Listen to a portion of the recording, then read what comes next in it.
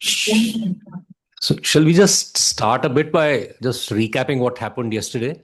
What all has struck you? What is in your mind? What got left behind, or something even which you got puzzled by when you went back at night and sort of tried to wonder about the day? कि ये क्या बोल गए? कुछ ऐसा हुआ?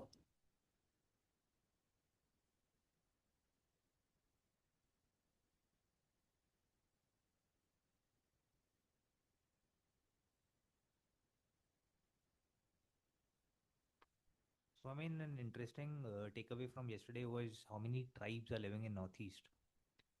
And with so many tribes living in Northeast, still there is challenges of so many tribes living together. At the same time, the way they are moving ahead with it and making their own, pace with the development. Along with that, we saw different health reports, various data sets through which we can make further researches as to how we can improve and improvise the public health, uh, not only in Northeast, but even in on a national level. So it was an interesting session yesterday with a lot of insights. We also covered how, because of so many tribes coming from different parts, once who shared a common regional identity in somewhat sense, have some problems cropping up from time to time, uh, leading to conflicts. Thank you. Thank you. Anybody else? Like what you started the session with the idea of MMR, like how many mothers die while giving birth to their children only, like even during the pregnancy and the 6 months duration. That was 6 weeks, huh? 6 weeks After. duration. Yes, like it was an interesting thing that I got to know. And the activity that we did with ma'am, the more powerful and less powerful thing, what we feel about, that was also good. Yeah, thanks. Somebody from online? Safrina, or I can't see Faizan today. Who?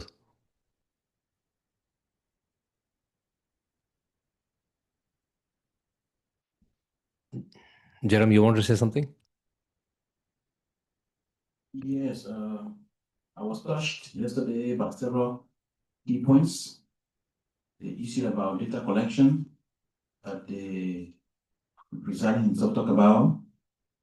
And it tells me that each time you see any communication or data, you need to check it properly. Sometimes they are made up in order to produce more cases for benefit purposes. And by that, you, the recipient, need to do more to check whether it's true, especially in a health facility. Sometimes what people do is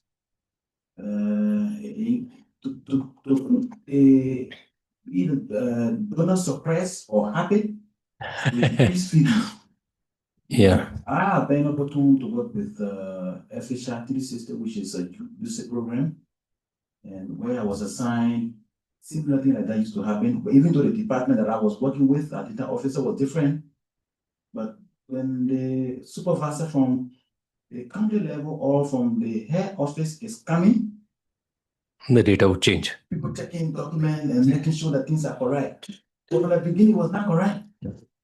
So he has problem, and I was also touched by mom's presentation, where she was seeing the village, and both of you were in the villages, moving from one point to another.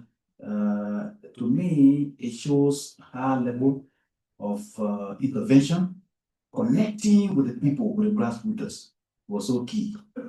Thank you so much. Thanks. Thank you. You may not understand this, but in Hindi, there's a word called data. And so when people talk about data-driven management in India, often it becomes data-driven management. Like you said, for the donors, there's a different data for the data. Yeah. Yeah, I think you all, yeah. Anything that stayed back with you yesterday? Good morning, all. Good morning. Yesterday, I lined problem 3, which is a very nice way to understand the problem, break into effect and causes, so that we can understand if any problem will come to us, so how it can be severe. And second thing, as you told that if we will get data, so we have to first understand that data is correct or not by technical or checking. For example, you give one good example that if there is a birth rate is 0 and that rate is some figure, so you can understand there are some problem in data. So we have to take the fact before jumping into any conclusion. Thank you. Yeah. Yeah. Actually, because yesterday it became quite late and we didn't want to give you a homework which was supposed to be given, we wanted you to actually go through some community health or public health interventions made not by the government but by other NGOs in India. So that was the aim. So what we decided, Inakshi and I, yesterday night, what we decided was that I'll start with them. I mean, directly, whatever I know of them, we'll give you a list later on, but maybe 2, 3, I'll go in detail and show the power of, non-government activity also. It's not necessary that public health is only handled by the government. The word public makes you feel that public health is only in the government domain. But public health typically was in the society's domain, and government is only a representative of the society, right? So I keep wondering sometime where, where we have so much of corruption all over the world, especially in third world countries, and people are not ready to deliver what they were expected to deliver. What would happen if the economy goes down and salaries go down or don't come in time? So eventually, finally, societies have to handle public health. And they were doing it in many ways. I mean, if you look at traditions, uh, many of these epidemics have been followed by public health interventions made by societies. For example, typhus at one time. You must have all heard of typhoid. Typhoid is, if you look at any word where it's ending with oid, it means like. So typhoid was a fever which was like typhus, actually. And typhus was a killer. And we used to have, during the Crimean War, I think there were more people who died of typhus than they died of bullet wounds. So the typhus used to be two kinds. Endemic typhus is still present in India, in the small mite, chiggers they call. So in the cold, आपके यहाँ back जैसे होती हैं ऊपर गुजर्स वगैरह क्या. So there, and now it's spreading all over. Now, in government of India has actually put a test for typhus also in the health and wellness center. But something used to be called epidemic typhus, and that was louse-borne. And it's because of that, then people died. That in India we got the system of shaving the heads. The moment if you've gone to a funeral or somebody has died in the family, right? So many of these, and then coming back and taking a bath.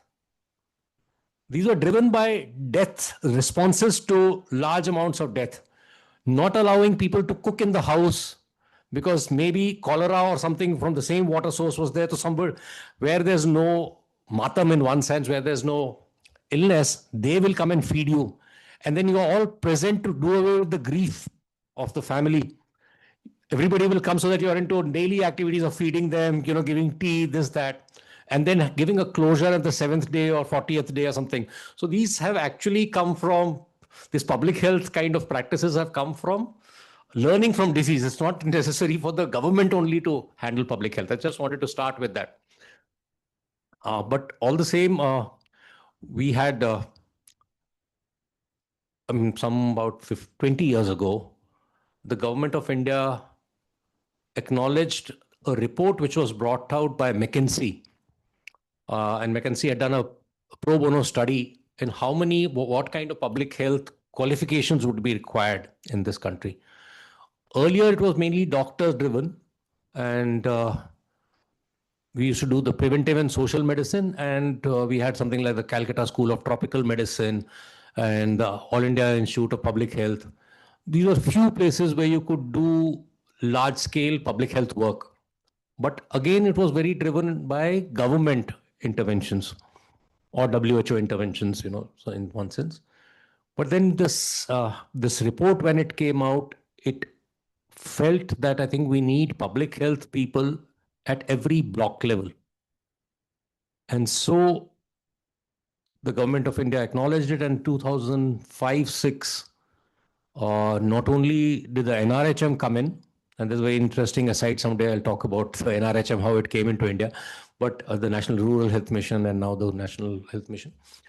But the Public Health Foundation for India was established around that time.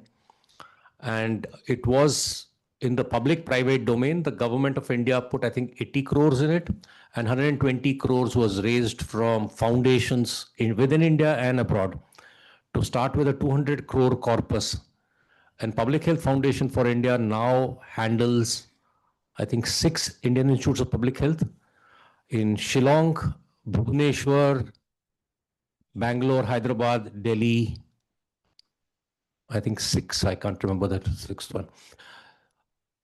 And has not just masters in public health, but even PhDs happening out there.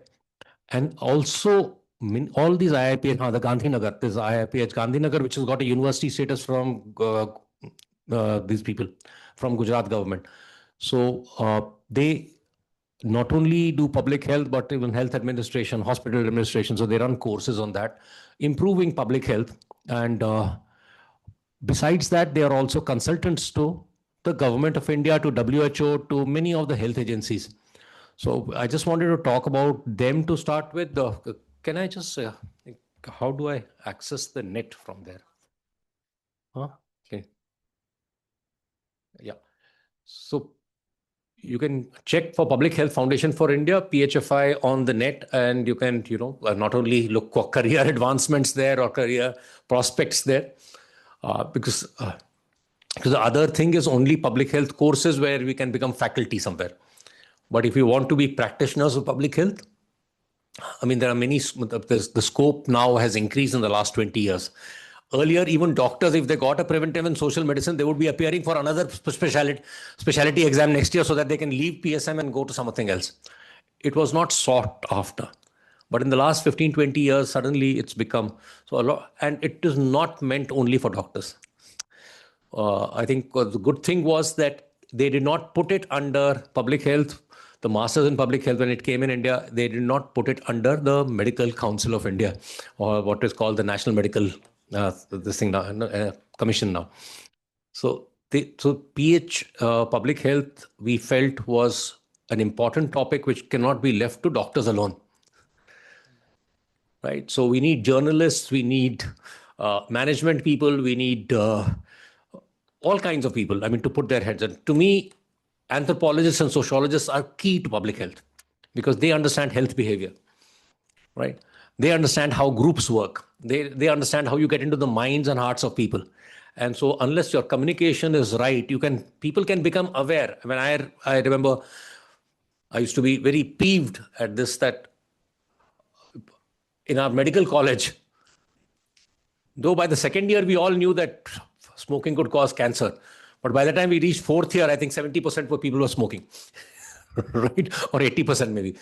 And smoking, not just tobacco, but weed and everything else, right? So awareness is not enough. I mean, behavior change requires understanding people's behavior and what makes them change. So in that sense, anthropologists, sociologists. So now we see a lot more, but still, by and large, it's still dentists and nurses and all who are doing public health. So I'm happy here that, there are people from diverse backgrounds, not just with medical backgrounds, who are coming in.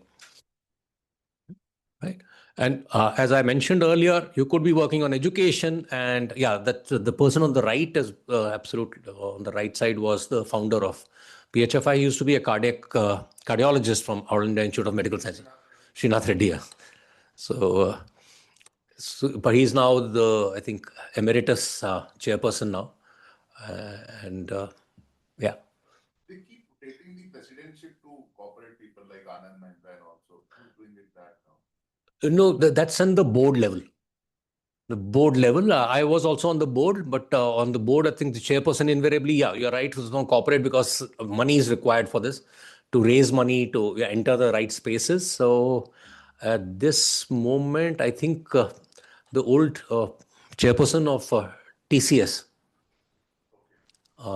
he's the... No, no. So earlier Narayan Murthy was the chairperson for many years. Now it is, yeah, I'm forgetting the name. I'll remember it. Right. So I'm now on the general body because we are not allowed more than 2 terms on the board. Everybody can do only two terms. I started my PhD in 2005. There was hardly any literature available in India to do literature review. So PHFI was very nascent stages then. Yeah, then absolutely 2005-6, I think it started. Yeah. So yet, I mean, it's a tragedy is that the IIPH was never given a university status. I mean, they've been asking for a long time. It's only now that they're now merged with IIPH. Hyderabad has got a university status, and from that now they are trying to send their degrees. Earlier, they had to affiliate with others. The whole idea was that we'll have a separate university which will monitor and regulate the public health courses all over India.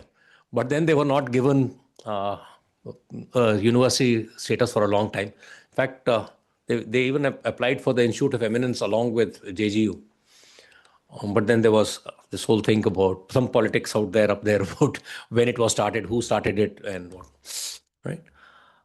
Anyway, so this is just for the information of all of you that there's something called PHFI, and it's a center of excellence recognized all over. In fact, there was a study done a few years ago which said that its papers citations are more than that of Harvard School of Public Health and the Chan, what was the JK Chan, this thing, center in Harvard. So they've done quite well. I think more needs to be done in India because we have a huge diversity here. But I think if we look at what the initial goal was of making public health available to more people, appealable to more people, I think they've managed to do that over the last 20 years. Right. Can we, you open that slide? Okay, now we can. Okay. No, but I won't be able to click. Let's go to the slide because I put this on the top anyway. You went directly to the website, is it? Okay. No, the other sites are there, then I don't have to type it out and search for it. Okay. उस पे चले जाएंगे?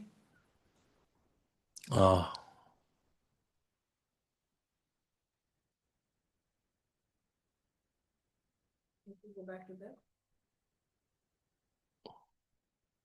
इसको निकाल देते stop share करें? नहीं stop share नहीं करना, वो अपने आप आ जाएगा. अच्छा, each time वो मुश्किल होगा? नहीं, I thought उसमें नहीं, there was a link there, so one could have given the link also to everybody and वहीं से click कर लेते हैं. Okay, just a minute. Isn't there something called community here? USB not. Already.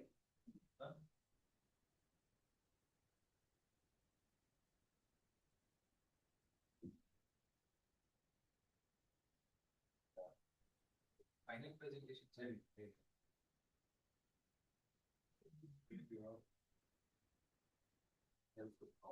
health NGO slides right there. Finish. Just below.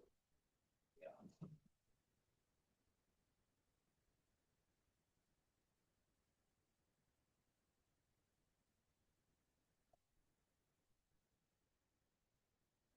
So basically, public health, when it's done in collaboration with the community, we call it community health.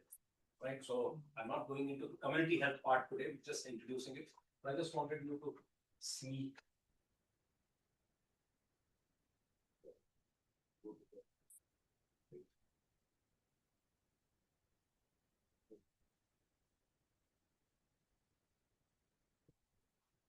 You're clicking it.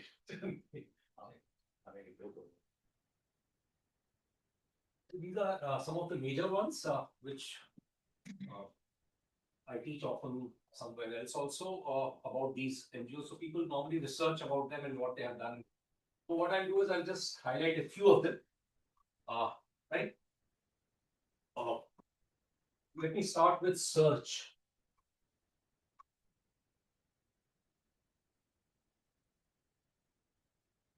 Screen sharing this paused. Can we do that? नहीं, अच्छा अपने आप हो जाएगा. Can it go to share हो जाएगा नहीं? ये website से it is being shared. It said your screen sharing is paused. This is Dr. Abhay Bang and Rani Bang. So, born to a Gandhian family and moved after studying abroad, came back to India and worked in virtually. They got a Padma Bhushan, I think, at least a Padma Shri. And they set up what? Yeah, first one. See, entire screen.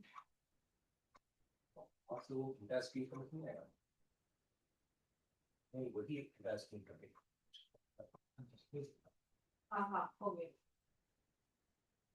Is it able to see?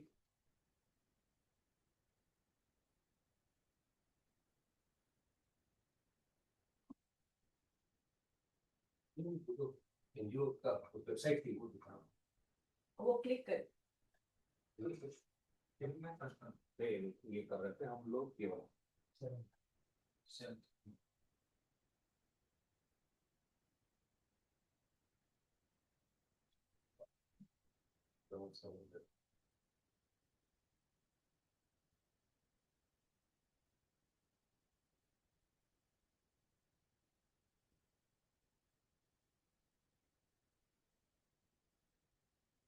Yeah. Why I wanted to mention this in the beginning is that they moved to a Naxalite infested area of Maharashtra and set up base there about 40 years ago. And what they did was divided their villages into research villages and non-research villages. So they would do research in some and compare it with the intervention to action research in some, and they work only with initially with illiterate guys and then with semi-literate people. And about 15 years ago, they brought down the infant mortality rate to 20, when even America's infant mortality was not 20. So phenomenal work done, and with very good community diagnosis, keep going back into the community, doing active research, and then finding out what the solution can be done. And based on this now, their work, UNICEF has changed the programs for how to bring down mortality of children. So it's very, very interesting work which they did. Dr. Rani and Abhay, she's a gynecologist and is a pediatrician.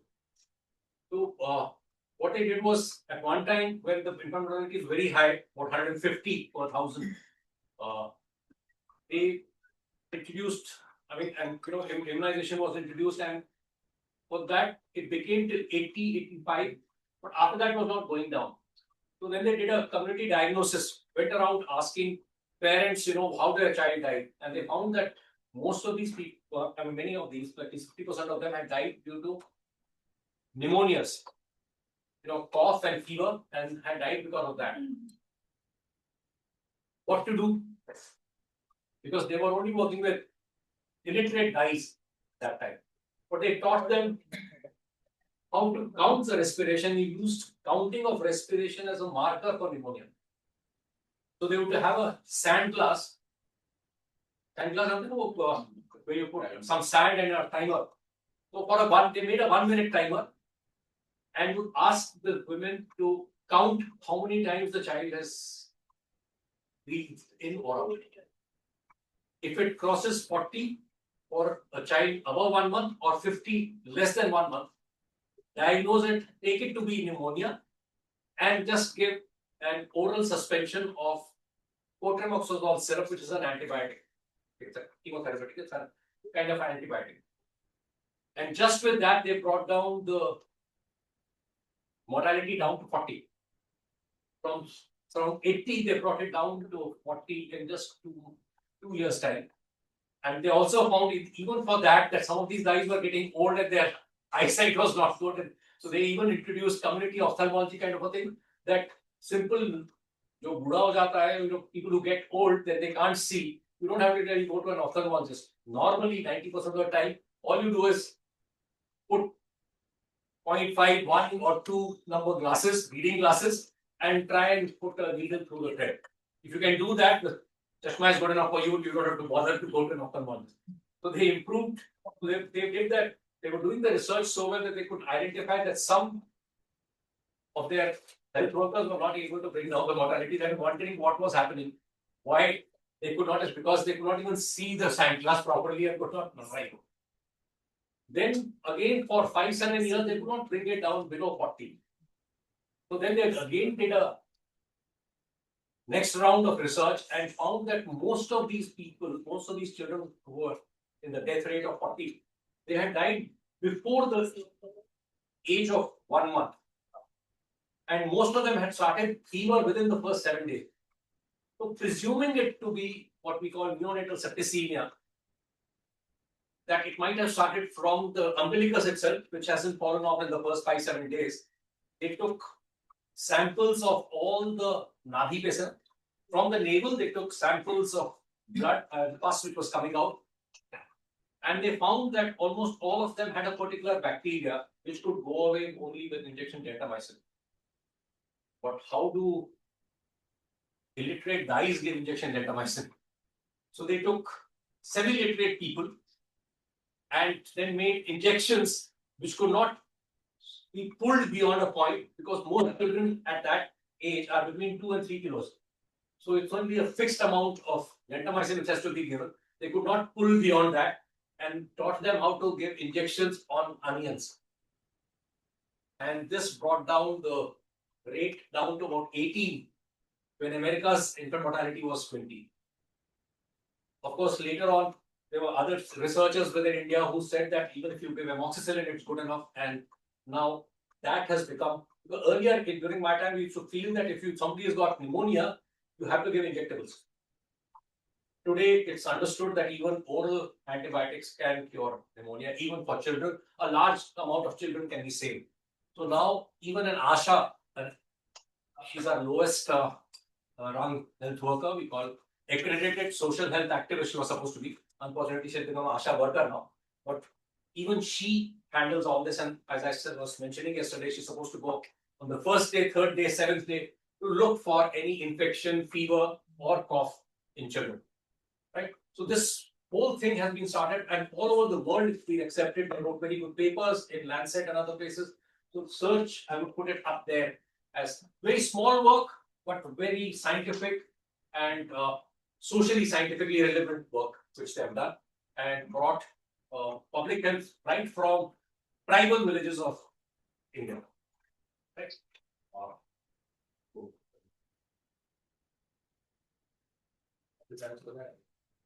So they are everywhere. We can see, right? Lots of newspapers and whatnot. You can go to their website and see, a couple of the years.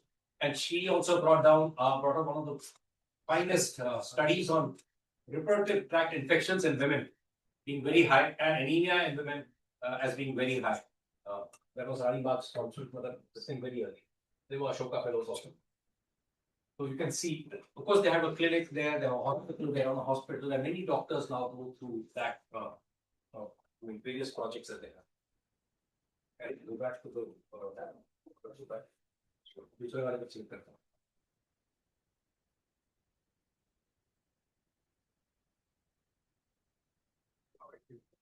So,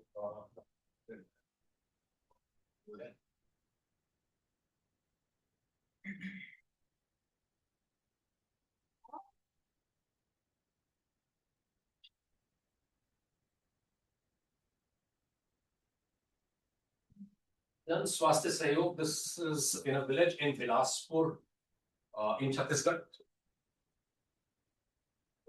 3 couples from All India Institute of Medical Sciences, along with one other senior doctor, They all went to this place in 1999 and set up base. The government gave them old dilapidated buildings from the irrigation department, handed that over, and they started a hospital there, which even today, I mean, it's about 150 bed hospital now, gradually. Started with 6 beds, now about 150 beds. And they have outreach clinics for forest tribals living in Chhattisgarh. It's a sight to see. For the Monday OPD, you will have lines starting with last Saturday. पत्थर के अंदर मतलब in a bag they will have a stone and वो आपका marker है कि आप line में लग चुके हैं. And then Monday morning, early morning, they'll be in line. But whosoever comes there, the clinic goes on till about 8 in the evening. By 1 o'clock, if anybody requires a blood test or an X-ray or something like that, it will be done. Report will be collected, and by 5 o'clock, the doctors will see them again in case they require to be checked and disposed of in one sense only after they have completed the thing. So then their transportation, which they come from the forest areas and all, that's one. Cancer patients come there, all kinds, because all these people were, see, even now, out of the 6 doctors who were there earlier, only 2 of them remain. The rest have moved on in life. But there are other doctors who have now joined them, the younger doctors, and they also now run a DNB course on family medicine. They do a DNB course on surgery, which is like a post-graduation. Cutting edge surgeries are done. They handle cancer patients, they have all kinds of things. And their cost, their average surgery cost even today, average surgical cost where I think about 20% of the surgical patients are cesareans. The rest are all very heavy surgery. But even a surgical patient today, if you look at the total cost that is borne either by the government now, Ayushman, or by patient or the hospital itself, comes to less than 10,000 rupees. Right, so they now have a nursing school also. So you can go to this website. We'll share the websites with you later on. Go below. Yep. In fact, around 2009 or 10, 3 days, the planning commission sat. Planning commission, a committee or a high-powered commission on making universal healthcare. They stayed on campus for 3 days to understand how low-cost medical care could be provided to the backward communities and rural communities. Yeah. This thing that they write, the physicians are the natural attorneys of the poor. That who else can do advocacy for the poor?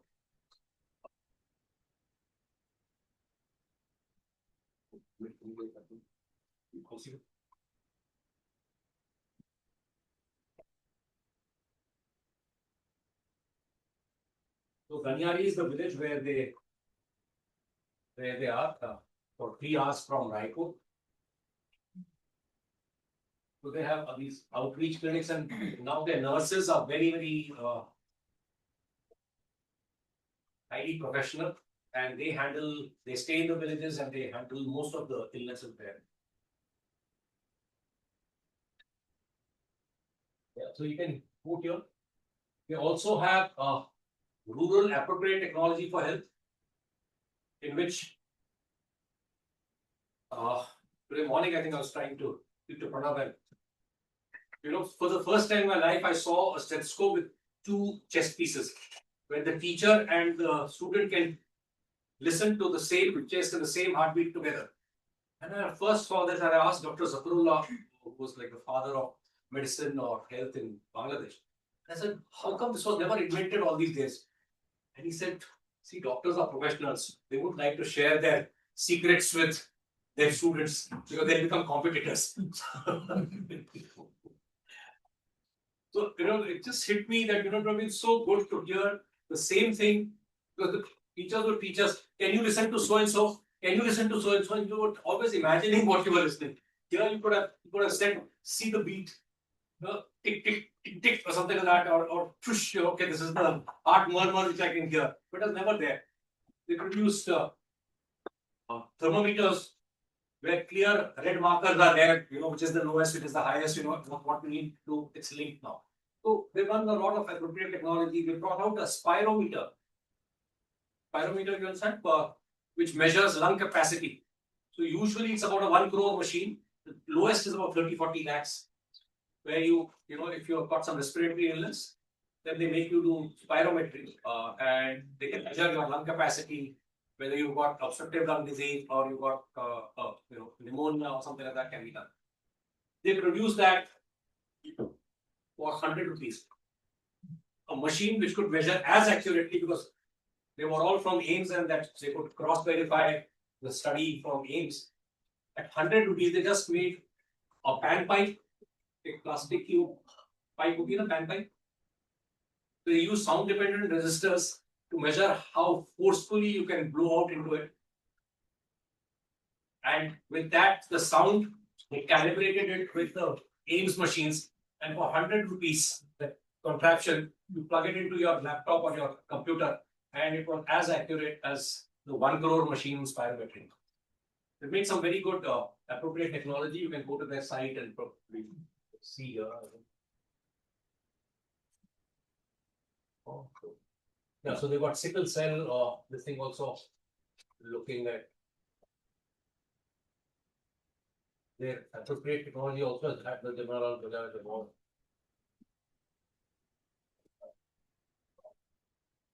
These are, of course, their major areas of activity. The doctors who even moved out from there have continued to highlight TB and undernutrition. I think I mentioned yesterday that, the day before, that even WHO used to say that TB has got no link with poverty. But they went around, people who are the founders, even when they moved out, they're still working on the same issues. Very well known for the malaria work, the tuberculosis work. Malaria, of course, has come down all over India. We've done some good work on snake and animal lives also.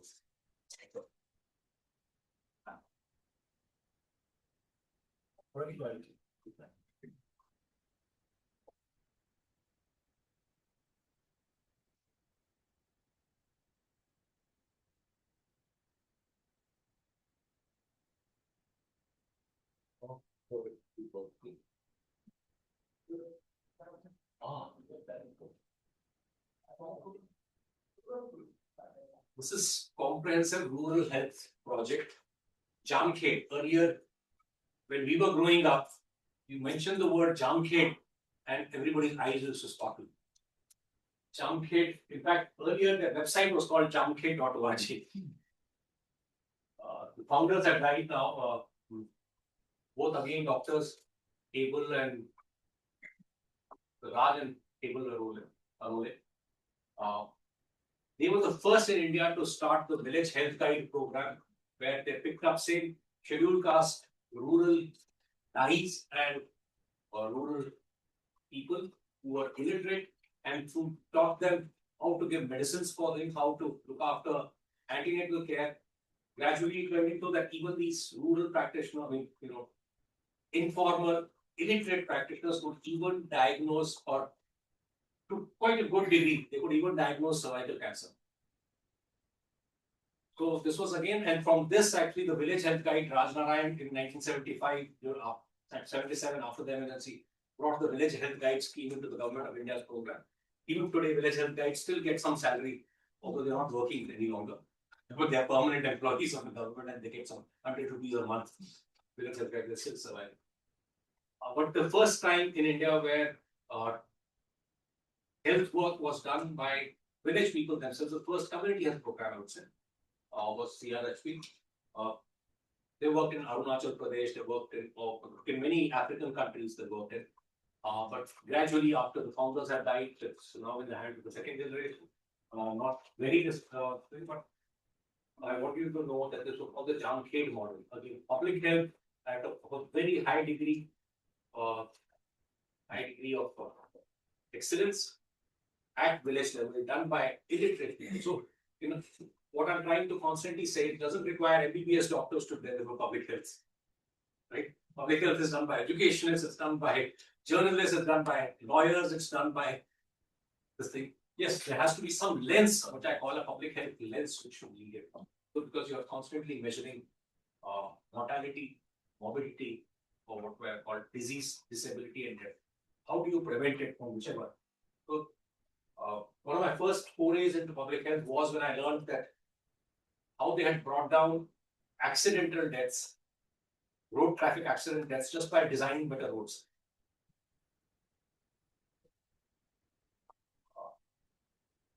Just keeping a bend, and शायद परसों बोला था, just bending the road every 2-3 kilometers makes the driver, do this, because of which he doesn't go to sleep. If he was just watching like that and driving at night, he tends to fall asleep and meets with an accident. So you deliberately design roads which are slightly longer because they are a bit curved, but then you, by knowing that, the angular vein is where if you are looking like this, you tend to fall sleepy because the carbon dioxide level in the angular vein increases, and that triggers the brain for a sleep center, yawn reflex. The yawn reflex, if it happens twice, it triggers off the sleep reflex. So how chewing gum can help you prevent falling asleep on the wheel. Right? So these kinds of things have come with medicine at the top of it, but the inquiry done by many other people. Prams at one time, I again mentioned, that prams are not good for the psychology, mental health of people, was brought out by a study done in UK. So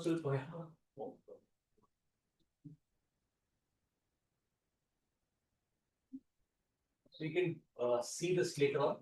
We also had an international training institute there.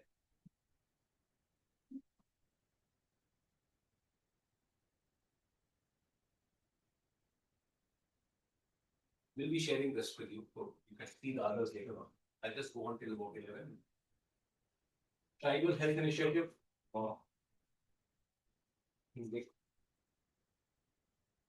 won an award recently. They're from CMC Vellore, and tribal women's groups, cooperatives which are leading livelihood interventions, which are leading education, this thing. Plus, of course, there are a small hospital as well.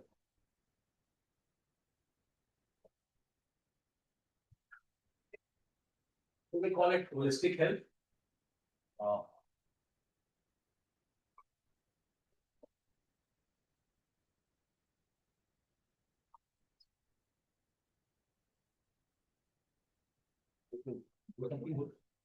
Waiting room. आगे भी कुछ करना है तो waiting room में क्या करना है? You need to view them or? Yeah, you View and then. View and then. उन्हें पहले तो admit to admit out.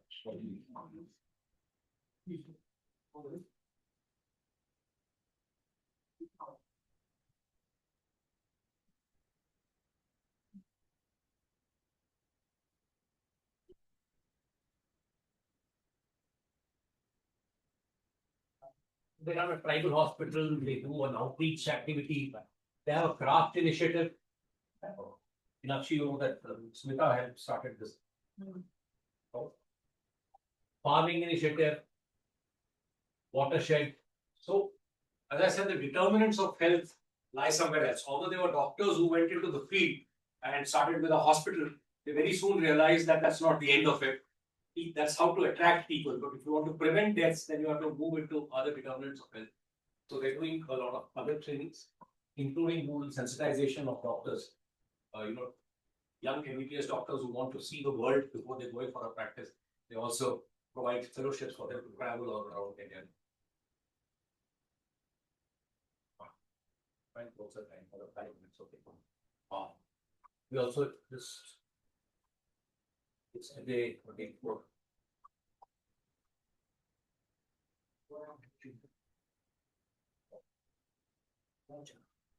because the Dipanshu told us to talk about and also a bit introduction. Yes. This is where Nakshi and I worked earlier, and I have retired from there, and Nakshi now heads this Roots to Branches Foundation. It was an offshoot of.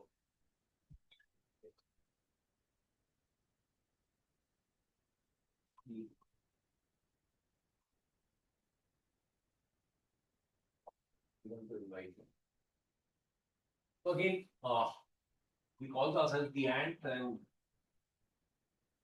work on education, work against domestic violence, we work on livelihoods issues. Right.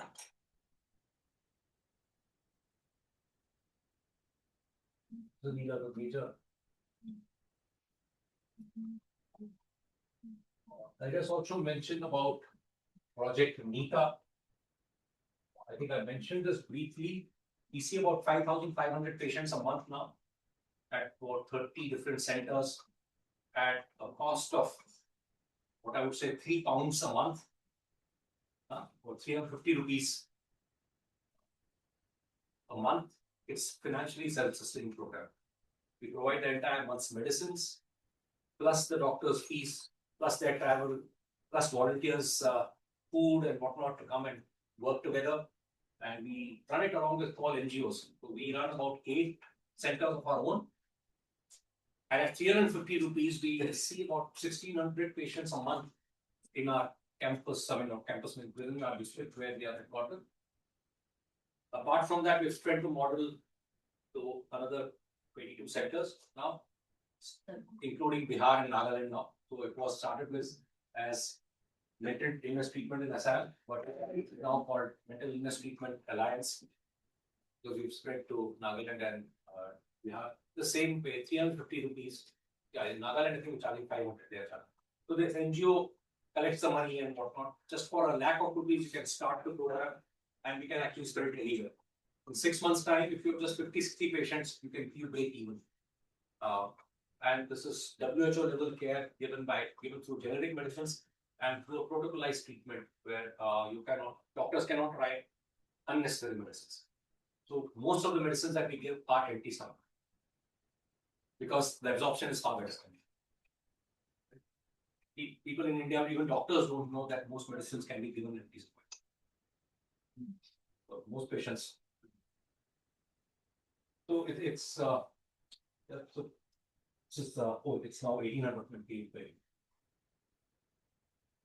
interesting. And mind you, I also wanted to say that I know the accounts, and of these 1,800 patients at 350 rupees a month now, we earn about 5 lakh rupees profit every year. This is when we pay doctors between 5,000 to 7,000 rupees for that one-day camp that they are seeing. So we don't require any funds from somewhere else. So this is something which we can do with many other NGOs anywhere in the country, actually. Pardon? Oh. I admitted him twice already. Two different sites. May not be. No. Right. So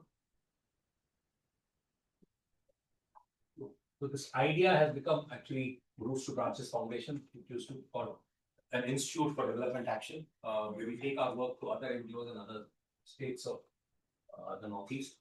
Right. So that's the extension work, outreach work is handled by Nakshi's team now. We've also given rise to an NGO which manufactures and sells handicrafts. So what I wear every day is coming from there.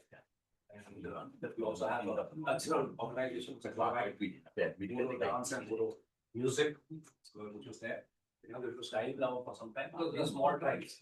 Yeah, once things get digitized music coming in, it becomes local music tradition. That's what I like. So, about 4 or 5 Indian organizations now we started as we have. Okay, I think I'll stop here. I would encourage you to look at these organizations. Ekjut number 10 is probably the most recent out of all of these and has done some lovely work on participatory learning and action for health. They started in Jharkhand, but now their services are being required and being sourced by many state governments.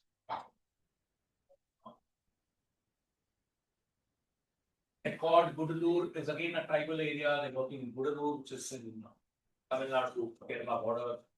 And they have done some very good work with tribal cooperatives. They've done some wonderful rural insurance, and they've also set up a hospital called Ashwini, which is manned mainly by tribal personnel. Sevarul Jhagadia was one of the first in India where the government handed over the entire block's health work to an NGO. There's no government system there. Whatever government was spending from, whatever the government would have to spend on their block level officials, their PHCs, their community health centers, they give it to this NGO, and this NGO has been running it for since I think 91 or 92. They also got the WHO's best award and whatnot.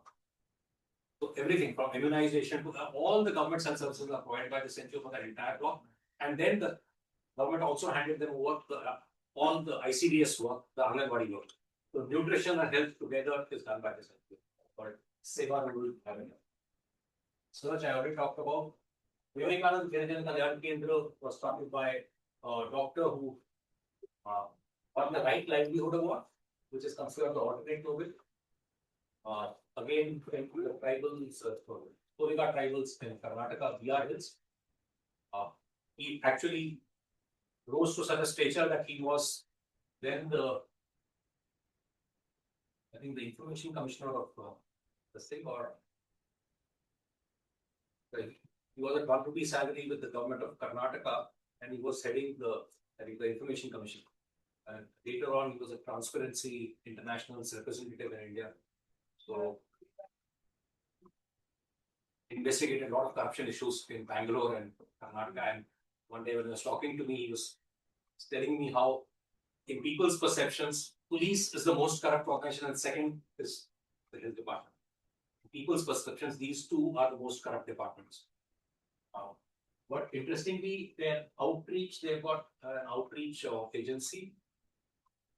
When he got this Right Livelihood Award, he made a foundation. It's called Karuna Trust, which now works in all hard-to-reach PHCs all over the country. Whenever the government cannot reach any place and they want help from an NGO, they go and offer their services. So they get the doctors and they get the nurses, doctors, and run the clinics. PHC level. Similarly, I already talked about Child in Need Institute also is now working in many countries now. In fact, started from Bengal, in the suburbs of Bengal, and now active in neighboring states also, Odisha, Jharkhand, Assam. But also reached out to Afghanistan, to some of the African countries, and to Europe. Whenever there's been a cyclone or something, the government of India sends them. Done so very good again, started by a pediatrician and was working on health and nutrition, malnutrition and health. Yeah, the list would not be complete without Maharogi Seva Samiti. That's Baba Amte's organization. That might be knowing Baba Amte's. Have you heard of Baba Amte? Because the younger generation doesn't seem to be knowing Baba Amte. Baba Amte cycled all over India for a Bharat Jodo Yatra the first time in the 70s or 80s. And he died recently, or a few years ago. Baba Amte's both sons became doctors. But he was a rich man's son who used to roam around with Ferraris and whatnot in the pre-independence era. And his first donation came from a Hollywood actress. So imagine, and he, one day, I think he was drunk or something at night, his foot hit somebody and it turned out to be a leprosy patient. And then he dedicated his entire life to leprosy. He studied leprosy and he taught the course ahead of all the doctors. And started a lovely leprosy thing, but because leprosy has come down a lot now, so now they work with disabled a lot. It's now a township where they work.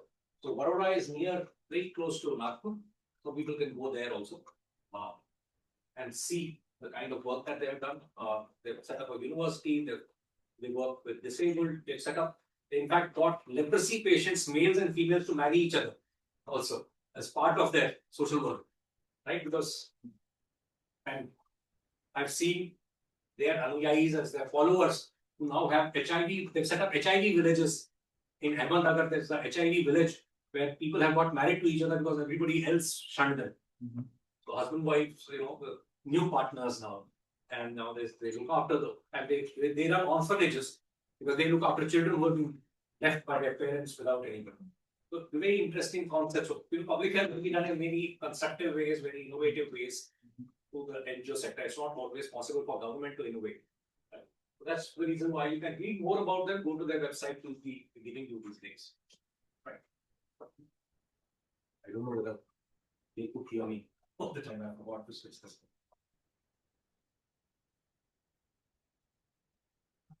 Any questions?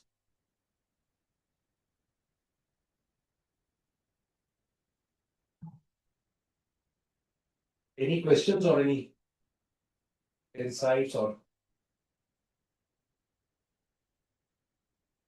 you'll be giving these links, and there are many other organizations, and I said, you don't have to do this. Many of them started with clinical work, but moved on to other determinants of it. But in some of these places, I mean, women who are working, I mean, people who are working against domestic violence only, I can call it public health work.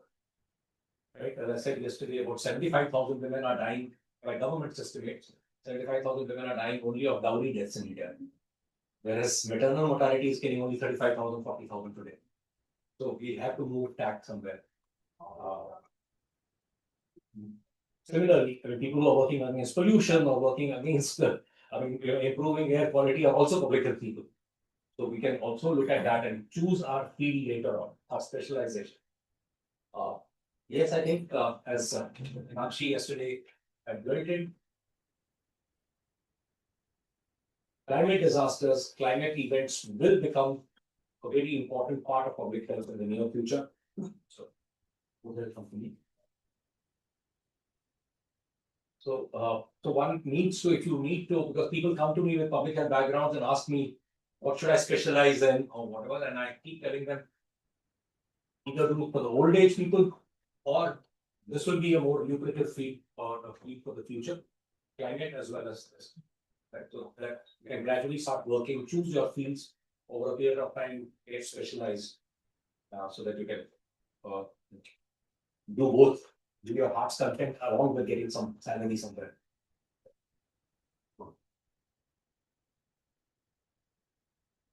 I'm done with this one. Yep. We break. Let's break, I think, 10 minutes for tea, and then Inakshi will take on the next session.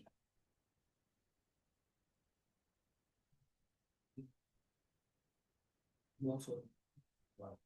You can pause the recordings. This message chat में कोई message है sir एक बार देख लो share.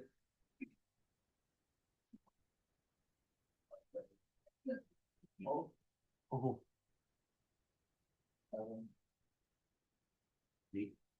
नहीं कोई बात नहीं ना वहाँ कोई नहीं मैं देखने कोई नहीं देखो बैक नहीं छोड़ हाँ बैक नहीं छोड़ दी सर सिंह देखो अभी बैक पर कंपनी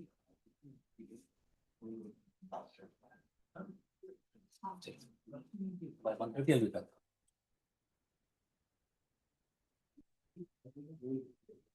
हाँ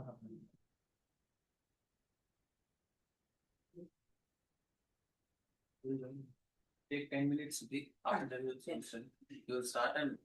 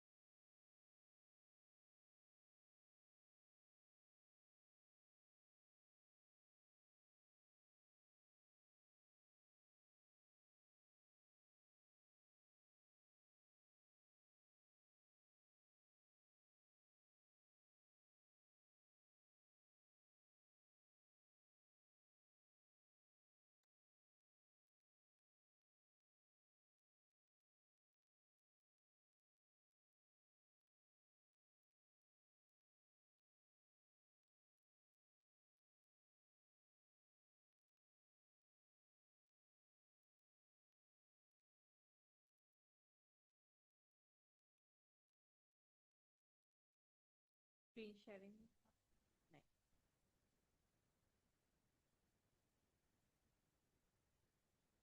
Okay.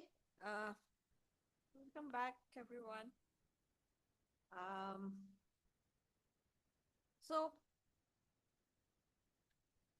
based on our discussions, we were asked that apart from the general understanding of public health and development, and like what we shared largely in the last 2 days was integrating the theories and our own experiences of work and correlating those.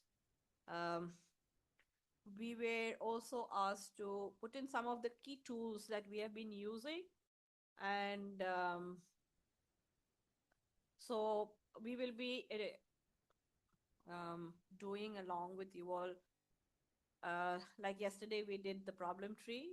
Today, we plan to do a stakeholder analysis, and in the afternoon, we will do one more primarily on public health. So we thought that these would be 3 key tools that we as practitioners have been using, because there are a lot of tools which researchers and academicians use, and you all have been a part of that fraternity and also learning as students. So we just thought to bring in these 3 tools which we as practitioners use very, very regularly. So one was yesterday what we used as the problem tree whenever we use a development. So there is an assessments that we also constantly engage in, because unless and until we do proper for the online, is the presentation visible?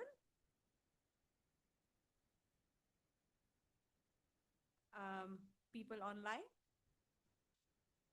I think around 3 or 4 of them. More people have joined. More people have joined. Can you just check?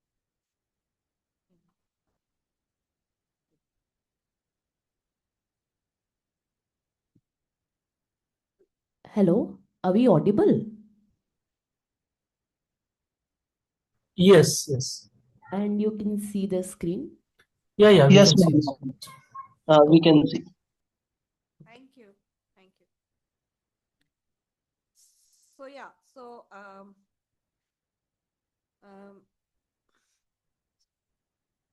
yeah, okay, I'm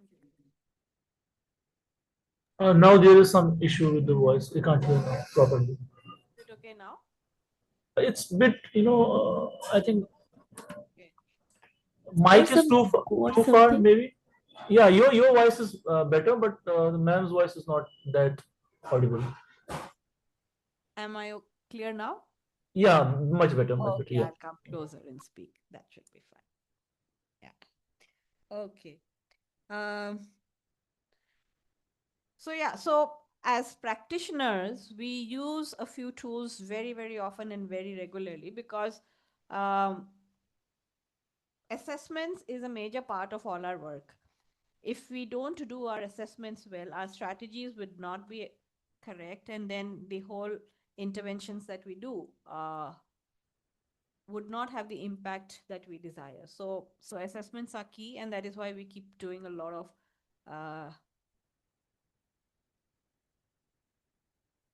research. Okay.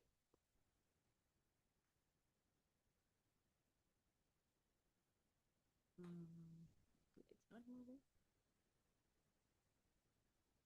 Excuse me. Battery low है क्या?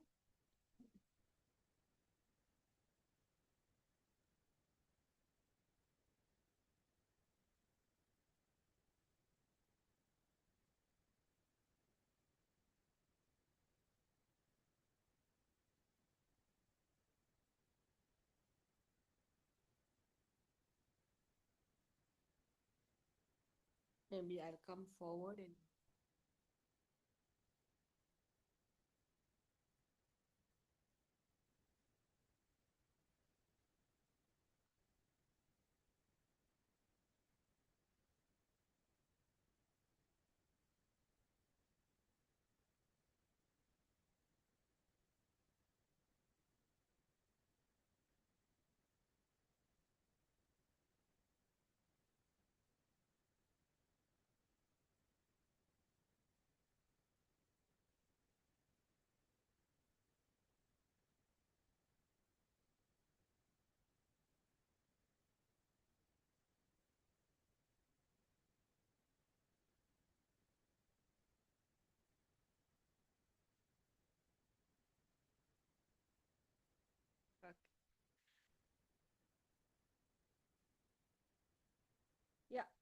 So while doing assessments or developing projects, one thing which normally happens is donor deadlines and pressures often cause rushed and superficial assessment. And what, according to you, could be the cause of such things? Any thoughts? Ineffective and inefficient strategies, policies, interventions. Yeah. We get the wrong figures, and based on those wrong figures, we made, we make changes in our policies. So that makes everything, wrong. True.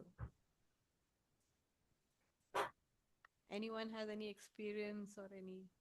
Yes. Please, if you could share. So yeah, like there was a project we were working on. So then we had to, like, there's always, like, when you go to the ground, the company, the agencies which have to assess the projects, and you have those organizations, they do assessment for you. So what they like, when they go, they have certain deadlines. Say for example, within the 1 month, or within 2 months, or within 15 days, or within 20 days, you have to complete the work. In that, limited time, so they rush, they go to the field, they get the data, and sometimes they fudge the data. So that's like that I have seen firsthand. So how things go, and then you have to sit down and then, modify the things and clean the mess. So, but yeah, so I have seen that thing myself. Thank you for sharing. Anyone else?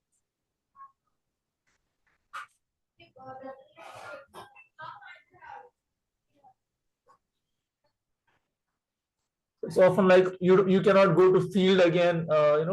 They have the cost issues. Okay, we cannot go twice to the field to, correct the things. So then cost comes in between, time comes in between. So then there comes many issues. Yeah. Yeah, some. I can share on the. It can also Can give Samrat say first? Oh. You just. Okay, please. sometimes it can lead to rushed data sets, and it can affect raw data, because if it is rushed and done fast, then there is a tendency usually to finish it early, maybe falsify part of data, and all that might come in. True.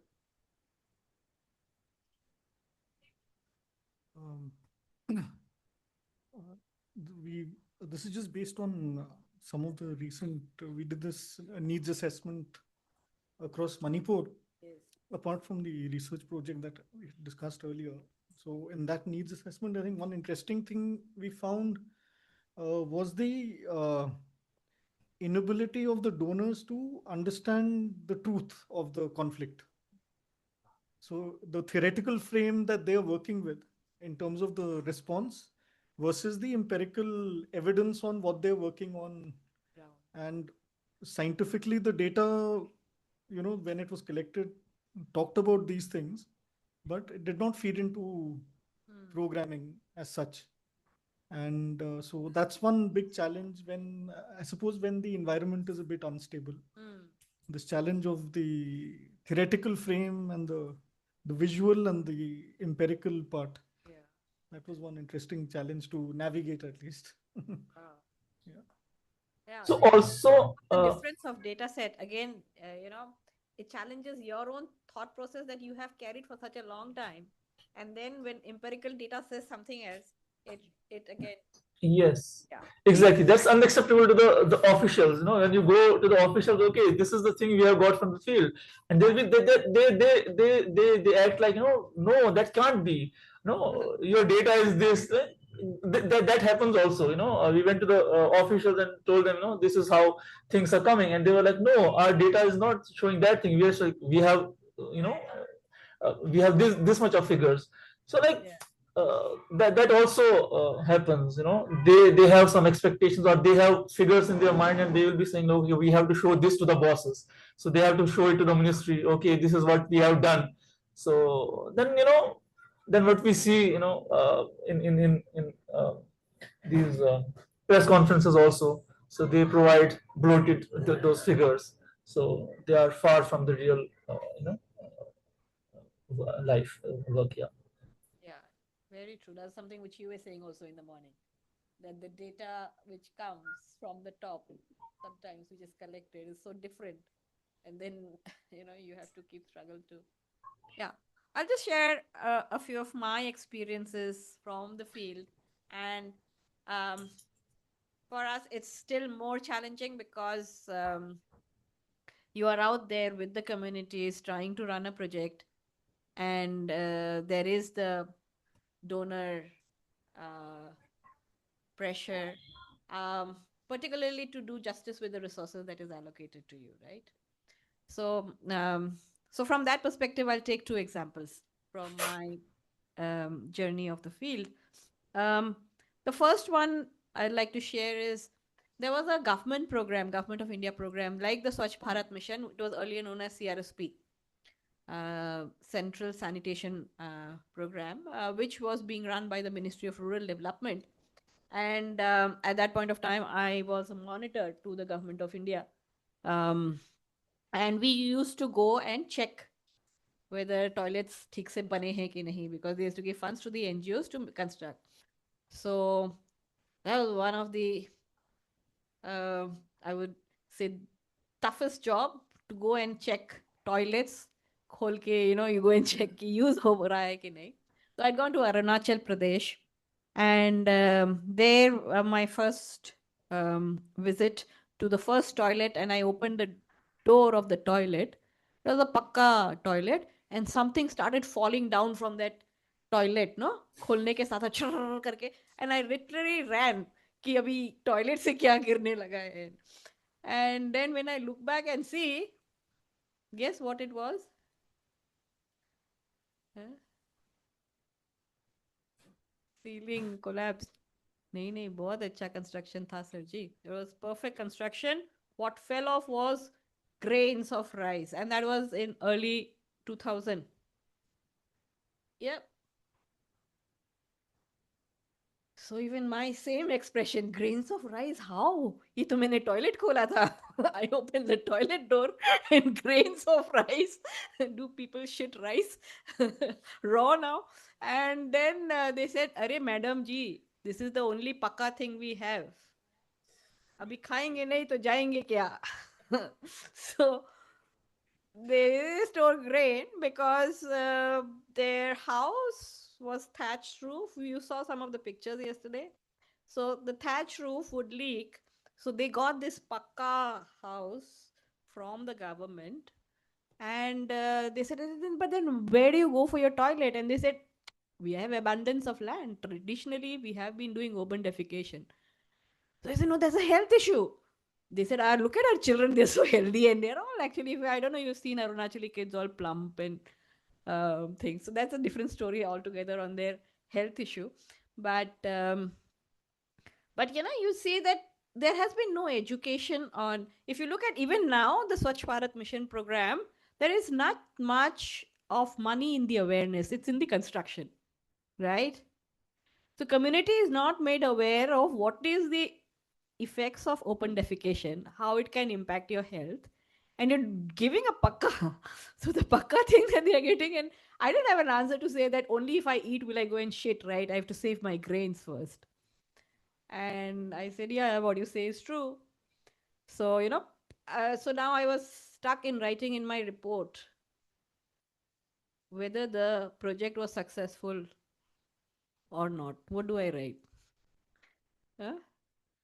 Successful or failure? You cannot write the truth. You cannot write the truth. Because पैसा तो पूरा, in fact, that NGO spent more money, इतना अच्छा construction किया है. Transportation cost is very high of there of taking materials. So they actually spent a lot of additional money. But the toilet is not being used, right? So Open sometimes defecation is still there. while writing the report, we sometimes have to butter the report. So it's like butter the facts. So it's really hard, perhaps, when we don't do right assessments of what is the level of awareness level of people, or the changing the mindset, changing a traditional practice. They have been so used to doing that. I remember I worked in after Kosi floods in Bihar. And again, that was 2008, I think. Massive floods. You must have been there also, Samrat. Yeah. And so again, we made toilets. And there was no one in these massive relief camps, no one using the toilets. And we used to always tell when we used to go for our field work, Aj, are your shoes clean till evening? Because you will be, there's so much of open defecation happening. And people are not using the toilets. And then when we was asking, no, we are comfortable going together. Our major discussions happen over the morning time when we sit together, because after that the whole day we don't have time. So are we really understanding? And we then had to do a lot of um, things. We even did flagging. We used to tell the children to keep an eye on whose shit is there, and then they put the name, and the name was tagged as the flag. So the shame game and many other things that you do. So if you've not done your assessment right, your strategies might go completely wrong. The other example that I would like to take here is on one of our projects. Basically, because of low immunization rates, we were given a project to run awareness programs, and that was purely awareness programs. There were these peer educators, a youth who used to go house to house to educate families on immunization and increasing the PHC footfall. So the project was a 3-year project. Youth identified, youth trained, community meetings held, सब कुछ perfect as per activity plan चल रहा है. And after 1.5 years, the midterm evaluation when we did, by the time we launched the whole process, everything, it was almost 2 years. And after the report came, which was close to 2 years of the project already completing 1 year left, we realized that the immunization rates have not moved much. It is where it was. And that led us all to start thinking, ye kya ho gaya? We did everything as per what the project was designed, and things were not happening. So we went back again to the community and tried to understand what went wrong. And then we realized when we started doing some FGDs and, we almost redid our project planning. And something like this had happened actually. There was a donor pressure ki immunization low hai is jagah mein. We are giving you the money, go ahead and do it. We also, the normal all, training, identification of local youth karke, we fatafat designed the project, we started implementing without really doing an assessment. And now when we started doing the assessment, we realized, जैसे कल हमने बात की थी, there is a lot of traditional healing practices that is there still in Northeast. So there are a lot of these traditional healers that exist. We'll not call them quacks because they are within the traditional framework. And then we realized that the PHCs were not very functional, and the distance. So people used to say कि अगर हम बच्चे को लेके जाएंगे और वहाँ पे treatment, the doctor is not available, then there is a risk to our children. And out there, the traditional healers, because there was so much of sudden talk of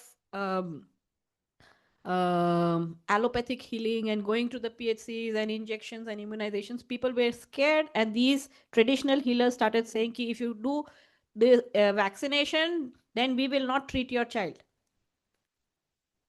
And then they felt ki if this person is not going to treat my child, neither is the hospital functional, our risk is only going up. Why should we do this vaccination? There is no guarantee anyway, right? So they didn't go for vaccination. Things did not change in spite of saying whatever we had said. Because PHC is not functional, and these people have been living with them for longer. They are from the community. They have been recognized as traditional healers, and people have greater faith on them. I, as an outsider, going and saying something, training these young kids, how much I train them, their word is not going to be taken seriously as against a traditional healer who's been, there practicing, making a lot of deliveries at the time of emergency deliveries. At that time, to again early 2000, all this अभी जो जनस्वास्थ्य का सारा schemes है for for deliveries and all of that, वो नहीं था. And communication is a major challenge in the Northeast. You have to cross the rivers, like you see. For schools, children cannot come up. Pregnant women to come out. So there was a lot of home deliveries that used to happen at that point of time. So people thought कि अभी immunization करके, if these people are going to go away from us, we would not do immunization. And then we realized that because we didn't do our assessment of why the immunization is low, we just went ahead with our strategies without taking this major group into consideration, who had such a big influence over the community, particularly on this issue. And we had already lost 2 years of the project, all the money spent well, but the impact situation remains the same on the ground. So अभी क्या करें एक साल में? How do I change anything? Any thoughts? By making the traditional healers a part of the campaign. Great. And how would you like to do that? By educating the traditional healers that they might actually be a good source for the people in times of emergencies. However, I mean, prevention is always better than cure. So, I mean, it is better for people to have those immunization schemes and to utilize and, take advantage of the, this available option that they're getting, this facility that they're getting. Yeah. So that they do not actually get ill or they do not get into that problematic zone, so that a solution is to be sought after. Instead, they already prepare for it. Very true. Yeah, and I think that's what we did. So after that, we again did a lot of community meetings. First, we started with the traditional healers that were there, active in the thing. We went and had a lot of meetings with them, explaining them, not the youth, the benefits of immunization.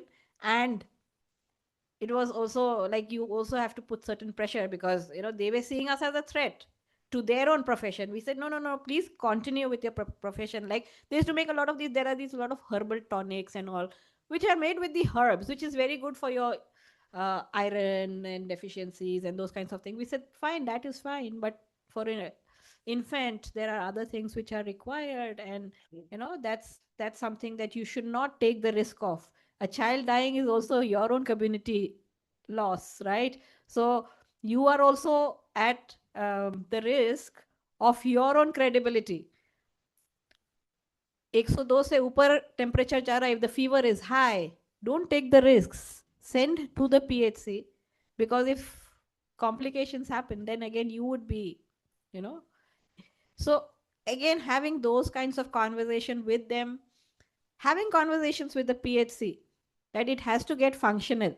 And how do we increase the interface? So bringing, again, we doing all the community meetings again, extensively, bringing the doctors and the traditional healers both at the common platform and addressing the community. So those people who were supposed to provide the services, we had really not engaged with them as much. So getting them to engage in the project, felicitating them in front of the community. The doctor now feels obliged. अरे यार मैंने community के सामने बोल दिया है तो मुझे तो रहना पड़ेगा. So he fixed dates. Yeah, I will be there on so and so days of the week. I'll definitely make sure emergency hone se you can make a call. So trying to fix it again in 1.5 years, made some progress in the remaining 1 year. Not what was perhaps committed, but then yeah. So the assessments are very, very critical to project successes, particularly for the development sector. And you can go so wrong in doing this. You know, sometimes we do these livelihood projects. We introduce a new crop, right? तो खेती तो farmer का उतना ही है. मुझे एक नया seed variety मिला with all excitement. This is especially if I take the example of Assam. This is a good quality seed. You put it. We go and we tell the community, we convince them, we make them do that plantation, and the crop fails. What happens? For me, it is just a failure of the project, right? I will try again. What happens to the family? Like their source of income also, goes away with that failure. Maybe the chance of progressing ahead along with that also goes. Yeah. So a lot of, one particular harvest would be something that they would sell, survive the entire year out of that harvest income, and also try and store grains to feed them for the year. So you are putting the pressure of cash on them. They would not have money for the entire year, that harvest. Also, the food security. Forget the money. They can't even buy, and the basic rice which they would have stored for the year is gone. So you are also pushing them towards more poverty, more food insecurity. So your intervention can be so devastating that, if we are not doing appropriate assessments and analysis of that and making appropriate strategies, we could go just harming the communities rather than doing good for them. So at least in the development sector, I think we see a lot of, even we always KVKs, ICAR and all of that, they bring out a lot of varieties, and they start saying isko promote kijiye. But as agencies, again, that happens in the research lab. How do you engage the community and see whether the community is, so do your pilot testings well, get them engaged. So these are very, very important things which we sometimes miss out on and could have very, very long term implications and are very risky, because we are playing with the lives of people. So even from the health perspective or even from a general development perspective, I think it's very important. So I won't get into much of this. That's how it is. Poor assessments results in poor design and failed projects that may ultimately harm vulnerable people more. The process of assessment leads us to identify the key issues as well as points of convergence. Again, like what we did the problem tree analysis yesterday, many a times the symptoms are so striking that we start working on the effects and not on the causes. So the cause effect relationship, analyzing that is very important, because otherwise you will only be giving symptomatic treatment, like what will be said in a medical terminology. But even in a development work, if we are not working on the causes, we are not being able to pinpoint and identify the causes correctly, we would only be doing symptomatic suggestions or project strategies which will not change but rather also could lead to harm. Help suggest priorities and surface challenges and opportunities, like what we saw in the case of the traditional healers, right? So there could be a lot of challenges that we identify while doing that, and also. Yeah. So basically, you all know what are the different. So these are some of the ways that we normally use. We do a lot of literature, secondary reviews, interviews, observations, PRAs. But also there is, so even if we always say that the concept of telescoping is very, very important. Sometimes you don't have the time, you don't have the luxury, you don't have the resources to do everything. But however, we always try to telescope our assessment based on the scale of the project, the intensity of the project, And also perhaps sometimes the subject matter makes an influence when it is very very critical. Now when you're doing a relief work, for example, disaster hua hai, aapko relief karna, you won't be doing too much of assessment. Aapko how many households damage, what are the requirements karke you do a fatafat. You can't take a long time doing a very theoretical detailed analysis for that. That's an immediate need. You do a brief thing and you go. But if you're doing a long term intervention in that area, which has a huge amount of investment, you would want to do a more detailed assessment, which could cover any of these strategies or a mix of all of it, so that you know that your strategies that you're proposing are sound, because that's what's going to take you for the next 3 years in doing. But the implication of 3 years engaging that community into your projects are taking away a lot of their time and resource. So you want to make sure that the strategies are right. The other thing which sometimes designs this telescoping of how deep you're going to do with your assessments, or how brief it could be, is in terms of the subject matter. Sometimes when it's a very technical, like sometimes a health intervention, or like when we were doing an HIV and AIDS co-infection project, that was very, very highly technical.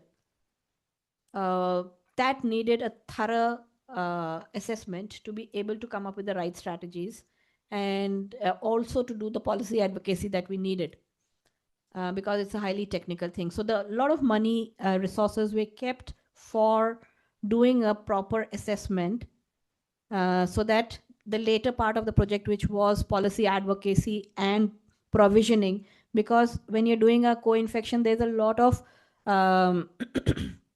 medication costs that come on, at that point of time, again, mid 2000, 2007, 8, 9 was till 2012 that we were doing this project, where the ARV costs were very high. Government ARV systems in states like Mizoram and other places. Again, Mizoram, there are a lot of people who used to come from the other side of the border. Because Myanmar was having no access to ARVs. People used to come this side, and here, because they are not enrolled into the system and they are immigrants, they cannot be enrolled into the system. Women were dying. So how do you keep provisions for them? But it is a very cost intensive and a technical project. To be able to do a ARV program, you need the right kind of information and assessment to be able to roll out that. So again, the technicality of the project would also determine how deep your assessments would be. Many a times, again, we collect a lot of data, but we don't analyze to build our strategies. Data agya is only for writing, but not really analyzing. We do baselines, we'll do all kinds of data collection, literature review, yahan wahan se, but we really don't sit and analyze the information. Is anyone here knowing of any of the analysis tools? We know these assessment tools, but what could be some of the analysis tools? Okay, SPSS is a second quantitative data analysis tool. Anything else? And qualitative, and or analysis from a strategy building perspective. Data to collect ho gaya, but how do you get it into a strategy? Logical framework? Yeah, ma'am, logical framework. Yeah. Yeah, theory of change is also systematic document. We can analysis of the output between output and outcome. Yeah, great. Theory of change, logical framework. Okay. But this also comes once your strategy is identified, right? From the data set that you have generated to coming to a logical framework, which would be some of the other frameworks that can be used? Any idea? But you're right. Logical framework, theory of change, these are also analysis tools, or rather representation of the analysis. Breaking down like what we want into bits and pieces. So how, what our objectives are based on that, what we want to get, like breaking down the data. So Yes. Yeah, that's very important. Breaking down the data, and how do you break down that data into some frameworks? Yes, Pranay. we need to clean the data. We have to see the patterns, how Uh, things are. So we have to try to understand the relationship. We have to see the relationship between the variables. Yeah. So Great. Yes. Someone else Uh, wants to say? Ma'am, basically, it is a qualitative and quantitative analysis. In quantitative analysis, you use the statistical and mathematical tools to clear your data, organize your data, and then after do analysis. In qualitative data, basically, you have to know which outcome you want to know. So accordingly, you will plan, take the interviews, and then after analysis. True. Yep. Hello? Thank you. Yeah. Anything else? Yes. Thank you. Very true. Yeah, I think so. We do a lot of these uh, quantitative surveys, no? Or we do a lot of PRA. You must have done. Anyone's done PRA here? You all have done PRAs? No. Participatory rural appraisals or PLAs, learning approaches. Yeah. So some of the maps that I was showing for disasters yesterday, where you engage the community in a visual form to be able to um, generate an understanding. So you wanted to say something? No. Yeah. So we gathered a lot of those kinds of things, of maps and matrices, but then how do we bring all that together into building our own strategies? One of which perhaps was what we did yesterday. Yeah, the problem tree analysis. So analysis is a process where the selected issue are probed in depth to gain deeper insights. It's a very integral part of assessment, and yet it is important that once your assessment is done, some of the frameworks are required to be used to analyze that data which has come in. Some of the tools that I would like to highlight, which we regularly use, are these 5. The IHD, Integral Human Development Framework. Again, this is something that you all can browse online. It takes a lot of time, so we could not do it here. So Integral Human Development Framework brings in all the different elements. This is very, very important when we do environmental and livelihood programs. This Integral Human Development Framework is very, very often used for such interventions, where the data which has come out from all the different tools of interviews, FGDs,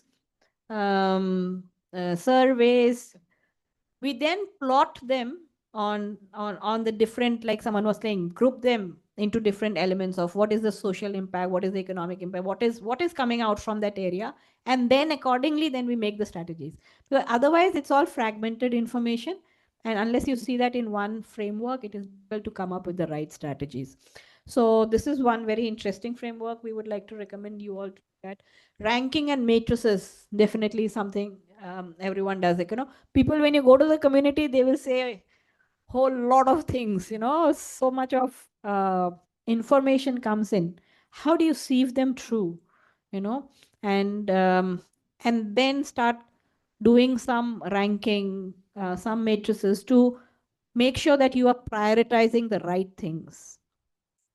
With the immunization example, again, like what we were saying yesterday, the data, when you're analyzing, you have to put them into what is the cultural perception, what is the clinical perception, all of that. Unless you bring them into a framework and look at it from that sense, you might miss out and not do the correct interventions. Stakeholder analysis. Again, like I said, we missed out on such a critical stakeholder like the traditional healers in that entire health project of 3 years. And we went all wrong, wasted almost 1.5 years, where the immunization rates could have gone so much more higher. But yeah, So stakeholder analysis is a very, very important tool. Gap analysis is another tool that can be used basically to identify who are the other players. It's slightly similar to stakeholder and yet a little different, because you're trying to always address a gap. If someone is already doing something, you don't want to replicate that, and or do the same thing, because that's not the right use of resource. So you try and understand the gap, and then if you can fill in that gap, that's the meaningful work that you're going to do. Also, in your own work, even if there are other players, what could be the complementary work or collaborative work? Because again, we keep saying that in the Northeast, because the Northeast, the development sector is still nascent, like I started off in saying, and we keep telling, let's not ever get into a competitive space, because it is not about competition. We are not in the competition with the government. We are not in the competition with the academia. We are not in the competition with each other.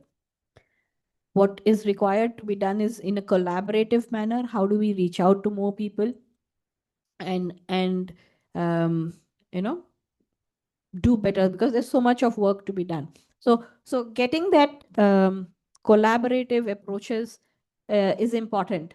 And even from the government perspective, they are now looking out for collaborators. If you look at donors, they want to see how much collaboration is there in whatever, whether it's a research project or an implementation. So doing a gap analysis sometimes give us that framework to be able to understand what is there on the ground, who are the different players, what are they doing, what is the gap. So this is a framework.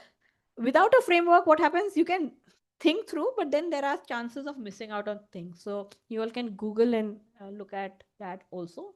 And lastly, the problem tree analysis, where you're doing the cause effect thing so that you're getting the right strategies, like what we did yesterday. A lot of the things wo effect mein aayega ki cause mein hoga. We were debating ki should it go into the effect or the cause. Like what was that one thing which we said? The war.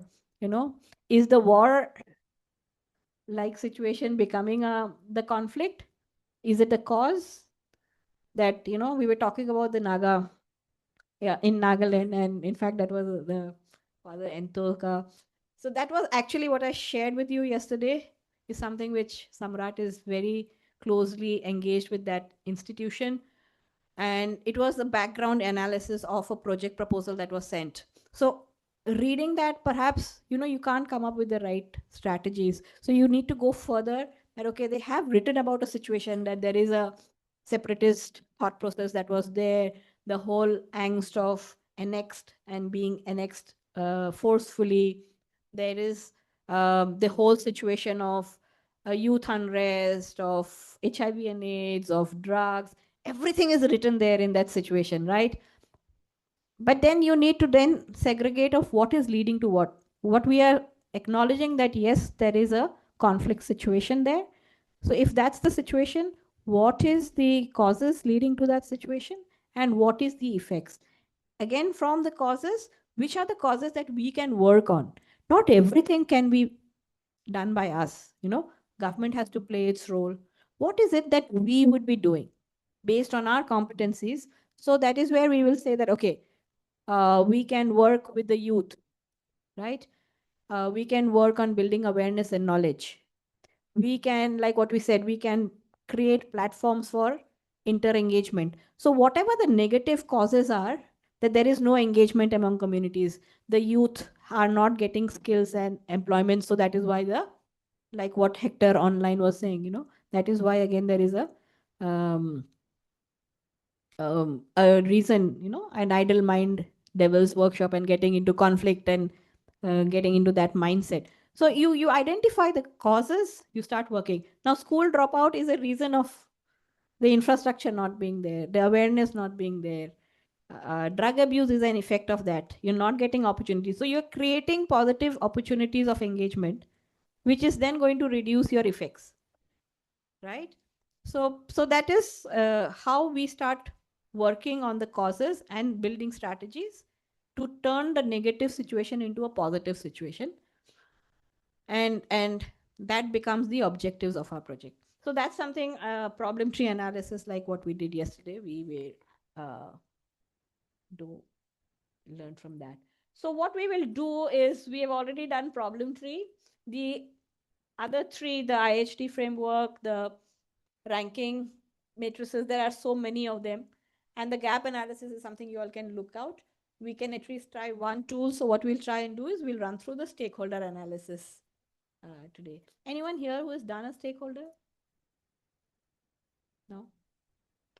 I know you would have. Okay, online, you all have done a stakeholder analysis before as a framework.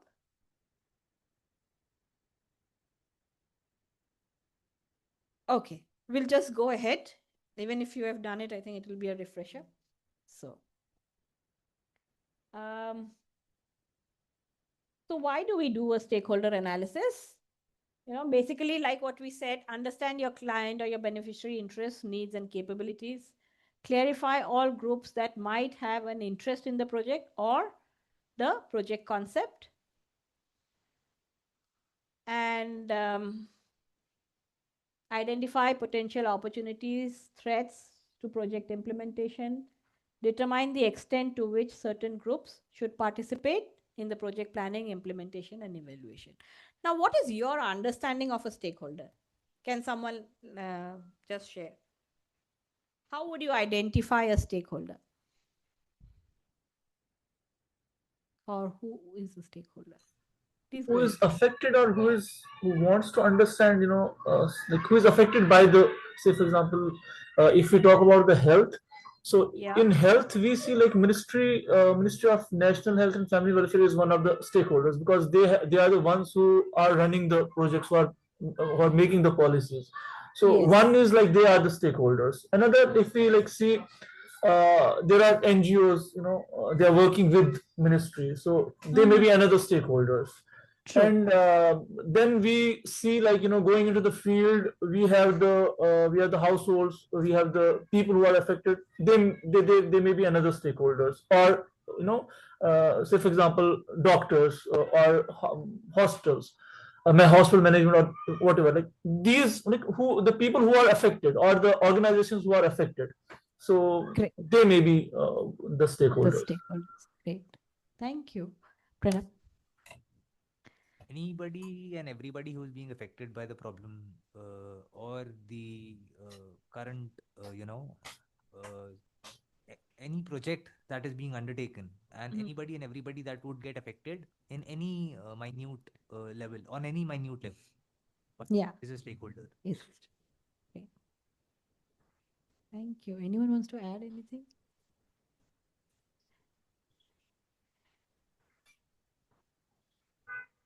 Yeah, I think both of you have put on very valid points. And what we normally say is, in a situation, a variety of stakeholders are likely to have some level of impact by or influence over the project. So what you're saying, impact is the affected, right? Yeah. But the other part is also very important, like what you were just saying, like the doctor, the inner public health, and those who have the influence, or the government department. So it's both. It's about interest, means that stakeholders might gain or lose in this project, their expectation or what resources they commit, right? Now, if you're saying you're going to do a public health project for pregnant women to reduce maternal mortality rate. So now who is your stakeholder in that context? Is the pregnant women. Now her interest is highest because she might gain or lose out of this project. Because of because of the intervention of this project, she's going to gain out of it, right? So her interest is there in this project. And unless she participates, the project is not going to be successful, right? So the interest in this project for a pregnant woman is very, very high. So that's how we try and check on what is the interest of this person in this project. Yeah. What is the person going to gain or lose? This is also very important. We all generally try and say we will take all the people who are going to gain out of this project. We don't recognize people who are going to lose out of our project. And that's where during implementation, it gets challenging. Like the traditional healers, we did not account them in the project, right? But they saw us as a threat that they would be losing their business. So they started creating problems for us, right? We many a times when we do our livelihood projects, especially agri-based, middlemen काट देंगे. We will do directly ये वो. But as soon as you do that, people are losing their business, right? They will get back at you. Have you built your strategies to also tackle that? Otherwise, your whole project will be full of challenges. When you're working in the communities, there is so much of dynamics. If you're not recognizing we were working with a group in the Muslim community, if you know, and then our team started going and holding all these awareness programs on domestic violence and ye wo. The religious leaders just got upset. Who are these people coming and talking here, instigating our women? Come, cycle chalao to theek hai. What is the religious context on that? Bike chalao theek hai. You know, have you understood? Have you taken them into confidence? The religious leader, we will think no influence in our project. We have to go and tell women about DV, make them ride cycles, increase their mobility. But they are living in a context, right? If you don't understand the context and go with your theoretical, intellectual thought process from the books down to the ground, it's not going to work. So understanding the context, identifying all the stakeholders who might be positively or negatively impacted is very, very important, and they become your stakeholders. At least list them. How are you going to engage them? Then you can at least have a strategy. You might not invest your resources as much on them, but then keeping them engaged, keeping them informed, that becomes very critical. And these are small mistakes that we do, which then in the long run becomes. The other thing is the influence. So when I was talking about the religious leaders, they have a lot of influence. The community, if however good our intention is, however gainful it might be, if the local people who have the influence, if you're not taking them into your confidence, you would not be able to do. Making policy level changes, right? The people who have the influence or the capacity to do that have to be engaged with. So it is very, very important. These are the two things that we keep in mind when we are doing our stakeholder analysis: interest and influence, and both from the aspect of positive and negative. If we work in any of the states, like again, Mizoram, Nagaland, these are Christian dominated states like what we saw. Holding programs on a Sunday is not going to work, right? They will go to church. If you're not being able to be respectful of that, understanding that, you would fail. During winters and Christmas time, it's almost starting the 20th of December till the 15th of Jan. You know, it gets shut down. So being able to understand all those are very, very important. When we're looking at stakeholder interest, what we look at is what are their expectations, benefits, what benefits will they get, the resources will they contribute to the project. So one is what you are offering them. The other is also what they would be giving time, coming and sitting in your meetings, right? Even if it is awareness. So you also need to look and understand that how much of time do they have, what is the best time do they have to be able to give. So your strategies will be good when you have been able to identify all the stakeholders and looked at it from the perspective of what they will benefit and what they will contribute to the project that you are designing. Do they have their interests that might conflict with the project or even with other stakeholders?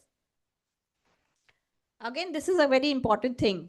I'll just give an example to be able to reiterate and make you understand a little more on what I'm trying to bring at. We used to work with street children. There was an organization I was supporting in the railway station. Now, our intervention was that, but the railway police के साथ ये street children का बहुत ही conflictual relationship था. They will never trust the police. The street children don't trust the police at all. They are so scared and afraid. So while we realized that two stakeholders, street children and the police is also our stakeholder, but it is also important to understand what is the relationship between stakeholders. Between stakeholders, we saw that the children had a very conflictual or a negative relationship with the police. आप meeting में police को बुलाओगे, सब डर के मारे चुप हो जाएंगे या भाग जाएंगे. Some will start crying. Some will never come back to your meetings the next time. There's so much of trauma against the police because they have either been beaten, behaved badly with. So there is police dekhne se, and they just builds anxiety in them. So when you're doing this stakeholder analysis, these are things that you start, which we have got in our FGDs and all of that. But now bringing it into a framework and looking at all of that together in a framework is why these frameworks are helpful. So you're being able to analyze जो आपका FGD में एक कोना में कहीं में पड़ा होगा एक folder में, you're trying to bring that into a framework to see all the pieces together. That's what these analysis frameworks help us to do. We generally correct a lot of assessment data, but we don't use the frameworks to be able to bring them all together and then influence your strategies accordingly or build your strategies accordingly. In terms of influence or power, it is the legal and the statutory authority. Like if you're going to work in a district, your district administration is, because they have the legal authority, whether you can work, you cannot work, you need to understand. They're giving them the information on what you're going to do is important because they have a statutory authority to do that.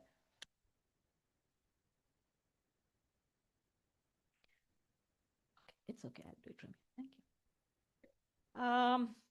If they are in a negotiating position or the ability to influence other stakeholders, right? Like I said, the religious leaders, they could have a major position of authority to influence your stakeholders, which could be the women with whom you want to work in the community. So those are things. Social and economic and political status. Sometimes, as small as the business person in that whole area, like if you're doing a livelihood project, you need to understand that if there is an existing socio-economic or political status of a person which could derail your entire work. So how do you, keep them in? Because the power dynamics in the communities are major. I'm sure it must be same in Africa, in your country also. Because what happens within a community, there are so many dynamics, so many layers. Like again, in a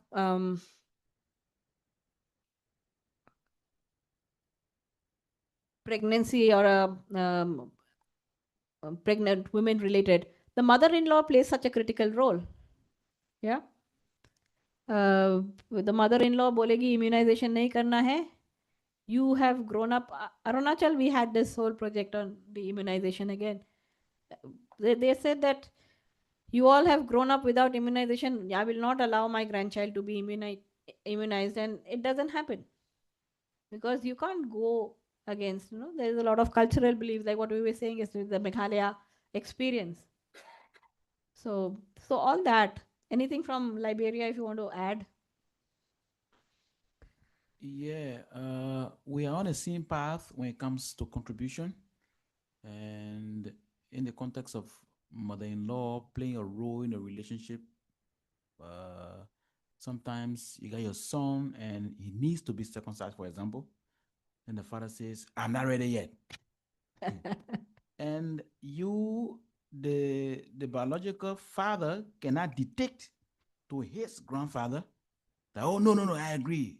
It's clearly an affront to the culture. And looking at the stakeholder from our end, what people do, especially in the community health sector, is that the town chiefs play a major role. Yes.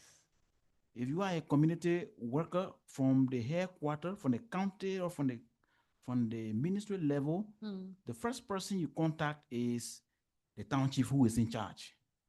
The chief has all the say. Yeah, the chiefs. Sometimes they will recommend, work with this person, don't work with this person, work with this person, and you cannot speak against their recommendation. Yeah.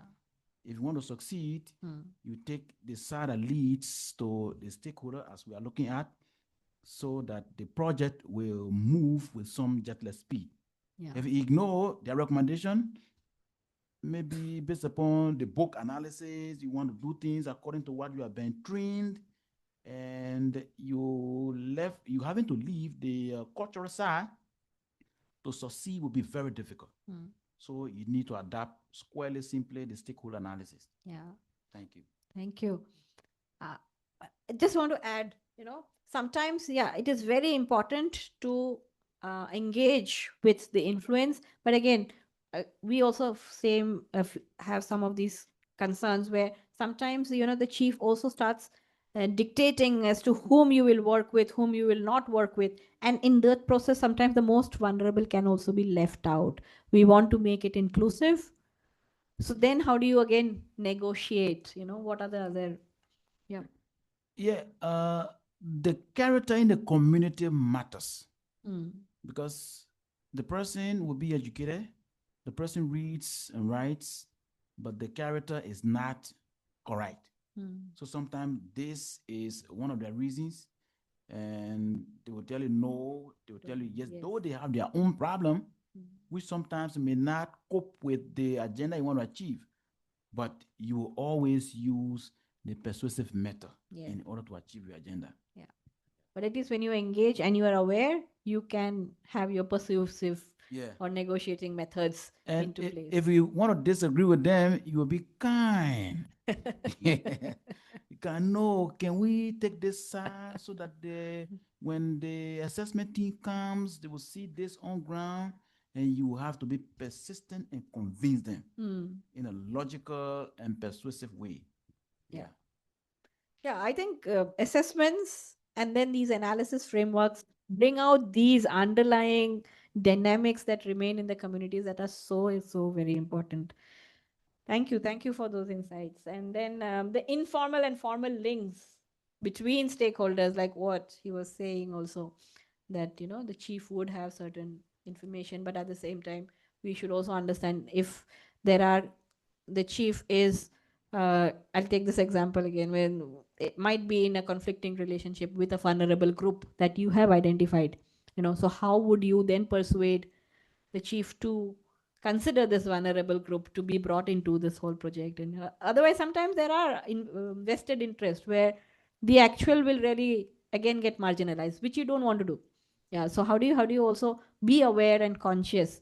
There are many a times, when we do this transact walked in communities, that's one of the PRA tool. After doing all the PRA mapping exercises and everything, where the community gathers, gives you all the information, FGD, the chief will arrange the FGD meetings and people are invited. Ho gaya, wo sara ho gaya. We got all our information. And then we say, chalo, let's go on a transact walk. When we go on a transact walk, we see that there are some huts on the other side of the river. We ask, what is that? No, those are a few households. They are been out of the village. They have been, left out. They're not good people. But they are the most vulnerable, living on the riverside, cut off. But they're not even going to come for your meetings of your FGD, which has been being arranged by the chief, because that's your point of contact. So whom do you want to work with? Those who are close to the chief or those who are living on the fringes? So when you want to work with the people living in the fringes, then you have to make your strategies to see how are you going to bring them into this group. Yeah. So that is why using different tools, and then then we write them, those living in the fringes, as a separate stakeholder and not women in general, because they are more vulnerable living there on the other side of the river. Pregnancy emergency, how will they come across of the river and do whatever services that they require? So you have to have those kinds of ways which you can bring in. So that's how stakeholder analysis could help you deepen some of your understanding and build your strategies accordingly. Yeah, and the degree of dependence on other stakeholders. Like you said very rightly earlier, people from the online group had said, it's the staff, donors, government, local civil society institutions. The market is again also an important player, even for health services, when you're saying market, whether you are getting the services in the market, whether it's through the quacks or whether it is through like what, I don't know if Sunil mentioned yesterday or not, we had gone to work while in a district where we are given just to do a study for setting up a PHC. And that was in 2023 that the study was done. And there was not even a single paracetamol that could be found in that area. You don't even, if someone was sick and having fever and Sunil said paracetamol lado yaar, we could not find a paracetamol. Yeah. So that's the way the market also, like you saw yesterday, that is why we had these women who were trained as paramedics to be able to at least give the first aid that is required for a person to be stable, to ensure it takes 14 hours from the closest place, no public transport running. How do you get these people to even to be able to do that? So yeah, you keep, I taking a vehicle would take them 10,000 rupees if they have to hire a vehicle and move out. So yeah, so you keep creating strategies based on all of these things. So even the market players, whether the public transport is available or not, all that also, if you can start looking at, it is good to have appropriate strategies.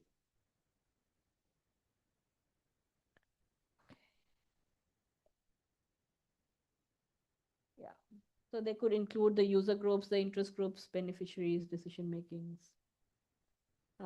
We normally try and categorize that into two of the primary participants and the secondary participants. Primary is the direct, someone who's directly involved with the project. And then secondary is who might not be directly, but are important for the program. Like if we say the district administration, normally district administration would be something we would list in our stakeholder, but they might not be primary. They are secondary and we just need to give them the information. But if they have a role to play in terms of our awareness programs or things like that, or linkages with the government funds, then they might become a primary also. So it depends on your strategy. How would you want to list them as primary or secondary?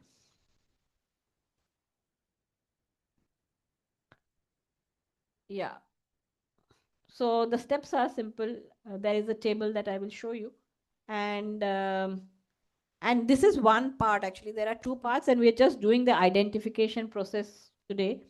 So we identify based on their interests, their influence, we list them all down, and then start to identify what could be their positive or negative relationship with the project and perhaps also with the other stakeholders. So this is a stakeholder analysis table where we list the stakeholder. We write what is their interest in this project, what is their potential influence on the project, and what is their relationship in line with the project or with the other stakeholders if there is something that we need to think about.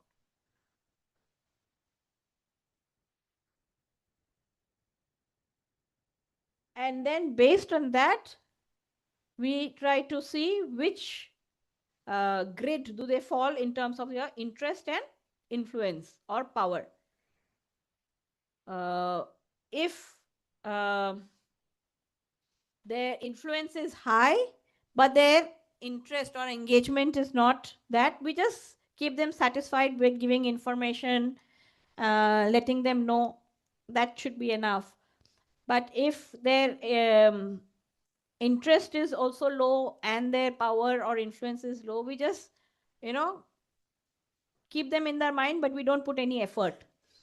When their interest and influence is high, we have to manage them closely. And when their interest is high, but influence might not be very high, we keep them informed. So this is a grid that can help you build your strategies. Yeah.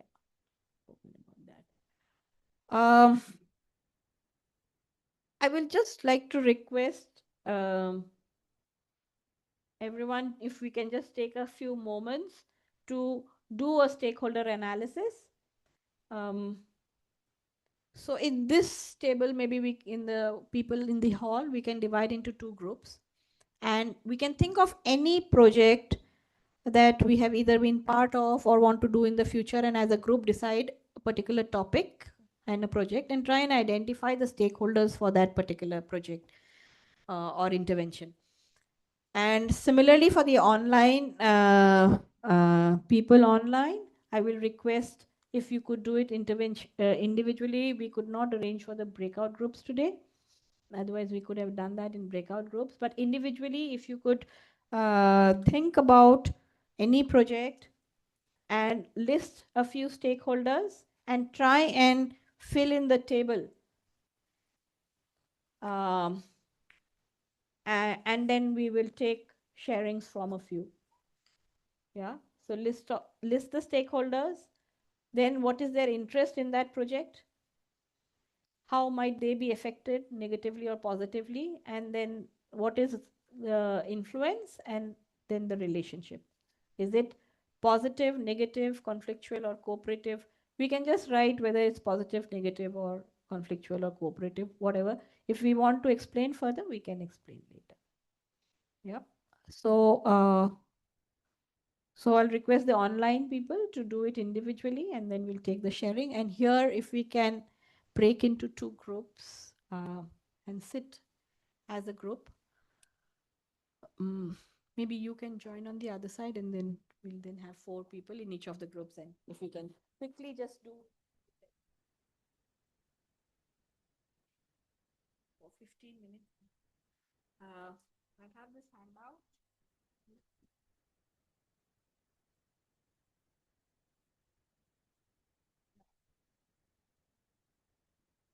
Yeah.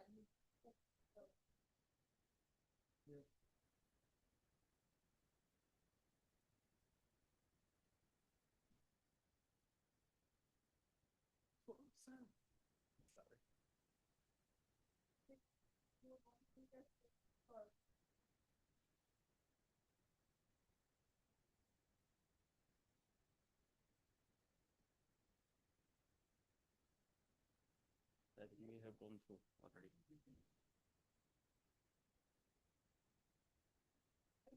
I think we are doing in pair. We are doing in pair.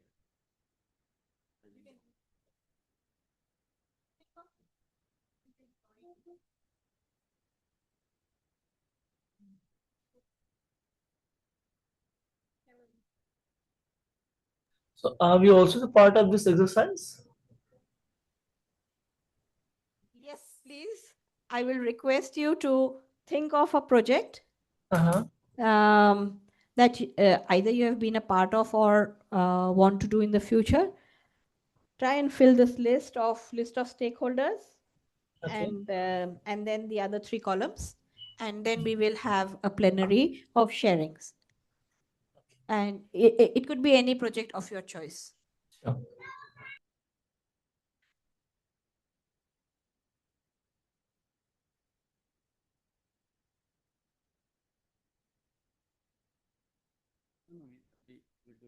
from. They're not doing any. Any project together and come up with a sort of who were the stakeholders, stakeholders list. Try and make it as a common thread.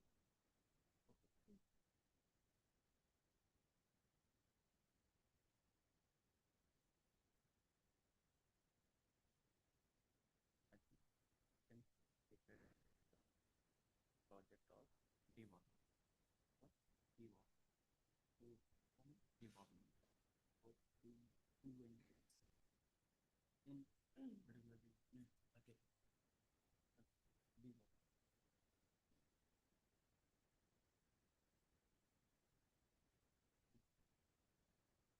So, I think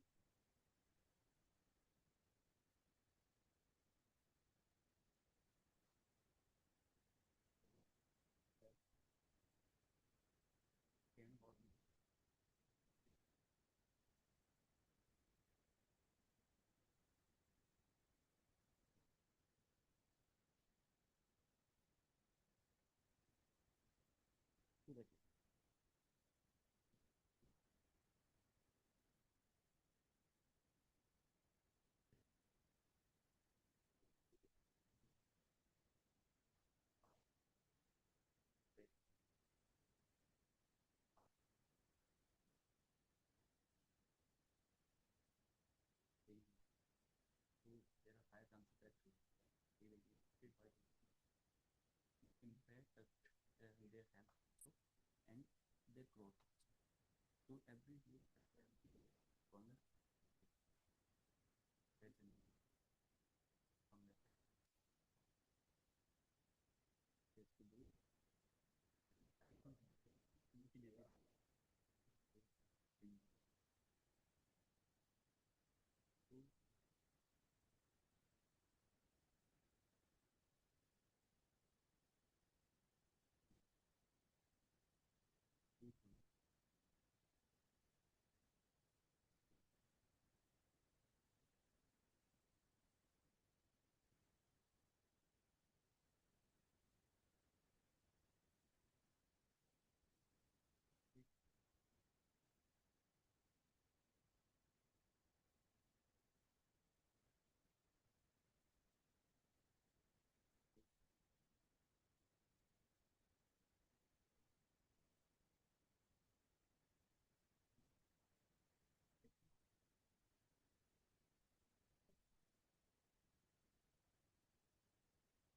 They are not giving them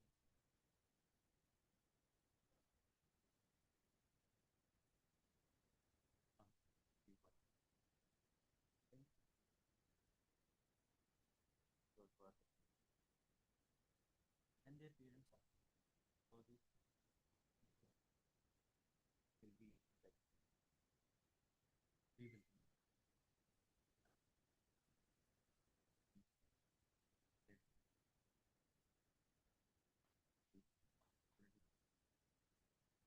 so this will be like we will so the parents also maybe need to be part of this like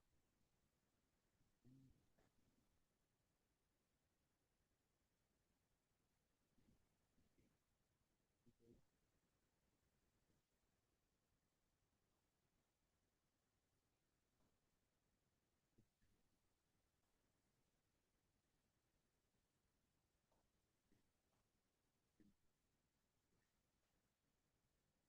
so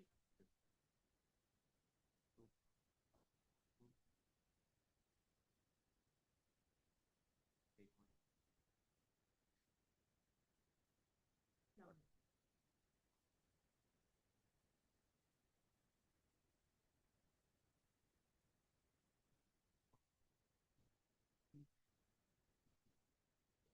people those who are doing very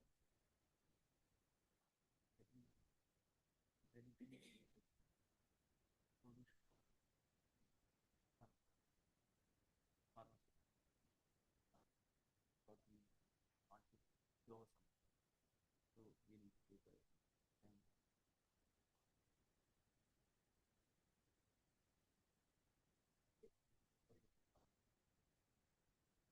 because we feel and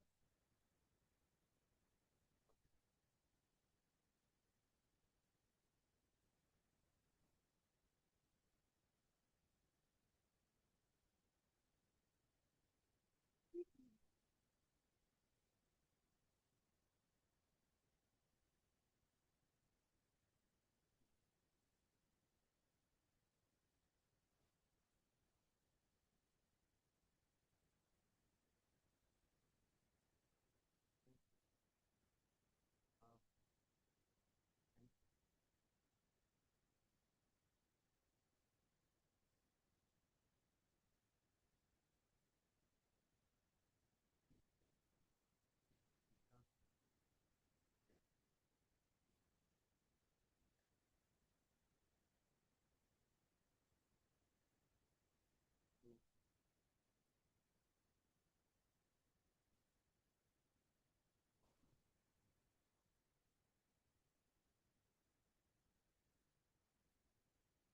when government is done and in public health, it will be very beneficial for them.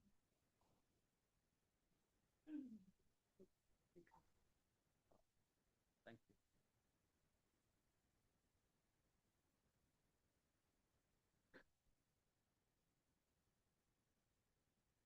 Positive, but it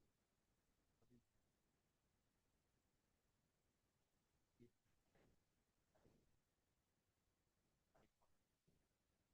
influence, yes, because it cannot put on the the their higher higher influence on this project. What is the location, their relationship, and then it's cooperative with other stakeholders. Take them in confidence, and it will be interesting. Take others also. Now and teachers also have multiple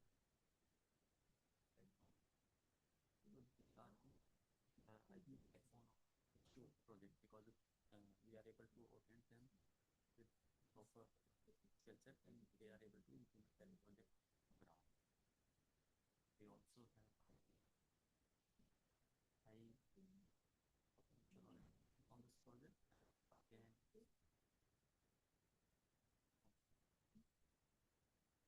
and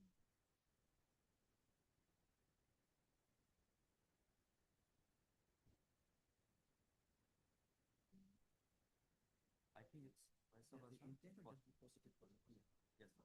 Also, but not for the pharmaceutical.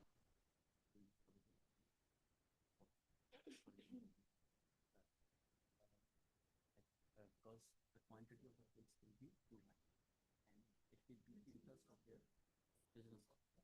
For example, we are two competitors.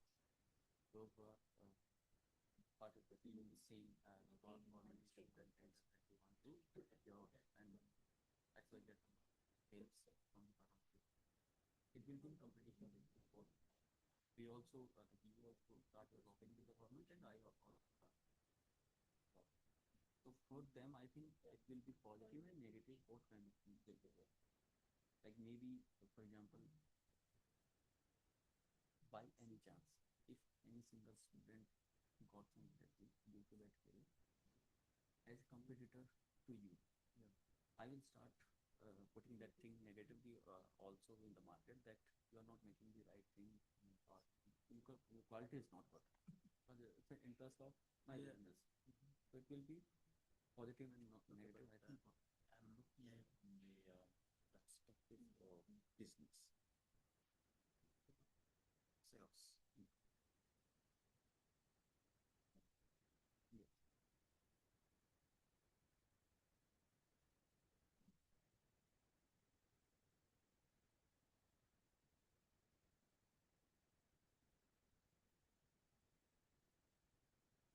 Okay. So,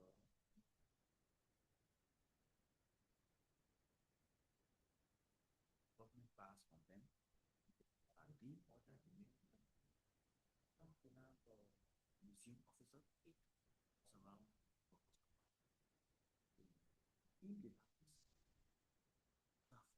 yes, you can write. We can both. Okay. Okay. Positive and negative. Okay. It will be and all. Sometimes.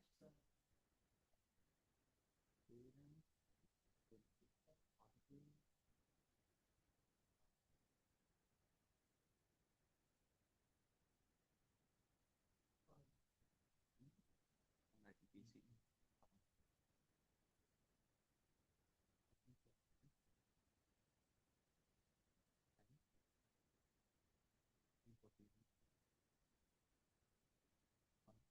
I think here their influence will be at a very low scale, will not be too high in that.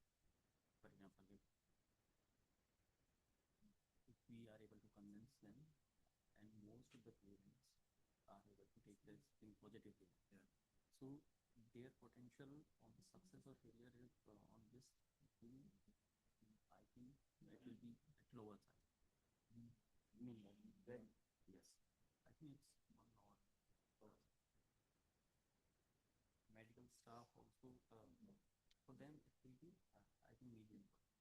That will not be if we are able to train teachers and we are able to orient them well, they can also lead if we are not able to ensure that there is one doctor available in each and every school due to the operating situation where we don't have enough number of doctors. So I think it will be medium. And their work is, I think after the procurement, their work is end. They don't have any impact on because they have to before starting this project, we have to make sure that everything is placed and they have completed their project because only after that we are able to make that or we are able to start this work. But we don't have ill wills with us, then then I think it's on lower side. I thought if you have any please. No, it's okay. Yes.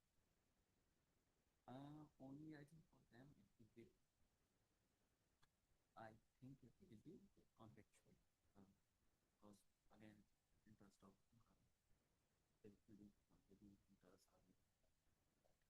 they will not help.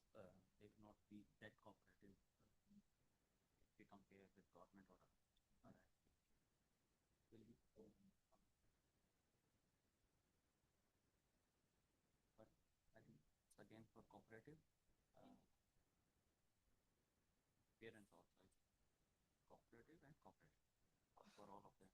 Only they have some positive, negative, and lower side and contextual sometimes.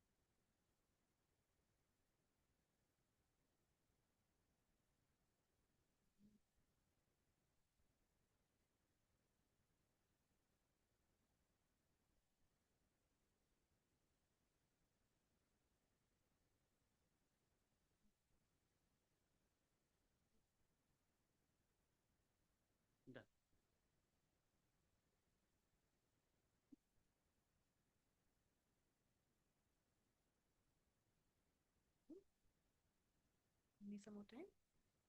Okay.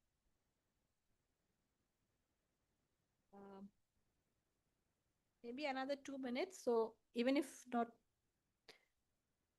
if horizontally you can write at least 2, 3. Yeah.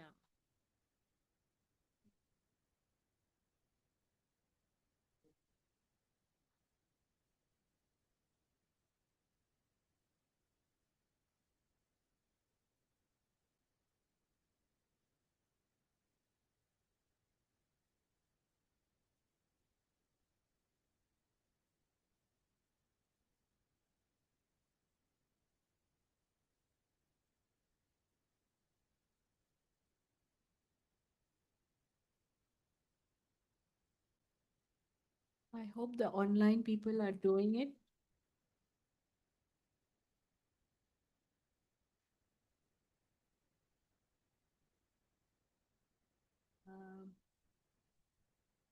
In 2 minutes, we'll start the sharing. So I'll request even the online people, if few of them can share whatever they have filled in 2 minutes time.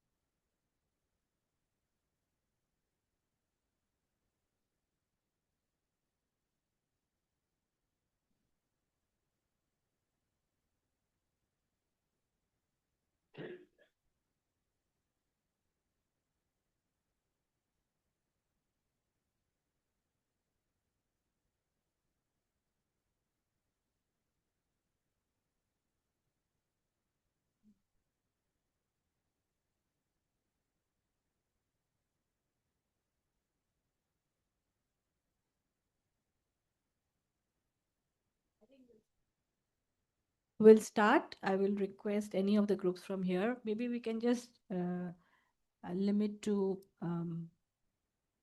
3 stakeholders from your list and go through the entire line. Just tell us what the project is and share any 2 or 3 stakeholders that you've listed, and horizontally, if you complete all the columns, that will be right. Nice. So anyone can start, sir. You have finished the first, so. So we have decided on project on deworming in government schools. Okay. So in this project, we want to like do it once in a year. It's not an ongoing project. So into this, we have identified like you want to mention only 2 or 3 stakeholders only. We have listed 5 to 7. Okay, maybe you can read through the 7 stakeholders, but the columns will take only 2 or 3. Okay, so I will take only 2 to share in detail. So the first stakeholder will be the government because then teachers, students, parents, medical staff, and pharmaceutical companies also. So I will like take example of government and pharmaceutical companies, because we found like this is where we have some variety also. So with government, they have the like the positive impact. And why it's positive, because if something is done for the welfare of the society, so they can also claim that they are like doing something for the community itself, and it is for the kids. So along like their direct beneficiary will be the kids, but indirectly they are reaching out to their parents and communities also. And what is their potential? They have the higher potential, because they are the first step from where, like, if as an organization, if I'm going to start something like this, that we have to start with the government only, because they will take it further. And if we are not taking them in confidence, then it will not be like in beneficial for us. And their relation will be cooperative, always. In any case, we have to make it cooperative, because if we are in conflict with the government, then it is not going to be uh, implementing successfully. Then second is the pharmaceutical companies. Here we have found that their interest will be positive and negative on both sides. Why? It's because it's a matter of business also. For example, if we want to do this project with all the schools in Haryana, then the quantity of the pills will be too high. And if me and sir will be there in the race to fill the tenders also, then we also try to make some conflict for each another, so that I will make ensure that he will not succeed in that particular tender. And by God's sake, if anything happened, then I will start putting this thing very negatively also in the society, because that company is not doing something good. We are much better than that. So we have found that it will be positive and negative on both sides. And their influential will be at very lower side, because we only need their support, in this project, only for the production, and that production will be ensured by them only. So their influence will be at lower side. But their relationship again will be we were discussing also that it will be very uh, it will not be cooperative at all, because again it's an as I mentioned earlier also, that it's a matter of business for them. They want to make as much as profit they can.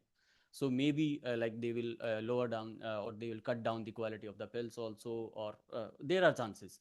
And again, this competition maybe sometime will create some conflicts also during this project. So that's all from our side. Yeah. I think very interesting. Any thoughts on this?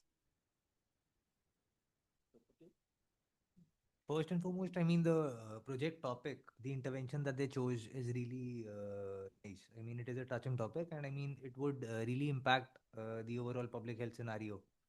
Not only, I mean, irrespective of where you do it, but it would certainly enhance the overall health and immunity of an individual, and in particular of children. So, thank you.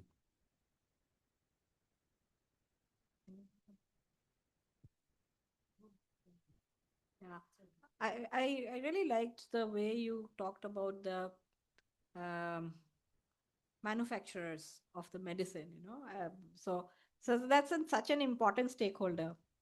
I just have a little thought on when you said about the influence is low, uh, but I feel that they have a strong influence on the project, because if they stop the supplies, you are going to end halfway through. I think their stake is also quite high in this project, because it's a deworming, and deworming can only happen with those medicines. So they have a huge influence on this project, because you would be very dependent on their supplies. So I just feel that in that strategizing, but the negative and the positive one, the way you have analyzed is really important. So taking all the safeguards so that going into the project you don't get into any risk if they give bad supply. But I think the influence also is very high of this group, though they are only giving one component, but that is such a major component in this project that their whole that's why their whole rating might go from a secondary to a primary stakeholder because we are heavily dependent on that source. Yeah, so just a thought. Thank you. Thank you. Anything online? Anyone wants to make any comments on their presentation? Yeah, so I was thinking of this Pradhan Mantri Ujjwala Yojana. So if you have to assess, so who will be the stakeholders? Oh, okay. Am I audible? Yes, yes, please go ahead. Yeah, so for example, the first stakeholder, the first and the most important stakeholder for me will be the Ministry of Petroleum and Natural Gas. Under them, like, they have rolled out this program, Pradhan Mantri Ujjwala Yojana. So they will be like there. So it, like, if we talk about what their interest, it's like high interest. So they are the ones who are who are there, like, who have who are there, like, it is going to, like, for me, like, the impact will be like positive as well as negative. So if it is, going good, so it's a positive for them, they're going to show something, but it's negative, then it's like going to impact them. So I have put it both as positive and negative.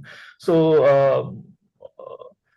yeah, so if you talk about the influence, so there, like, huge influence is there, like, on the success and the failure. So, like, they are the ones who are allotting the funds for the project.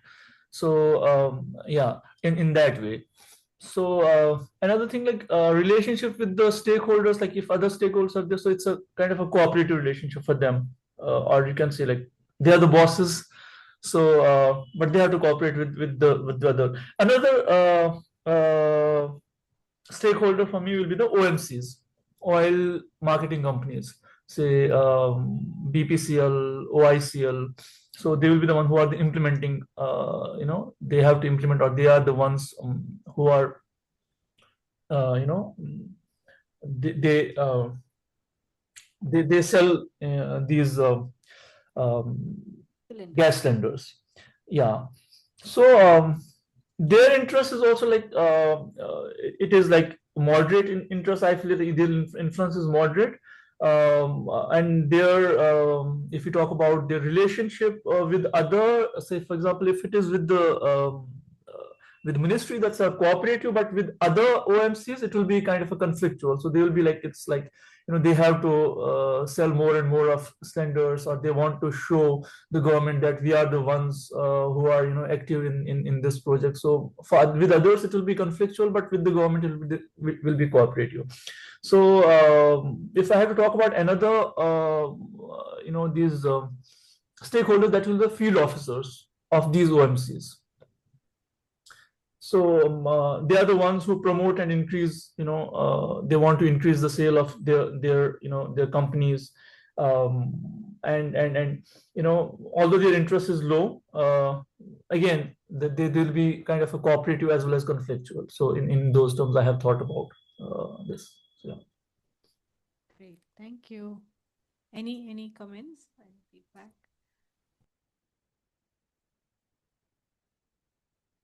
Yeah, I think in the Ujjwala program, the women and the households play an important stakeholder. Of course, they are there. I just mentioned only three. They are there. Yes, they are there. Like, I have written here households also, but it's like I have put it on the fourth number.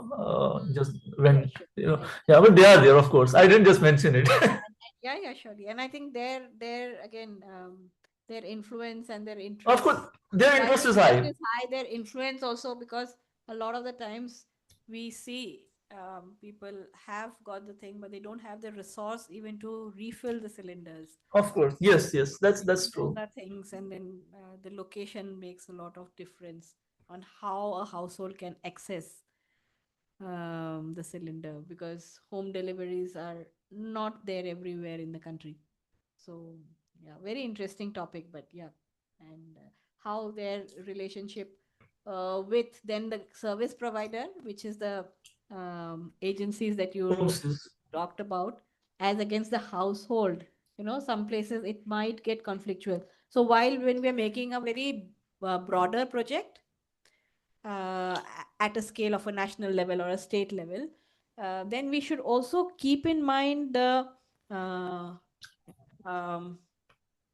the fringe elements, like what I was saying, कि जहाँ पे अगर home delivery is not a possibility or there is a geographical isolation, so that pocket should be considered कि वहाँ पे there could be some conflictual relationships between the agencies and the households.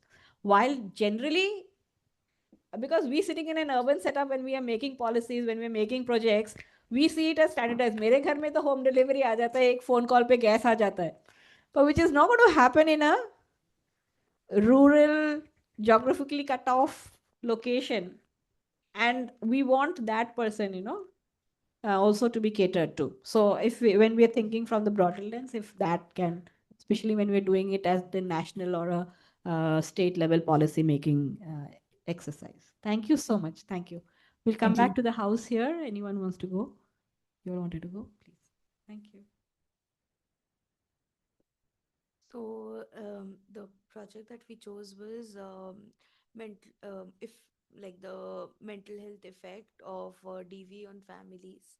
Okay, so for which we chose stakeholders as mid-aged people, which are the couples, assuming that they are the primary stakeholder. The children being affected by it, the elderly family members, and neighbors and community members having impact, and a sort of place, and workplace, schools, park, and religious affiliations, therapists and counselors, and for like we'll be talking about 2 3. So the couples and children, the family members, um, how what is their interest in this project is regulation would come in. They will have a space to talk about and be more aware about how they can handle. They'll have a space to let out, and there will be healthier coping mechanisms and emotional regulations that would be there. Yeah. And the potential influence of the project and its ultimate success and failures would be better understanding of amongst each other, and social awareness, increased responsibility towards each other and within the family as well. And the relationship would be cooperative, but coming with a little bit of conflict, because and resistance, basically conflict in sense of resistance, because they would be resistant to talk about it and come forward. Okay. You want to go? Yes. Okay. And the second one, we were taking this through a broader lens of religious relations. So a lot of people who undergo these effects of DV often turn to places like, in Indian culture at least, places that are more religious, going to not going to a counselor per se, but training these religious these institutions to work alongside the frameworks of therapy. So their influence socially could be really impactful wherever we can build support systems that are in alignment with these pre-existing structures. And potential influence of the project's ultimate success or failure is a tricky line, but that is what we are trying to increase the implementation of these stakeholders, of these counselors, and short-term focused more of therapies. And we expect it to be more cooperative, considering they are already in alignment with the culture that we are expecting them to go to. But it can also be conflictual, quite conflictual, because therapy also does not just work with only softer lenses. So it's a tricky slope, but I think we try to address it.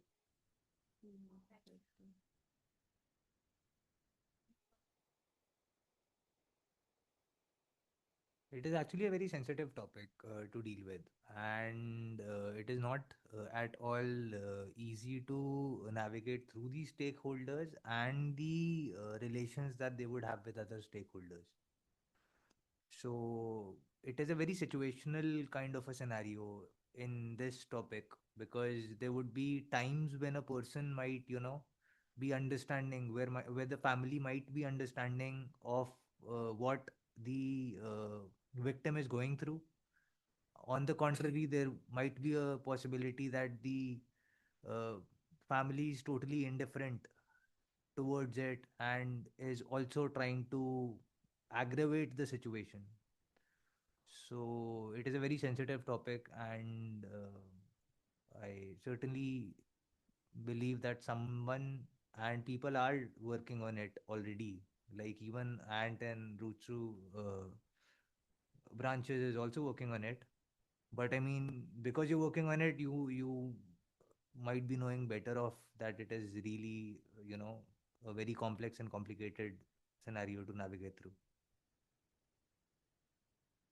Like, just to add to your point, I think working with trauma informed specialists, so that like getting them into alignment with these other tertiary members could be a lot more helpful, and like bring that sensitivity aspect along with what we're trying to achieve.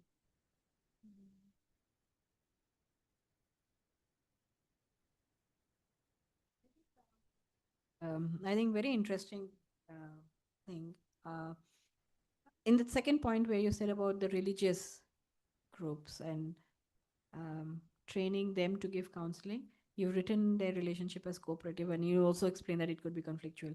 I think, again, we have even gone to the extent of now not uh, saying, there was a time when we used to talk about barefoot counseling, but now people are getting very, very specific with all the acts, the Mental Health Act and other things. Um, you need to be, it's a very tricky slope of getting someone to say, aap counseling kar dijiye. Especially when it's from a religious background or things like that. They have been doing it.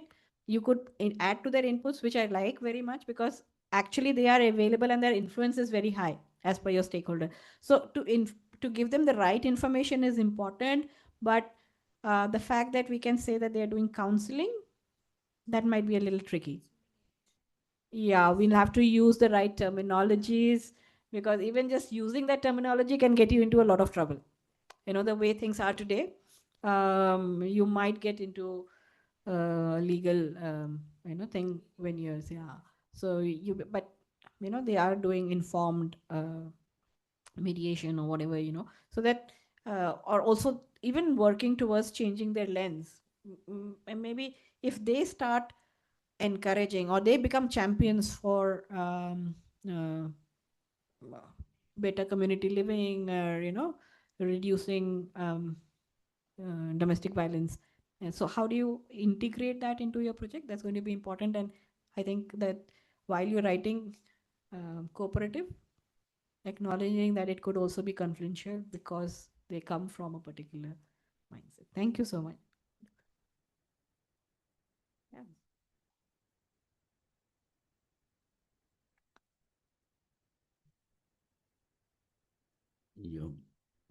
Yeah. My project is literacy for deaf and dumb girl in Haryana, because due to illiterate, they have to struggle a lot for communicating with their friend, and even communicating with family member. And sometime after marriage, he don't communicate with their kid also. So my I live down today called G ourselves, and family member of her, and local government, schools, trainers, and local NGO who's working for the particularly able right.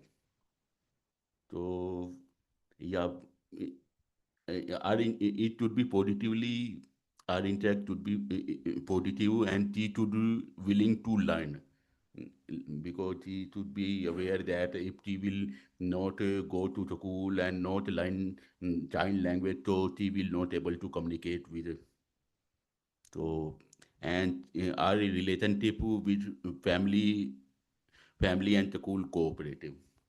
But local government, I don't know. Local government, obviously, she is not aware what is government and what is their policy. So she not able to get what relationship government and family member. They should be positive, but they should allow her in. In Haryana, some family member are so they are not ready to send our daughter outside. Even when daughter is not dependent, even they for lot of trouble to for going out. So they should also be sensitized that it is beneficial for them also. So their relationship is cooperative with her daughter, but maybe conflictual with the government or the school. And local government may not will not be will not so interact because they have to identify budget for this activity, and maybe we can convince the government that it would increase the literacy rate in their area. So maybe, but their relationship with other stakeholders may be conflictual, not cooperative. And the school and trainers are main actor. They must have the special classroom and child language expert who can taught. And even local NGO is also main actor who can identify some volunteer who can go to the school and train those. Thank you so much I think काफी list down कर लिया आपने और share कर लिया so anyone wants to share anything okay anyone from the online wants to who has done this list and would like to share from the online participants is anyone else Which list? Any, like, apart from this list, or we would. one, the stakeholder table. Anyone else? Okay.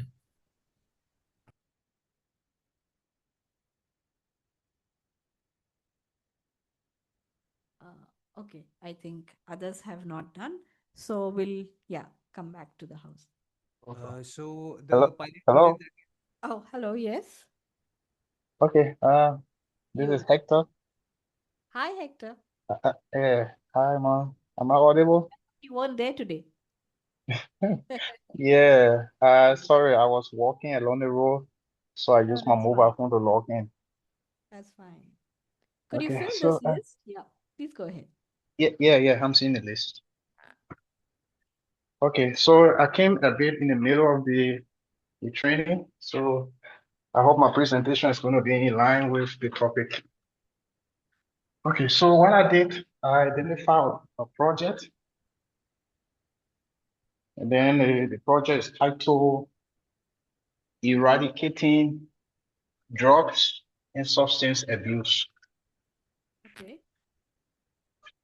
So, and then I identify some local stakeholders. The first stakeholder here is the business community. And then we have the youth leaders.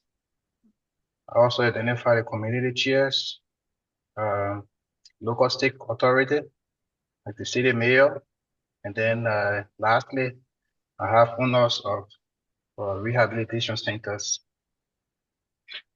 So then the interest is all about lifting a healthier society and capacity building.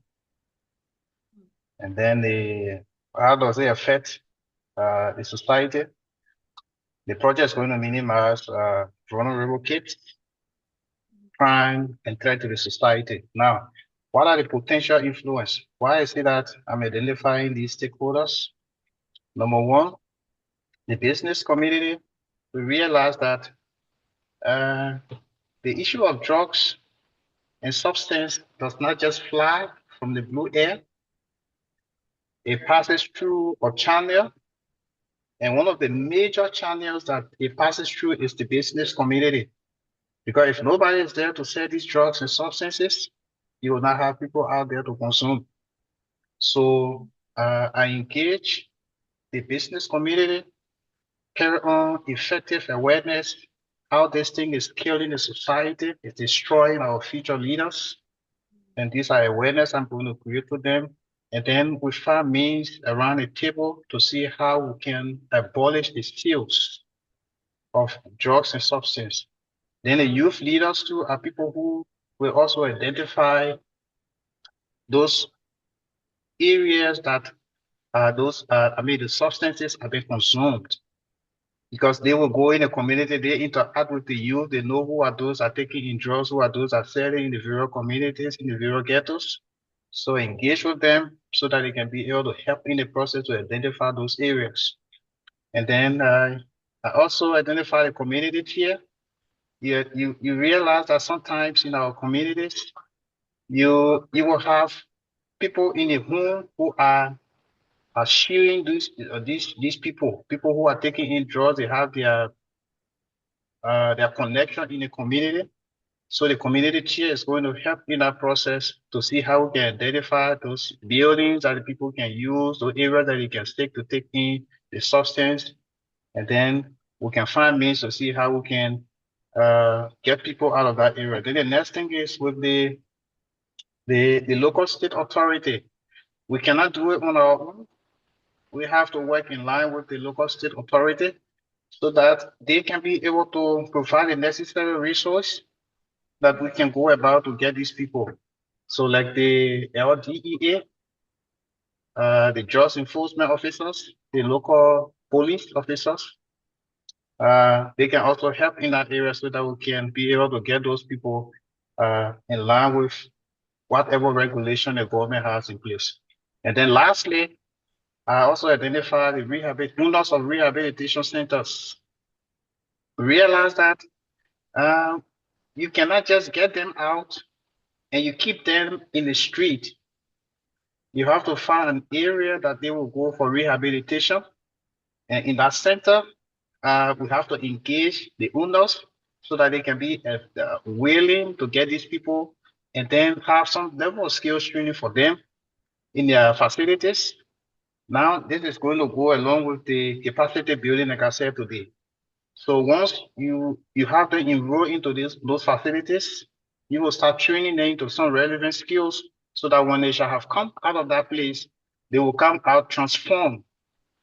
They will come out a different group of people now that they will start thinking different. They are not going to be thinking about drugs issue, but rather the skills that they have learned from those facilities will be something that they will use in the society to have a positive change.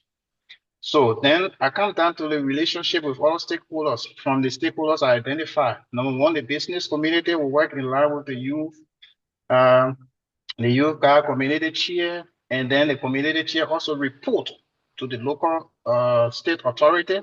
And then local state authority is going to lobby around to see how they can get some resources so that when those people are being enrolled into the rehabilitation center, there can be full support that will enable them stay and learn whatever relevant skill they have, they need to learn in that facility. So this is just a brief something I gathered when I was walking along the road. Yeah, I hope it's actually in line with the topic today. Thank you. Thank you, Hector. Yeah. Yeah, anyone wants to share anything?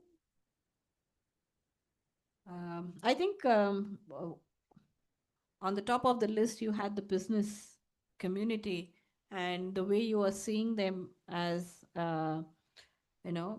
right from being the user group to the provider group and to the transit. I think that's a very interesting stakeholder identification and their whole interest, which could be both negative and positive, so how would you build your strategy to make them aware of why this whole thing of drugs, how it can impact the community. At the same time, it is also going to lose out on their business interest. So this also, the project could be a negative impact on their profitability or business. And then, how do you engage in a way that you recognize that?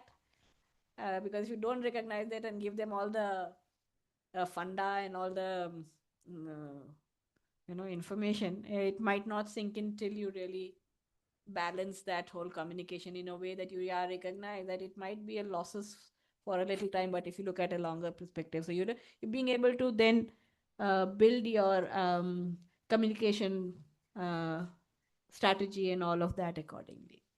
Thank you, Hector, for bringing that out. So the pilot project that we have chosen is bringing down the fertility rate, especially in a district of UP or Bihar, because there was a map that was shown and only UP and Bihar was red. So the list of stakeholders that we have figured out are district administration, school, primary, secondary, and colleges, parents and in-laws, doctors and nurses, local government, religious leaders. Out of these lists, I mean, the district administration, doctors and nurses, and school, primary, secondary, and colleges are the cooperative ones who would work in the positive direction. On the other hand, parents and in-laws considering a district of UP or Bihar, they might be conservative and they might have conflicting views as to why they should have lesser children, lesser, younger ones. Same is for the case with the local government, as they have their political reasons for losing out onto their gram panchayat and their, dominance and things like that. Religious leaders would certainly be conservative and have conflicting opinions in the same manner. Now, the interest in this project, as per the district administration and the doctors and nurses, is to lower their burden, to serve the higher number of people because of lesser staff that they already have, the shortage that they always face, the lesser amount of funds that they get approved by the government, and the potential influence of both doctors and nurses and district administration is really very moderately high, as they can help in running campaigns, awareness campaigns, and they can help in educating the doctors and nurses and schools in particular, the teachers of schools in particular, in educating the people of the district as to why it is important for family planning to be, considered. And local government, religious leaders, and parents and in-laws, on the other hand, their interest in this project would certainly be not that high. They would rather try to put in obstacles or hiccups in the ways that they can, might block certain, campaigns, or might put on their narratives through different means. However, in certain scenarios, the local government could be a positive uh, factor as well. Thank you. Yeah, nice elaboration. So, yep. Anyone online? Anyone remaining who would like to share? Or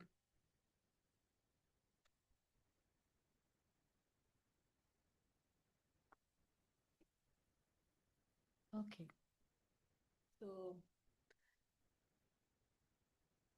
So yeah, thank you very much for everyone's sharing.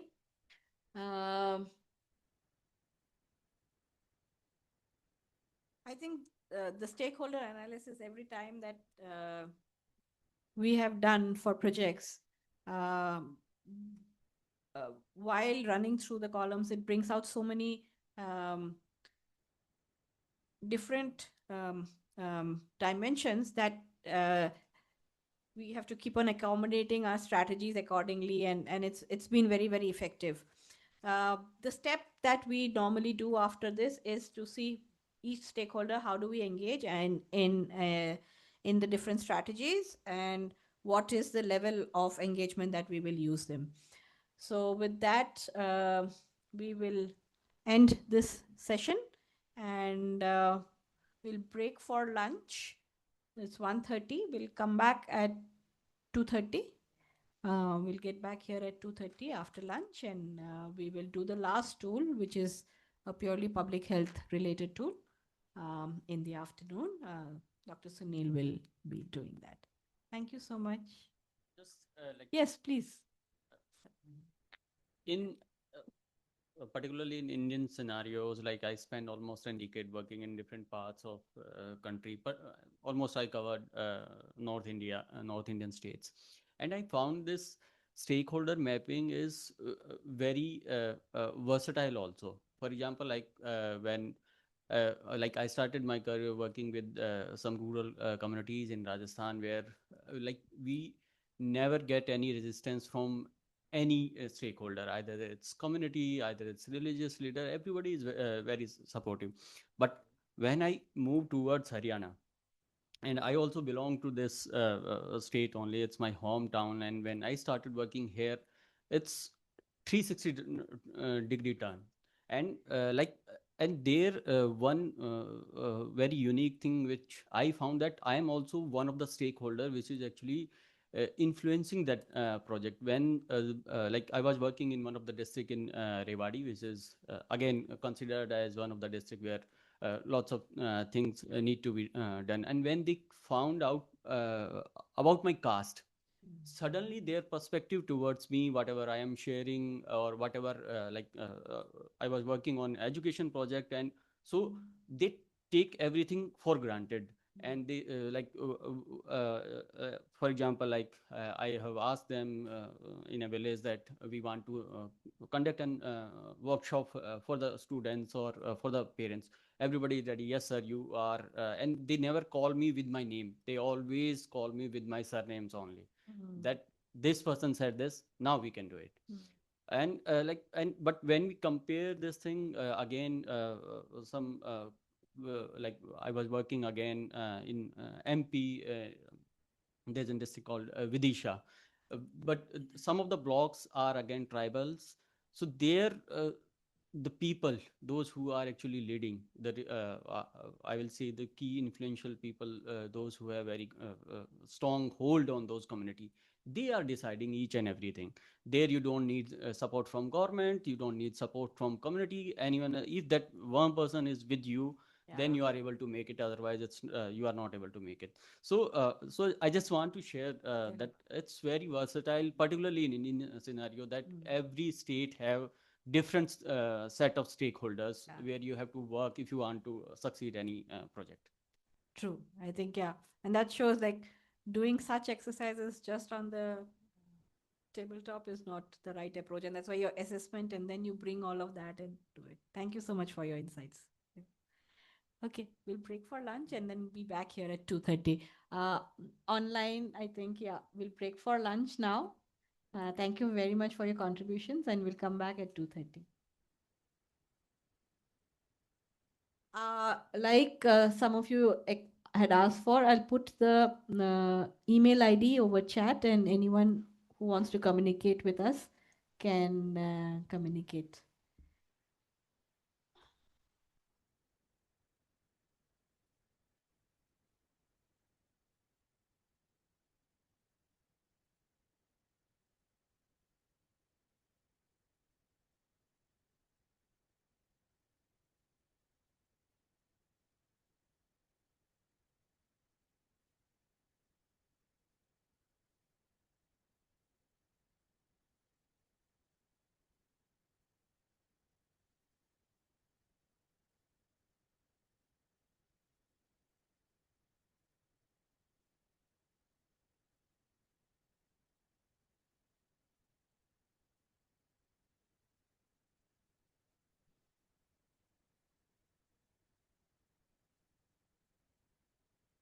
Excuse me, इसमें ये @ नहीं आ रहा है क्यों? If I do @ this is coming.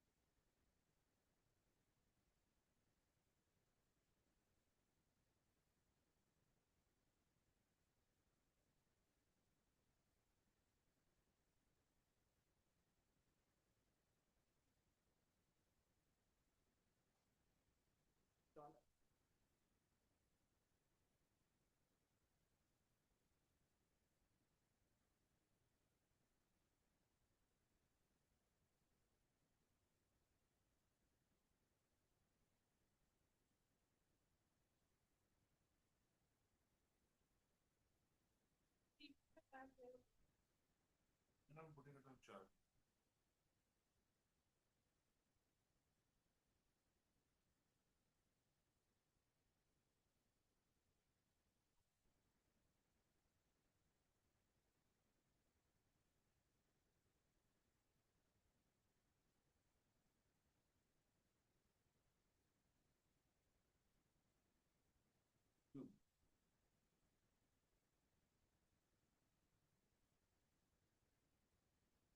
ये नहीं करिए language English room के लिखा है ना इसको वो कर दो इंग्लिश इंडियन हाँ ये आप करिए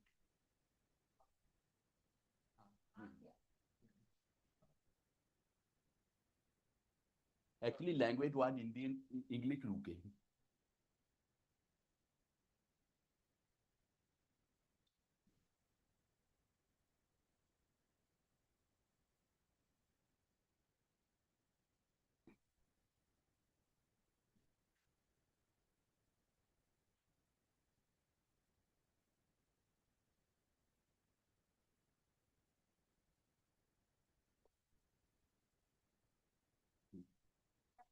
Yeah, I am coming.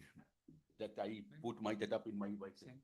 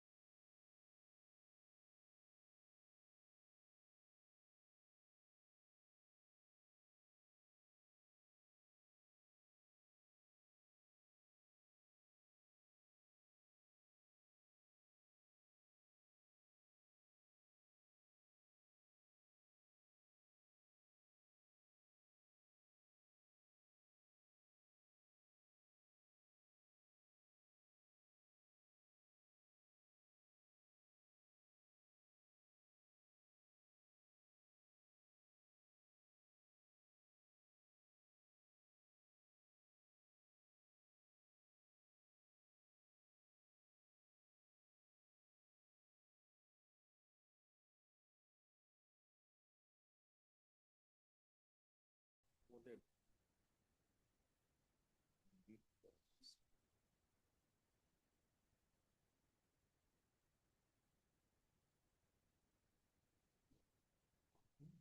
integrated packaging unit of only subsidies, right? And मतलब weight wise और सब कुछ कार्डबोर्ड के मतलब आपको एक भी गलत पत्ता नहीं मिलेगा. Screen share also we pushed us. Yeah, correct. We are waiting for the offline people to come. ये बराबर का करते अलग-अलग समझे ना Pointing. ये पालक को भी and they're giving employment to over 200 women only for packing and all who come every day morning from BP Lagpat sir. एक पत्ता खराब नहीं cardboard and yes food. So you know the पास वाले जो बनाते हैं कौन अलग units अलग-अलग बना दिए. Even the plastic comes from there, yes food and that's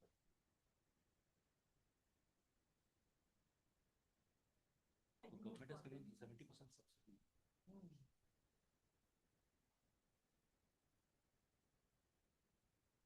Yeah, they gave us this. I never had kacha bell pepper. So tasty है. नमक डाल के. मैंने कभी नहीं खाया था. And वो एक उन्होंने कोई इजराइल ने आके बनाया फिर दिया था उनको. काफी महंगा. Poly house. उसके अंदर that is 9 months a year we are selling this. Bell peppers. ये strawberries होंगे.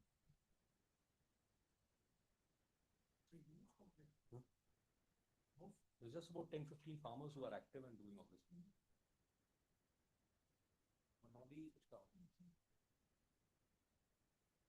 Interesting talking to them, and I think Dipanjan want to do some documentation, research, study type of thing.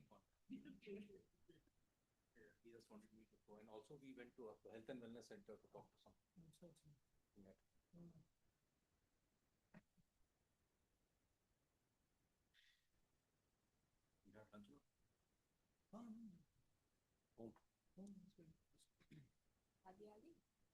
No, like 3:30, 3:15 or so. Yeah.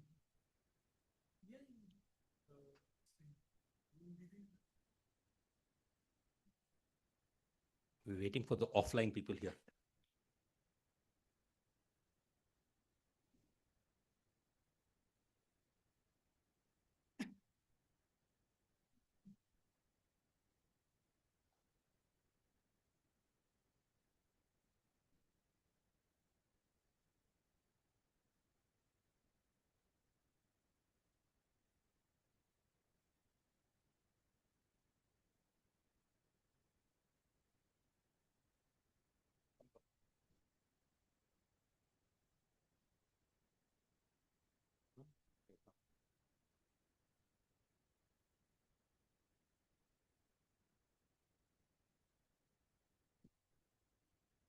Shall we?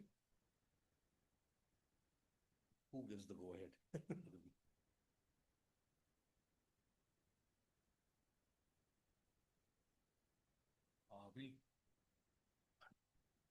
This is one thing in so-called public health, but I use this triad, I think, in many parts of my life as well.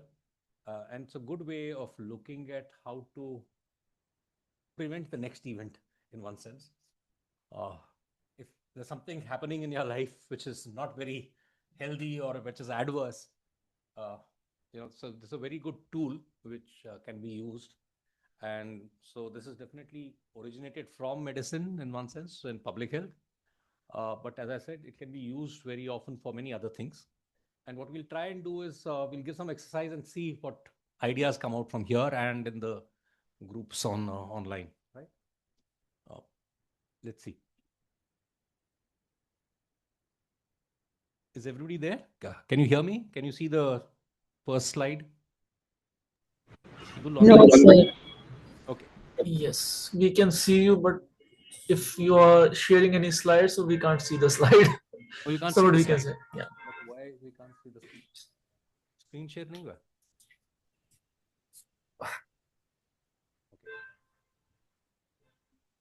नहीं उसके नीचे वाला, नीचे वाला उसके ये होगा ना, नहीं ये नहीं, उसके ऊपर.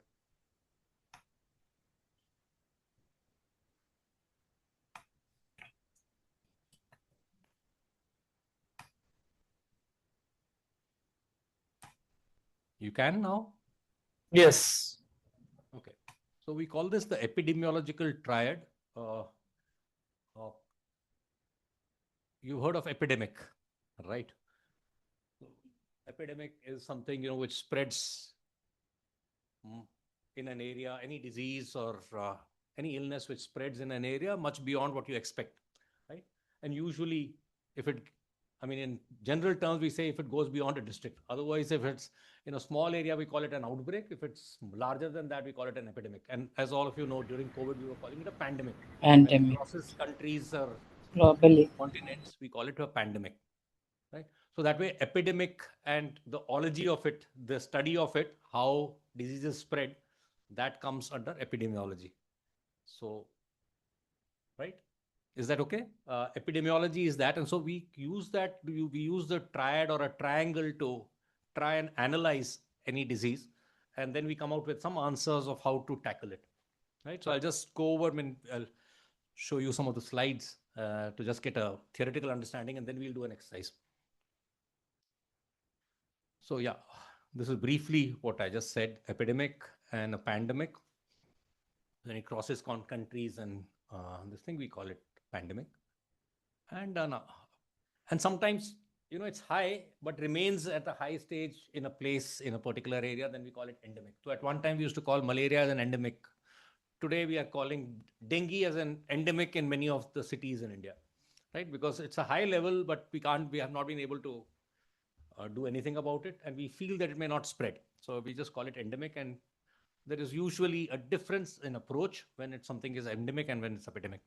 For example, malaria, we used to give chloroquine tablets to people who would come from outside the region into that area. So somebody coming from a foreign country to India, or somebody from Delhi going to the northeast, we would start them on giving chloroquine every week. But we wouldn't give it for the people where this is endemic, because a small bit of malaria bites would also build up resistance there, immunity. So we won't give it to them. And how long can you give when it's endemic? You can't give it for life. Aankhein kharab ho jayenge, liver will get spoiled, eyes will get spoiled, something. But somebody going out from outside to an endemic area of that disease, then you try and prevent it in those people, and we can give some medicines before that, right? So that's why I'm just trying to differentiate. But this is, and of course, hyperendemic will become much higher. It's like an epidemic continuing for too long in an area. So then you call it a hyperendemic area.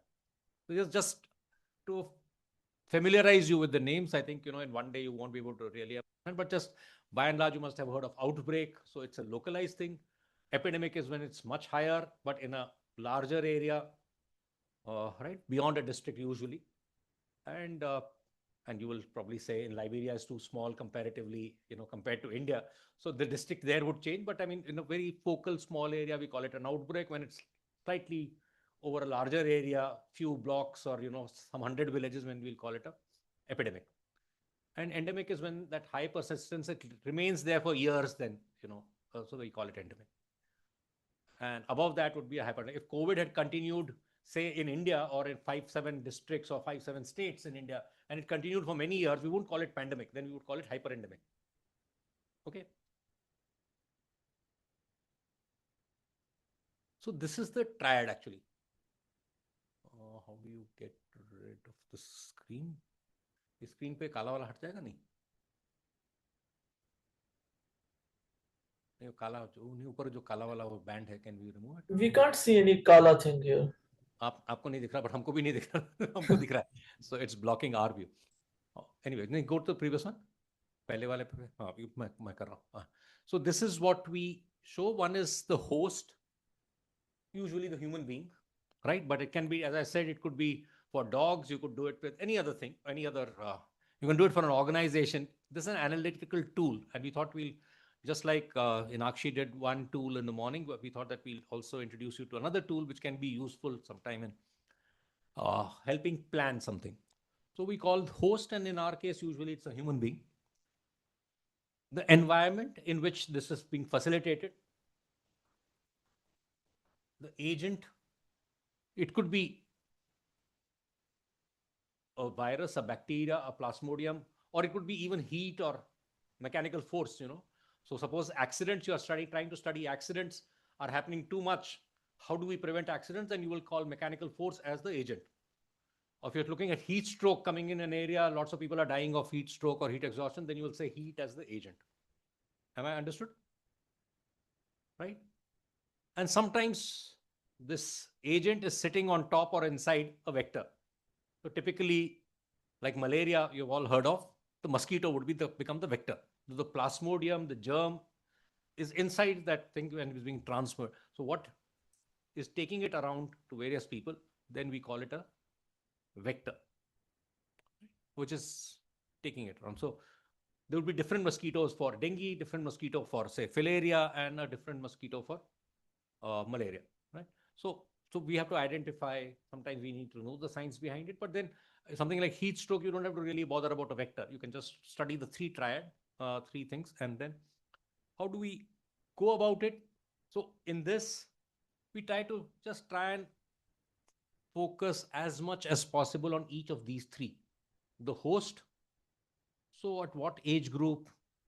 Does it happen more in males or females? Does it happen in the rich or the poor? Does it happen more in tribals? Does it happen, so wherever. So we try and study the host in which this thing is taking place, so that it gives you a clue who is at risk. And should we do something universally, or should we only save those people? And how do we mitigate it in that population? Right? So what is the typology of the host? Right? Could be age group, could be, is it the old people or the young people? Is it male, female, whatever?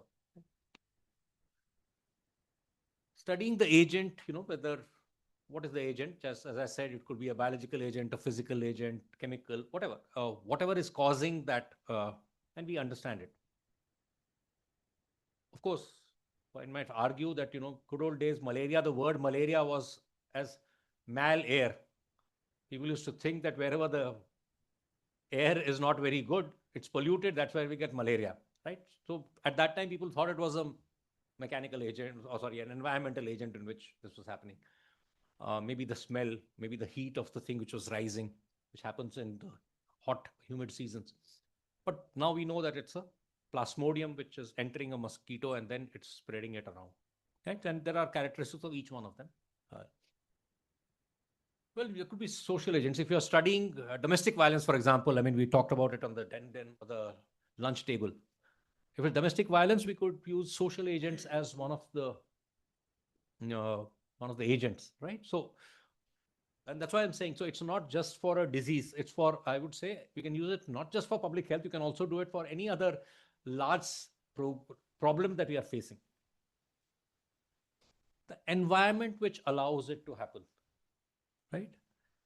This environment, generally, we are talking about physical, this thing in typical epidemics of infectious diseases. It will be whether it's happening in the rainy season, or does it happen more in the jungles, or does it happen in the cities? So we know that dengue happens more in the cities than in the jungles. Malaria would happen more in the jungles and the fields, right? Depending on which mosquito is being facilitated in growing where. But it could be both a biological environment also, or a social environment in which this goes. For example, the media is creating an environment, a social environment, and the social agent gets a chance to breed more in that, right? So you have to identify then what is the social environment in which this is happening, particular thing, right? Is that understood? Since I can't see, the eyes, and I cannot make out the online people. Is that understood? Is there something to be explained? No, it's understood. Anybody else also? All okay? Should I go ahead for the next time? Yeah, sure. It's okay. Thanks. So I'm just taking, for example, malaria as an example, right? Here I can take it even better. This was, kind of things that we would go deeper into, right? So we just switched. Agent is on top now and host is on the side. So But we're looking at age, whether somebody was immune to it, has had prior exposure or not. So all those kinds of things we tried to, right? Whatever we knew, whatever studies have been done, whatever knowledge is there. Sometimes we go and talk to communities and they give you hints that, we see it in such patients, but not in such patients, right? So we get all that from there, and then we try and see how do you protect. Similarly, the agent we know, right? So I'm just coming to, and what you can see if you look at the interventions are how to break the cycle. How do you prevent the host from meeting the agent? How do you prevent the agent from the environment? How do you prevent the host and the environment to be together? Now, it's very simple. I mean, if malaria is spreading in this area, if you remove everybody from this area and take all the people away, obviously there'll be no malaria left in the human beings here. Your problem is solved, but you can't do that, right? So what you try and do is, okay, how can I put a barrier? Can I put a mosquito net in between, right? Between the mosquito and the person? Can I keep a malaria patient away from a normal non-malaria patient, right? How do I do that? So how do we make interventions is what you learn from all this, right? With this exercise. So typically here, say the host, again, I'm saying, so usually it bites males. Males are more susceptible to malaria. Does anybody understand why? The female mosquito gets attracted to a male man, is it? Usually it's the female mosquito which transmits. That is one of the logical reasons. Sorry, no? Go ahead. I said that could be one of the logical reasons. Just There's no sex here, unfortunately. Right? It's Right, as simple but because attraction men is tend there. to roam around bare-bodied more often than women do. And so they expose more parts which can be bitten by the mosquito, right? So it's as simple a reason as that, right? So people who exposed for many centuries actually get a genetic modification, and that's what we call a sickle cell trait. So sickle cell people get less malaria than others. And it's a genetic modification which has happened. So many tribals will find sickle cell. They get affected by the anemia in it, which is caused by the sickle cell because the red blood cells break more often, but then they get prevented from malaria and dying suddenly. Right? So they die slowly in one sense with anemia and other. So then we know that laborers, farmers, tribals who have to roam around inside the jungle, bare-bodied because they're doing physical labor, they try to, work. And those who are probably open in the evenings outside the house, they get bitten more than the others in the house. Simple. Of course, there are mosquitoes, types of mosquitoes. We'll come to that in the vector. So then we study the vector. So there are only about 4 or 5 major Anopheles varieties in which human malaria can go. Mind you, malaria germ, there are different germs for the plasmodium. You even get lizard malaria. You even have cow malaria. We have bird malaria, avian malaria. We have simian malaria of monkeys. But usually that malaria, even if the mosquito bites me, it can't give me malaria disease. The plasmodium will come in and after some time die. Any idea why? This is becoming a class on health itself. Anybody guesses online? If you have malaria of separate malaria for cows, and the mosquito finds a bigger body, bare body to bite the cow, and then comes and gives me that cow malaria plasmodium, or gives me a monkey's malaria plasmodium to me, why don't I suffer from that disease? Effect might have reduced. Why? Good answer, but why? The bacteria that can infect the cow or a monkey. Here's the plasmodium, by you. It's a plasmodium, same genus. Yeah, okay. Don't have too much of time when, this is not a medicine class as such, but just understand that all different animals have different temperatures, and each of these varieties can multiply only at a certain temperature. And that's the reason why we get fever. Fever is a defense mechanism of the body. It increases the temperature to a level where the germ cannot breed. Right? So if you have an enemy coming to your house for whatever and you switch on the AC, would he stay longer or would he stay or would he run out faster? So that's what we often do. We take paracetamols and make the germ last longer. Very often we do that. Yeah. The different kinds of malaria mosquitoes you are discussing, do they carry the same malaria? Can cow mosquito give malaria to human? That is what I'm saying. It can't. Because it can't multiply at 37 degrees Celsius. Okay, so my body will try to kill, even a human malaria comes in. So my body knows that this will multiply at 37. Immediately it'll start a defense mechanism by which my temperature will rise so that it cannot breed more. So fever is a defense mechanism. That's what I'm trying to say. And when we use paracetamol too often, we are actually inviting trouble. We are allowing the germ to last longer in our body. Yeah, there's something I used to see in Africa, there's a certain fly that can be on a stick in the bush. Is that that's a tsetse fly? Any malaria, any mosquito for stick? Stick. Mosquito stick. Is there any mosquito for stick? For stick, I couldn't understand. Okay. Let's proceed. Nick, you can. I mean, now I was thinking that there's a mosquito for stick that can only bite stick. Is it possible or any insect? Maybe. Yeah. I think it's a sort of malaria mosquito that sometimes if you go in the forest. Very good. Yeah, in the forest, you see a group of them growing on a tree. They are all hang around the tree. Very good. You got it. Male mosquitoes tend to get attracted, and even on top of your head, you will see them swirling around. Basically, they're trying to copulate with a female mosquito. And they dance over any poles. Okay. You'll see them better in light, of course, but otherwise, very often you can see them on your head roaming around like that. They're basically this is the dance of the males to attract the female. Right? So, okay, we don't have time for all that, but I'm just trying to say that there are different types of Anopheles mosquitoes, only few which actually bite humans. I mean, who prefer the humans. It's not that they won't bite the others. They prefer the humans. There are a few types. And most of them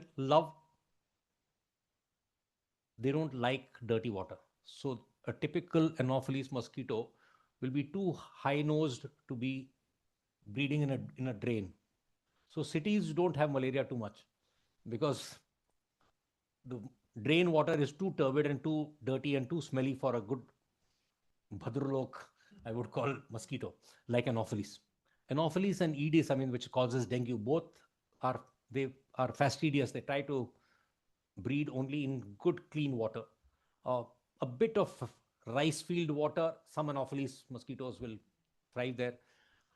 And even slow-flowing water, some Anopheles subspecies will also grow in slow-flowing water.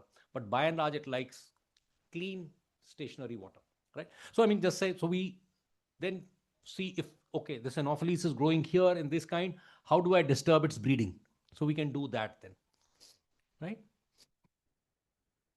Then we look at the environment. We know by and large that malaria, the season for humidity, monsoons, that's what creates malaria. That's the particular thing. So we don't see malaria beyond 5,000 feet because we don't see mosquitoes beyond 5,000 feet usually, height of hills. So we don't get malaria. So these kind of environment factors also we know over a period of time because mosquitoes don't breed there throughout the year and hence their population is very small in the hills. Right? So these are various things that we study in, I'm just giving you an example of malaria. All right, we will do something else later. And then you have the agent factors. I was talking about the plasmodium. So there's a different kind of plasmodium for a monkey, a different plasmodium for birds, lizards, all different kinds. Sometimes if you check my blood, you will find them also. But it doesn't give me illness because they can't breed too often. Right? For breeding, they require a different temperature, which they get in its host. For them, the host is their lizard or the thing, not human being. For us, it's like an opportunistic infection which has happened by chance. The mosquito had bitten the lizard and then bit me. So it will give some of the parasites to me also. Am I understood? Yes, Is sir. that understood? Yeah.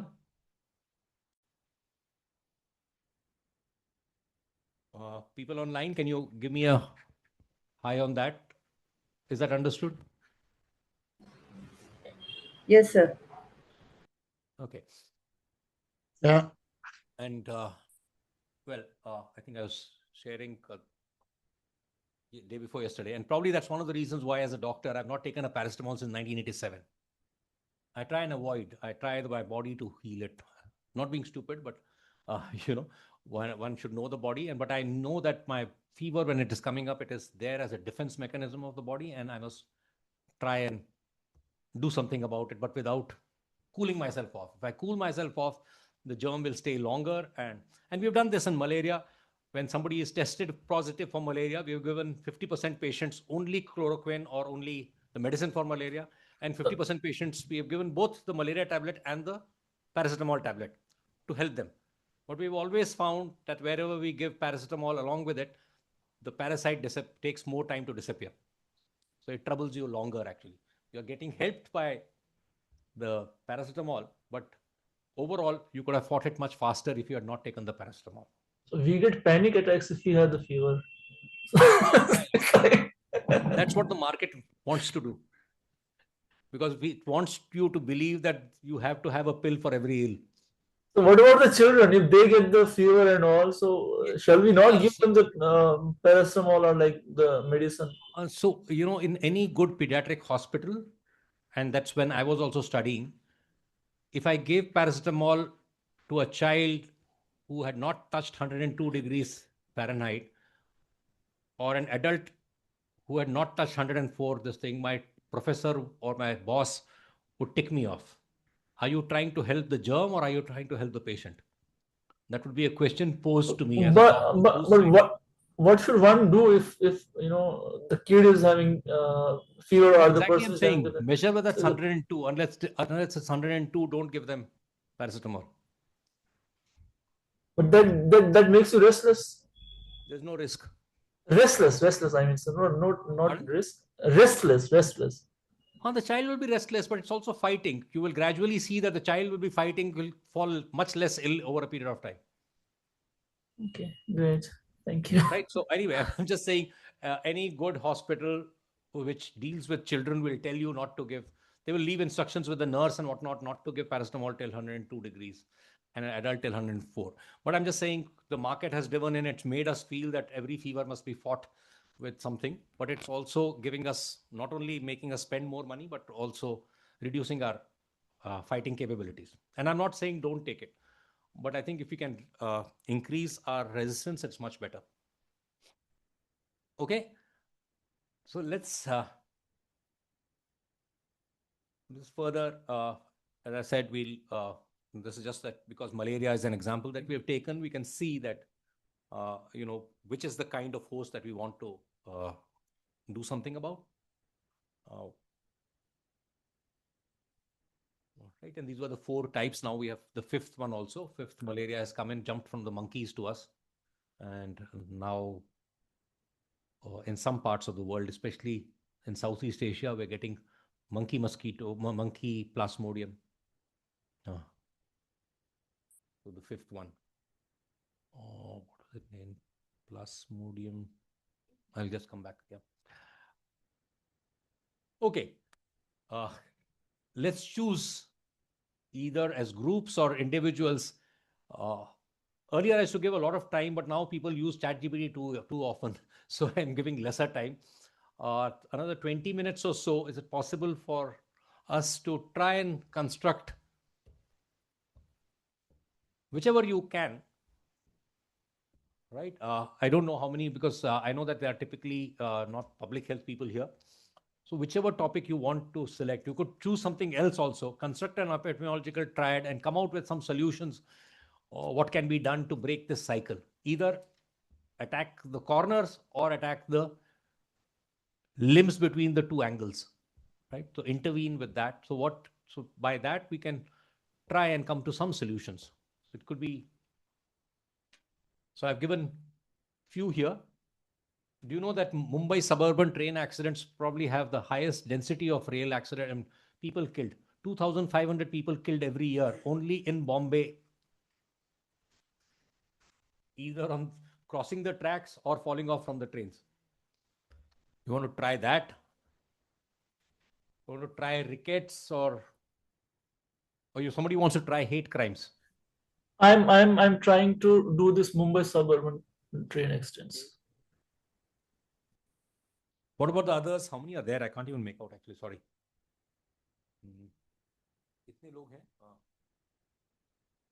online?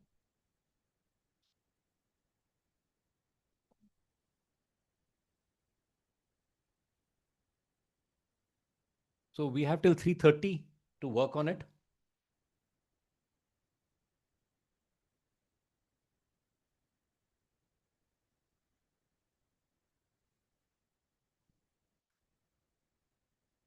Women's burn deaths, because I was saying that, public health probably needs to deal with this.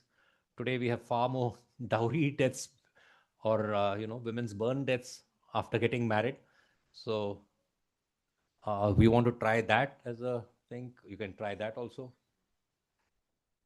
6. Okay. Yeah, thanks.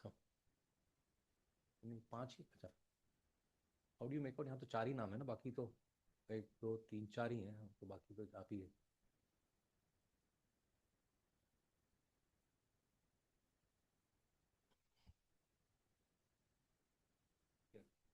उसमें भी डाल सकते हैं नहीं उसमें डाल सकते हैं नहीं अभी नहीं हो सकता कल किया था special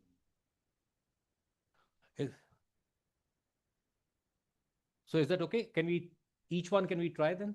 You can group up also if you want. 2 people can group up if you want. If you want to think through fast. Okay. No. You want to? Any one of these? नहीं चलेगा. Is it okay? Because you are 4 of you. Do you want to go into some breakout groups kind of a thing? Then we'll have to just convert this into a. Yeah, it would be better. Be better. हाँ कर दीजिए अगर कर सकते हैं. और यहाँ पर भी 2-2 कर ले. So any of the.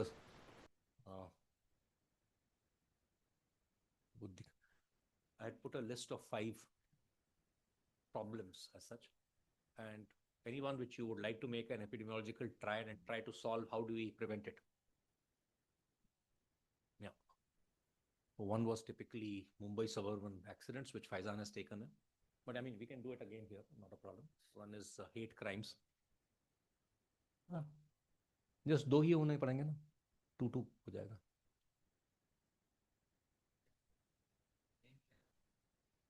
Room 1. ये तो कोई फर्क नहीं पड़ता. Some people can be room 1 and some people can be room 2.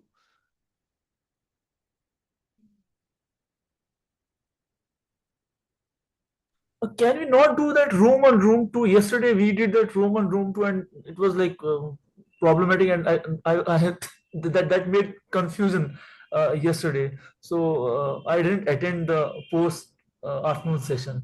So due to that room 1, room 2, there was some issue. It was continuously going, off. Okay. So okay, Safina and Muniba, would you like to join together? We'll put you in room Yes, number sir. 1. Okay. So Yes, sir. जी आप एक room में. हाँ मोहम्मद फैजान बोल रहे हैं कल बहुत तकलीफ हो गई थी तो you decide. I mean, you can be in one room and then you can decide to work alone also, not a problem. We'll come back at 3:30. Okay. You can join the Okay. group. You must have got an invitation, I think. So I think I just ignored the invitation. Okay. Yeah, just Hector, you work can alone? again send me the invitation. I'll join the room then, if that is how you want to do it. So then if you will again join on 3:30, so it's okay. Yeah. So Hector, are you there? Yes, I'm here. So I'm seeing a request here for room 1. So just join it and Mohammad Faizan को दोबारा से कैसे भेजेंगे? Okay. थोड़ा शायद ना कर दिया था पहले. वो दोनों ऊपर में जो हाँ Yes. So नहीं होगा, वो दोबारा से निकालना पड़ेगा, फिर देना पड़ेगा नोटेशन तो दोबारा। हाँ वो कह रहे हैं कि मैं हाँ वो अब उनको कैसे मूव करेंगे, हाँ कैसे ज्वाइन करेंगे, वो इनविटेशन दोबारा दे सकते हैं। You want to work with somebody? Like, what do we need to do? You have to take the topic and we need. Yeah, to construct what is the host, what is the thing, agent, what is the environment in which this is happening. The human being, basically. But what kind of human being you'll have to decide. Is it adult or child or woman or man? You know, for example, domestic violence will obviously be talking about women, right? Yeah, so analyze the host. What kind of people are getting victims of hate crimes? Oh, very good. Yeah. Oh, thank you. हाँ? आप सोचिए उसमें हमने बोला था chemical agent, social agents, ये वो है ना, तो सोचिए उसके अंदर क्या होगा. agents and Can we go back to that list now? education. Yes. No, but the agents will be the humans, na? So which age group you want? Agent? We have to make them tried, na? We have to construct and tried for that. Traffic accidents. Accidents. आजकल आना पड़ गया चाहे traffic में मैं traffic whatever, I mean, you want to pick up some other topic, you'll pick up some other topic and just see. The idea is to practice we on have to topic. we have to make a tried only. You don't need to take academic. We have to make a Everything tried. is now on to tried Google. with this. You'll get a lot of extent and whatnot. Can we take the help of that? I mean, I'm just asking. Can we? What? Please, I mean, use your Google, use your ChatGPT. I don't have a problem. You can. It may not construct the epidemiological triad for you, but I'm not sure. Actually, I've never tried it. I would not do the triad. No, but we can explore at least. नहीं, but triad तो बनाना है ना, फिर उसको मालूम चलेगा कि how do you break the journey, how do you break the interaction, है ना? That's all. Sorry. So what do we do? What's the next step? Oh, what is it? So we have to make a triad. So you understand the triad? No, I didn't understand. Okay. We'll take some help. Let's see how.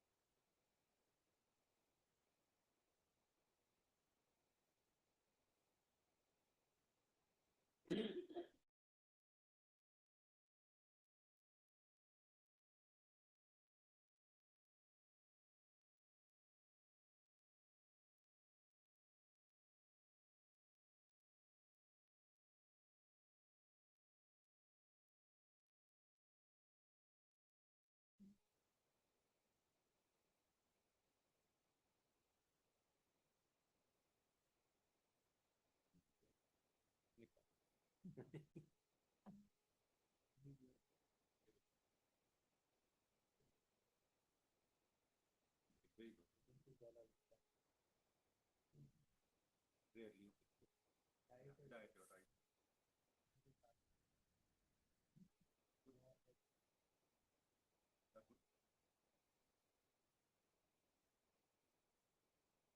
करो ना.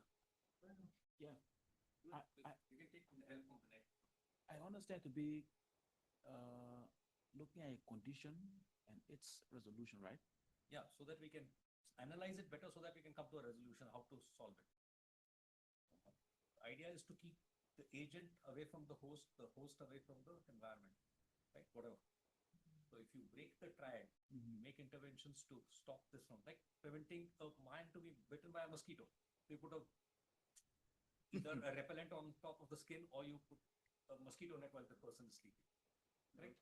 Or you give a pill to that person so that he doesn't fall ill. So whatever. So you have to choose then what you can do. Just try and practice anyone, please. Do you think there's something in Liberia which you think want to try and think of? Yeah. So I think it will be not too relevant what we want to do, or you want to work on this only. No, we can work on. The first thing is, so Yes. you have this as a condition. Yes. You have to Solve this. solve it. Yes. Does I understand? Yes, we can.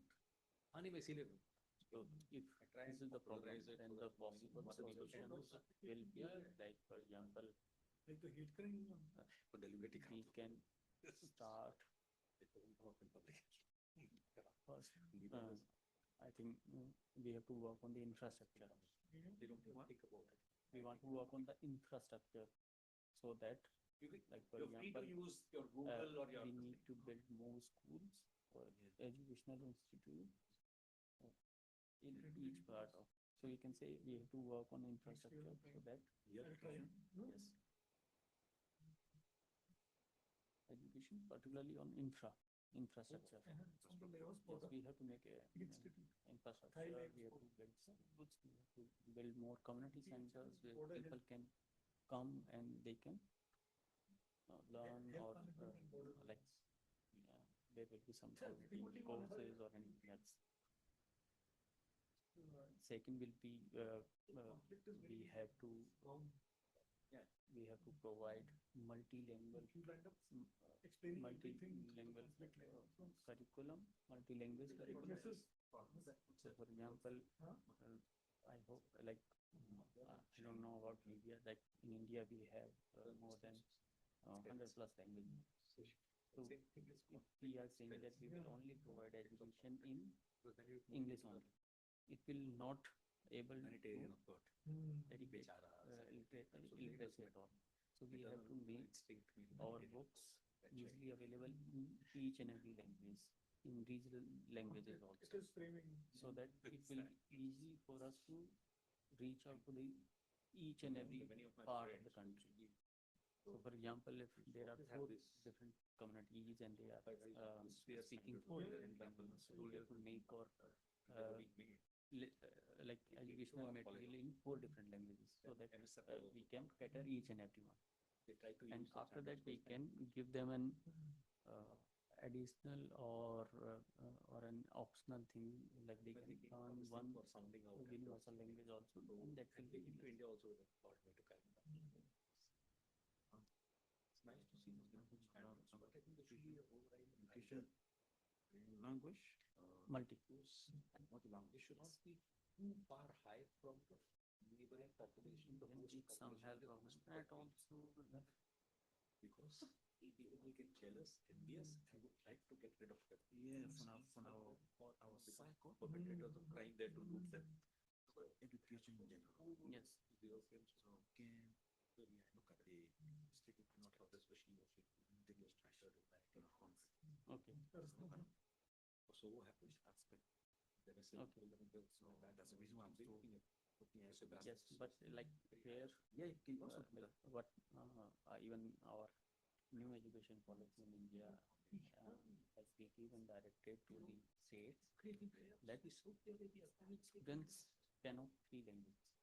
One will be their mother tongue, second will be the national language or Hindi, and third will be English. These 3 languages and students need to learn because their mother tongue, in their mother tongue they are able to communicate. In a language which is spoken by the masses at national level, they are able to connect with others also, and with English they can communicate at global level. So it will open doors for each and every. So that's why in India, every state have their curriculum in their own languages also. Yes. And English is an optional thing which everybody can learn. So that's how like Try and make a triangle also properly so that you know how to different how to look at religion. bring barriers in Religion is not an like angles I of don't know triangle. like it is you can say, but it will create it's not a solution at all. Because if we are going religion wise, then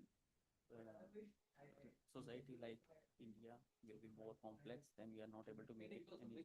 Or for example, Hinduism will say that we want to promote only this thing. Then other will say that we want to promote our own. Put like the mosquito can also be put in the environment. It's an optional thing for people that they can choose at their own. But through a systematic, because people tend if you just limit it to that, then religions or don't understand that how do I know religion is look at not mosquito. part of education It's your vector systematic. concept. Vector can easily be Separate thing. made as part of the It's environment.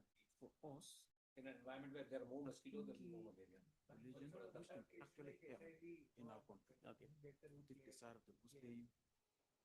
Okay. The host have Believe that characteristic of hosts is that you can your life transformation can be in the context of any of the two. Change. But Instead of looking at things differently, you can be wrong. so here Because through Bible, Quran, can change. but here we have 7. Okay. So then It's like you personal matters. you right. No, you continue. You continue. And so one is like I'm just exploring it now. It's saying mandatory and free education for each student. So that it That is is the education. yeah, but it's for infrastructure. Education in Making general. it no in general it will be too broad. So we have to define each and every. For example, education is there, but if you are not making it mandatory or free, if you are saying that like for example, you are right now you are sitting in a private university. It's not affordable for each and every single individual. But in public university can be afforded by thousands. There, if it's free. Okay. So, like in India, we have. So how can we break this down? So, like it's only we are saying here only infrastructure. We have to build more and more schools. Then we are saying it will be free of cost also. Free, mandatory and free for each and everyone. Free education. So now, like in India, we have this basic education is part of our constitutional rights also. So it's a mandatory thing for each. nice. So like till class 8 in India, public institutions are free of cost. They will not charge and penny for the students. Okay. So it's free of cost for each and everyone. So they want to ensure that there is no one left behind because it is free for each and every single person. So like there is no boundary, right? Like like they are charging to really on their religion business or on a regional basis. So it's free and accessible for each and every. So this can be the third. But there's no help would be what? I said, no, at least it will improve the anemia and all. Anemia? You're saying it's not the We look at the entire approach. unless we say it from anemia. Changing of So they can use it for catching fishes and whatnot. And they'll have something to celebrate on a baby day when they need money, they've got something valuable in the house. Look at me that. The mosquito nets on Free education, ultra, multi-language, learning. sound sleep. Actually, have you seen them using mosquito? What's so special about it? It's good. Look at the cut. Fine. Internet is not. Oil itself.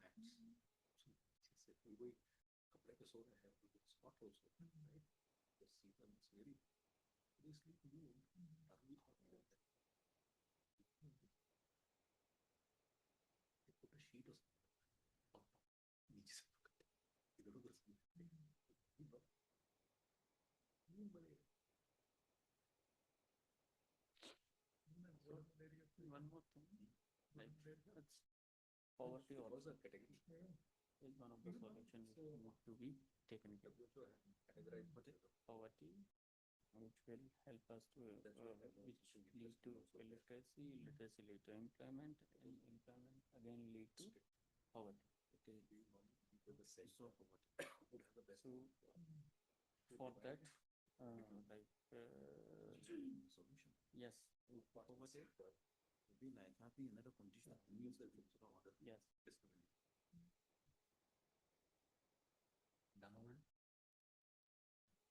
5 more minutes.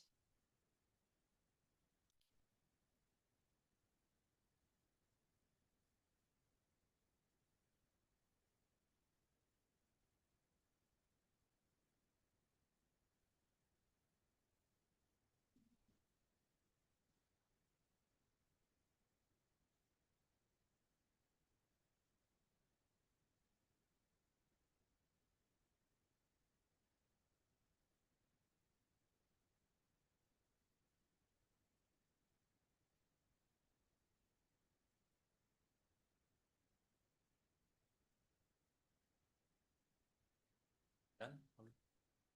You also have done or not? No, we are trying, sir. Okay. We are not. Another few minutes. Yeah, whatever. I mean, the idea is to try a bit. You may not. The idea is not to solve the problem right now, forever. So, one thing will be. Yes, we are back. Skill education. Great.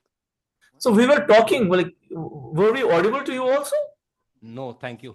Okay, okay, that's okay. So we didn't hear when if you're cribbing also. No, we were not cribbing. We were talking about this Mumbai train accidents only. So, yeah.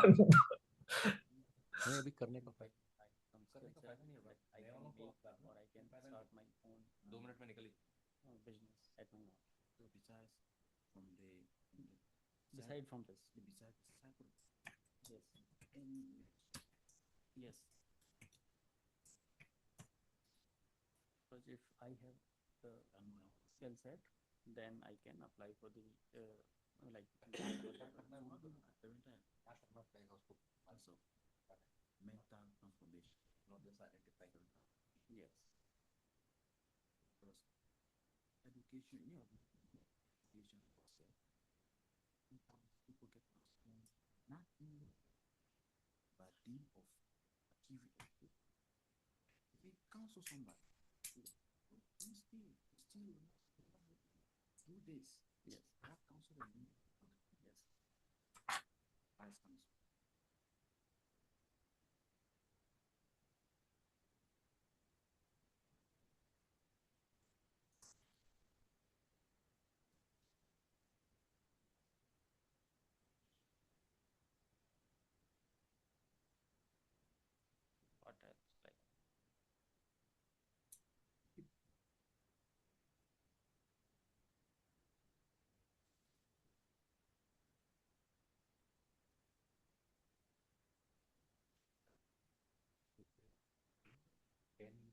this, you almost know.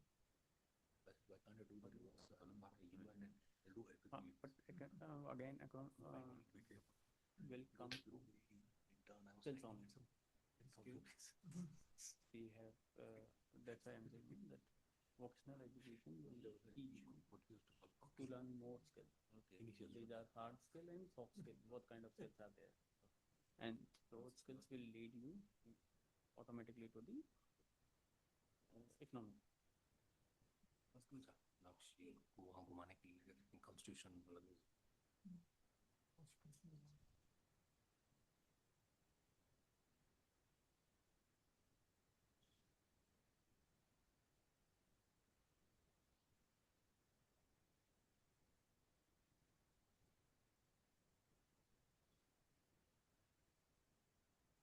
Waiting room में कोई है?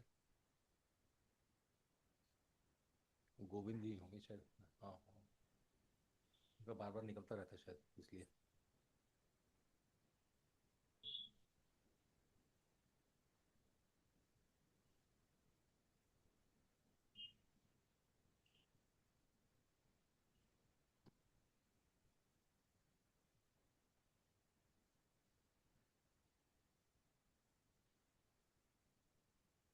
Last minute and we'll get back, okay?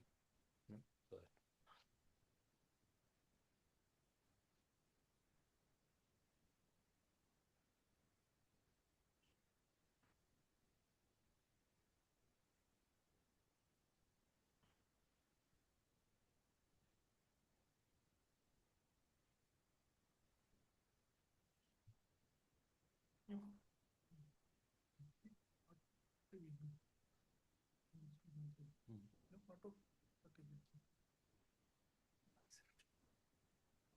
sometimes when I'm traveling for them, go and book my travel there. And very But on the board, he was scared. People got scared that government political backlash. But Jenny was very reminding me again and again. Netaji was reminding me.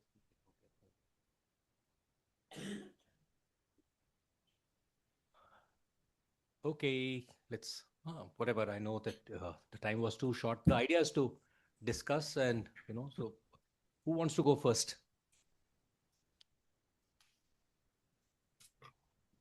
Muniba, Safrina, you want to go first, or Faizan and Hector? I think let's go.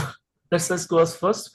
So we'll talk about this Mumbai trains. So I have lived in Mumbai. I was in Mumbai for 3 years, and I have the first-hand experience of Mumbai trains. So how that works and how people, they are in rush always, and there's a peak hours, and they have to catch the trains. I would just request you, because we'll have to share with everybody, and we want to close at 4. So okay, everybody just 5 minutes, try and cut to the chase by okay. all the 3 angles that you find discovered. And there's nothing right and wrong, right? We are just trying to use it as a tool. Yeah, of course. Familiarize the tool, not the result of it. So we have thousands of deaths every year due to these train accidents. So like we see the agents. If you talk about the agents, then we see the speed of the train. The speed of the train is one of the agents. Then we see sometimes train. There is a sudden acceleration, or you can see the speed increases. There is doorless compartments in the train, so they don't have the doors. Then we have the crowding, the congested, the pressure from the. Is that the agent or is that the environment? That is agent as well as the environment, I suppose, like both. No, so fine. I mean, you said the mechanical force or the steel, or I don't know whether I heard you right. Yes. The steel of the train and the speed of the train. Speed. Yeah, I said speed of the train, and So that's the agent. That's right. Yeah. So then we, what are the hosts when we talk about? So it's mostly men. So while they are, sometimes. So the train is the agent as such, right? The train itself is the agent with its speed, the characteristic. The higher the speed, that could be one of the doorless train. That's part of the characteristic of the agent that you're talking about. Am I right? Yes. Right. So then we talk about the hosts, mostly men. they are part of that. And then once the train starts to move, some people they start to get into the train, get down the train while the train is moving. Okay. The host is they usually are standing on the edge of the compartment of the trains. So another thing of the host, I can say, like the tiredness, the fatigue of the people when they come back from the office. So, and another thing is, like, we have normalized these things in this. So if I talk about the environment, like we see the congestion in these trains during the peak hours. As I said, like doorless compartments, that is another environment. I'm saying, that the idea is to differentiate so that you know what to do, right? The idea is to analyze it so that we come to a solution to it. So let us, that doorless train, we have already gone to the agent. Don't put that into environment now. What is the environment in then we see the pressure to reach the workplace. Culturally, we have accepted this hanging around the trains. We have the limited number of trains, for this. So these could be that could that's be an environment an environment. Working, right? So okay. yeah. Too few trains for too many people. Too many people. So for the, like, if we talk about the intervention, what could be the intervention? So first intervention, it could be like just one we second. should. Hector, anything missed out which Faizan has been presenting? No, it's okay. It's okay. We are on par. Anybody else thinks that something has been missed out? When we talk about the 2,500 people who die every year in Mumbai suburban trains, many of them are also crossing the tracks. So you missed out that, So the environment in which they cross the tracks or shit on the tracks and then get killed by of missed out. course. So I just wanted to complete that, right? Of course. Yeah. Thank you. Yeah. So if we talk about the intervention, what could be the intervention? So one intervention is we should build the doors in these compartments. So another intervention could be like something so tough, no? Yeah, I can All understand years, that. 25 years, every year They never did that. 500 people, and the government has never done it. So, why do you think? Yeah. So I think that is one of once the doors are closed, except we talk about the metro, Delhi metro, that once the door is closed, then nobody is going to. Fine. Okay, I'll not discuss that. I agree. So add more compartments. That's another intervention I would say is there. And then if we say increase the waiting time, so we have the waiting time of usually 30 seconds. Within the 30 seconds, people have to get down and they have to get board the train also. So I would say increase the waiting time for the trains. Another thing is we can do keep the separate row for the entry and the exit. So another intervention could be there, or then we can also put fine if people start hanging around the doors. So that would be another thing. And then this talking about the crossing and all those things. So we can do one thing is build these you can say some barracks around the tracks so that people do not cross. Okay. So these kind of things can be done. So boundaries could be erected. Yeah. Yes. Yeah. Good. So anybody else thinks has got something else in mind about preventing these railway accidents in Mumbai? Some students also do due to pressure of so much stress of student due to study exams. Some do suicide on crossing the train path. A few would be doing that. This suicide also occur. This accident also occur in these days due to pressure of students. I think that whole thing, people who hang out, try to walk on the walls in the tunnels, all those kinds of reels. But I think a lot of that can be stopped by just putting those doors there. I thought that was a very good suggestion, Faizan, that you talked about having two different either time slots or doors for people exiting and people entering. That can be designed. Surely absolutely can be designed. There are train designs now in China where the train doesn't have to stop. It doesn't stop at the stations now. So you can, there's one compartment which drops onto a train which has got passengers who are going to climb. So they climb down into the thing. It drops on top. It gets attached to the train as the train passes the station. So it doesn't lose them. And similarly, they will go out to a capsule on top, which gets detached from the train as it's passing the station. So many things can be done like that. So you don't have to. We are too far away from that. I know we've not been able to make doors in so many years.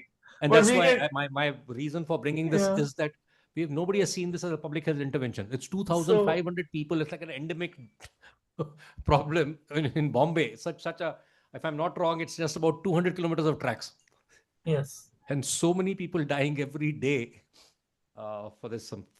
So people do stunts there. I have seen, they do the stunts and all those. Let's hear somebody else. Yeah, thanks for that. Thank you. So, Freena and this thing, do you want to say something? Which topic did you select? We selected woman deaths due to burns.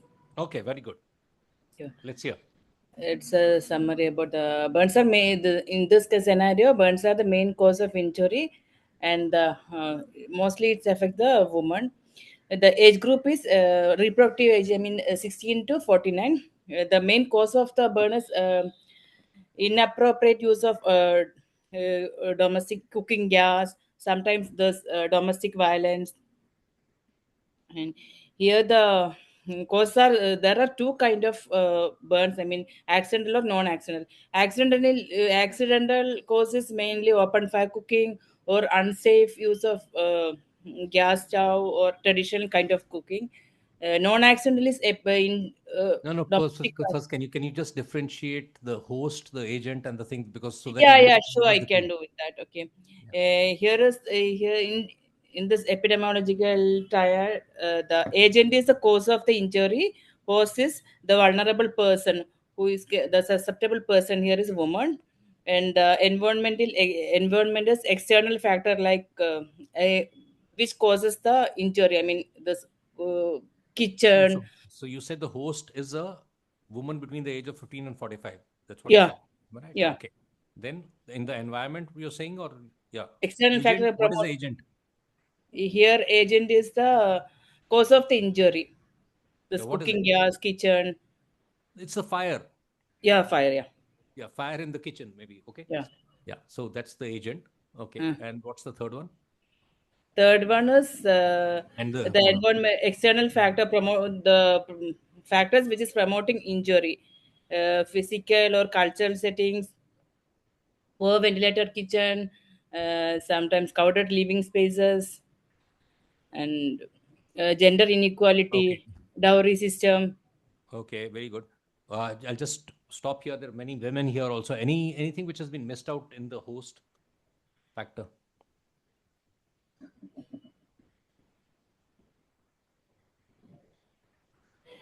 Gender role? It's an environment in one gender, she's trying to say, but something characteristic of the host which could focus your attention more on a typical type of host. The host. Okay. Let me just announce to you all that 95% of burns happen only in the husband's house. It never happens in the mother's house. Right? Okay. So there's something about married women which is makes them more prone, right? So so they just wanted to highlight that so that your interventions are sharper. Okay, ma'am. Okay, just sir. Because she's 15 and 45, she won't get killed if she's not married and not in the husband's house, right? Or the in-laws' house. Yeah. Okay. As of today, things can change, but I'm just saying now. Okay. Yeah. Here the interventions are promote and promote the safer usage of the kitchen, implement the fire. If there are two kinds of burns we are mentioning. First is accidental one.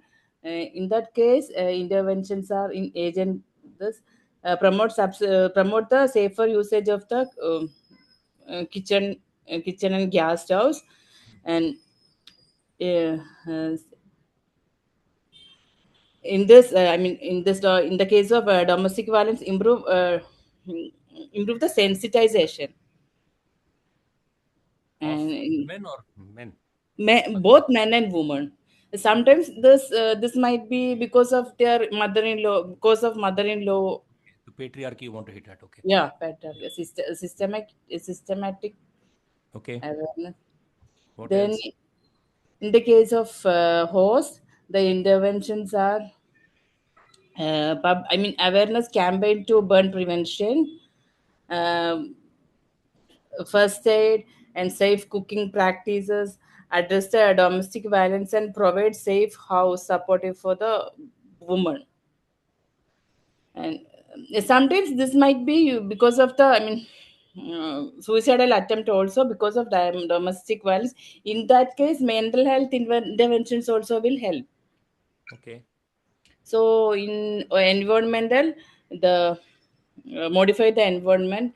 I mean, the regulations implement a stricter building code, safe kitchen basement, uh, enforce law against the domestic violence and dowry related issues, Okay. improve the uh, um, Prevent women from getting married or moving with their in-laws. yeah, Is it? You want to bring laws for that? and the healthcare system also to I mean to get the treatment faster. Very good. Often, do you know that 80% of women who died of burns in Karnataka, in Bangalore itself, Mm-hmm. were diagnosed in their death certificate was written cardiorespiratory arrest. No burns was mentioned there. When this Oh, study was brought out by Vimochana and they made a public hearing on this. And even the Director General Medical Services, his daughter had got burnt. And then the Inspector General of Police was hauled up to the Vidhan Saudha there. And the whole thing was revamped then when women brought this out.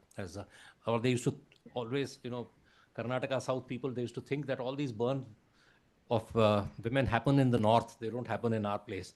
But then they were shocked to find that even in Bangalore, people had caught on with the north. Right. So there's history to it. so I won't go. I think you didn't have too much of time, but think about sir, in all the that things case, that you don't. we can You can improve. ban open fire stoves. I mean, you can have heating elements without open fire. The chances of Okay. getting burnt in that is very, very low. So in that, Clothing that women wear, with loose yeah, clothing, the chances of that accident or the importance is not only of accident. The importance is of how you can blame an accident for the actual, right?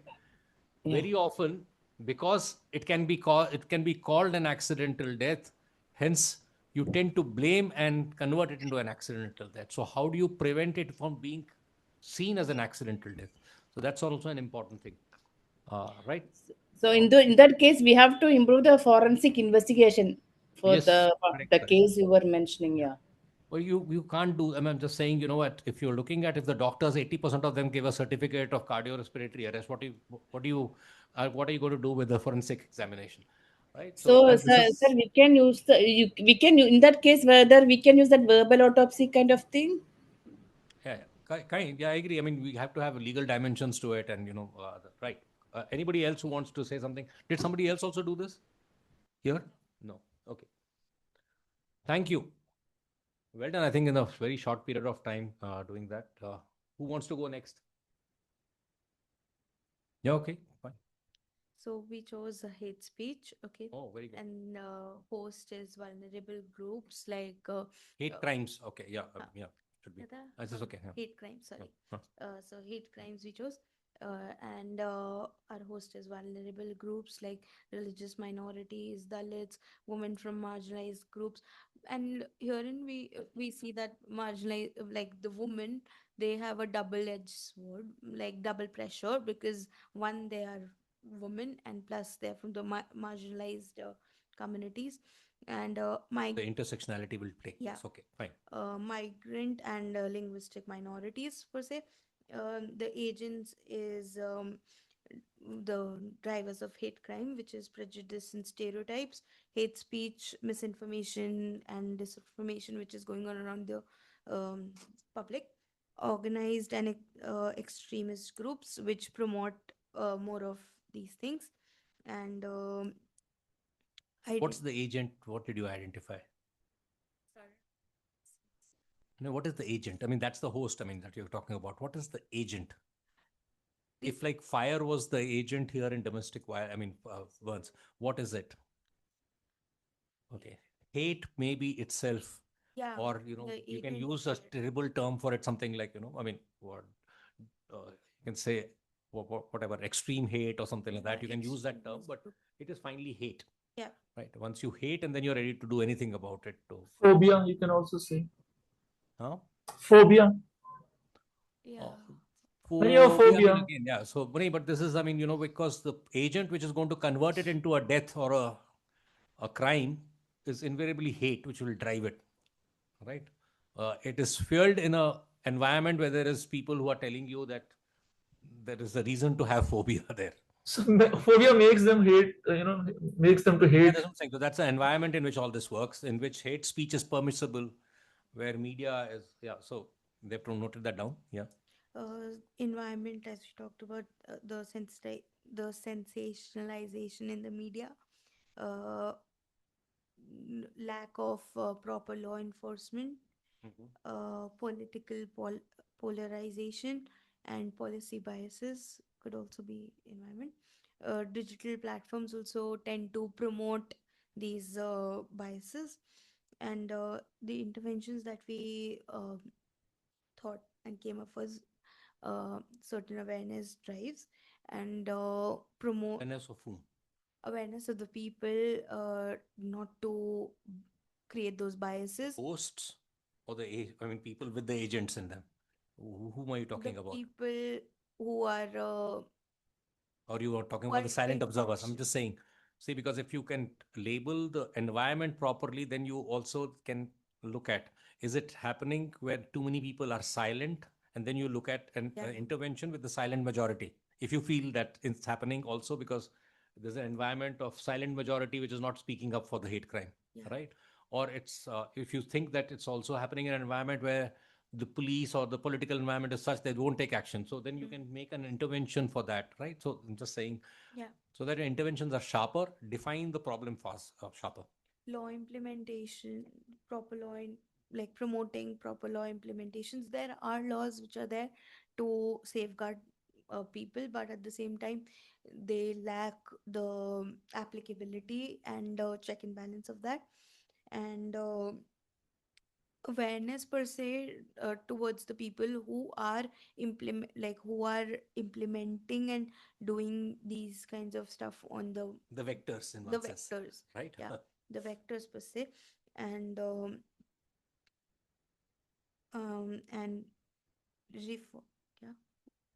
And if we talk about political polarization also and misinformation, to bridge this gap, we can also aim these similar law enforcement practices or the awareness practices to target people so that they get all the information that is out there, not just like get stuck in biases and then hate.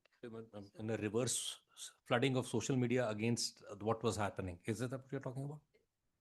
Because earlier you said awareness, so that's one, but here you're saying something else. So I just wanted to understand. There is like there's divided information, and this one information that the person is like very much like in alignment with.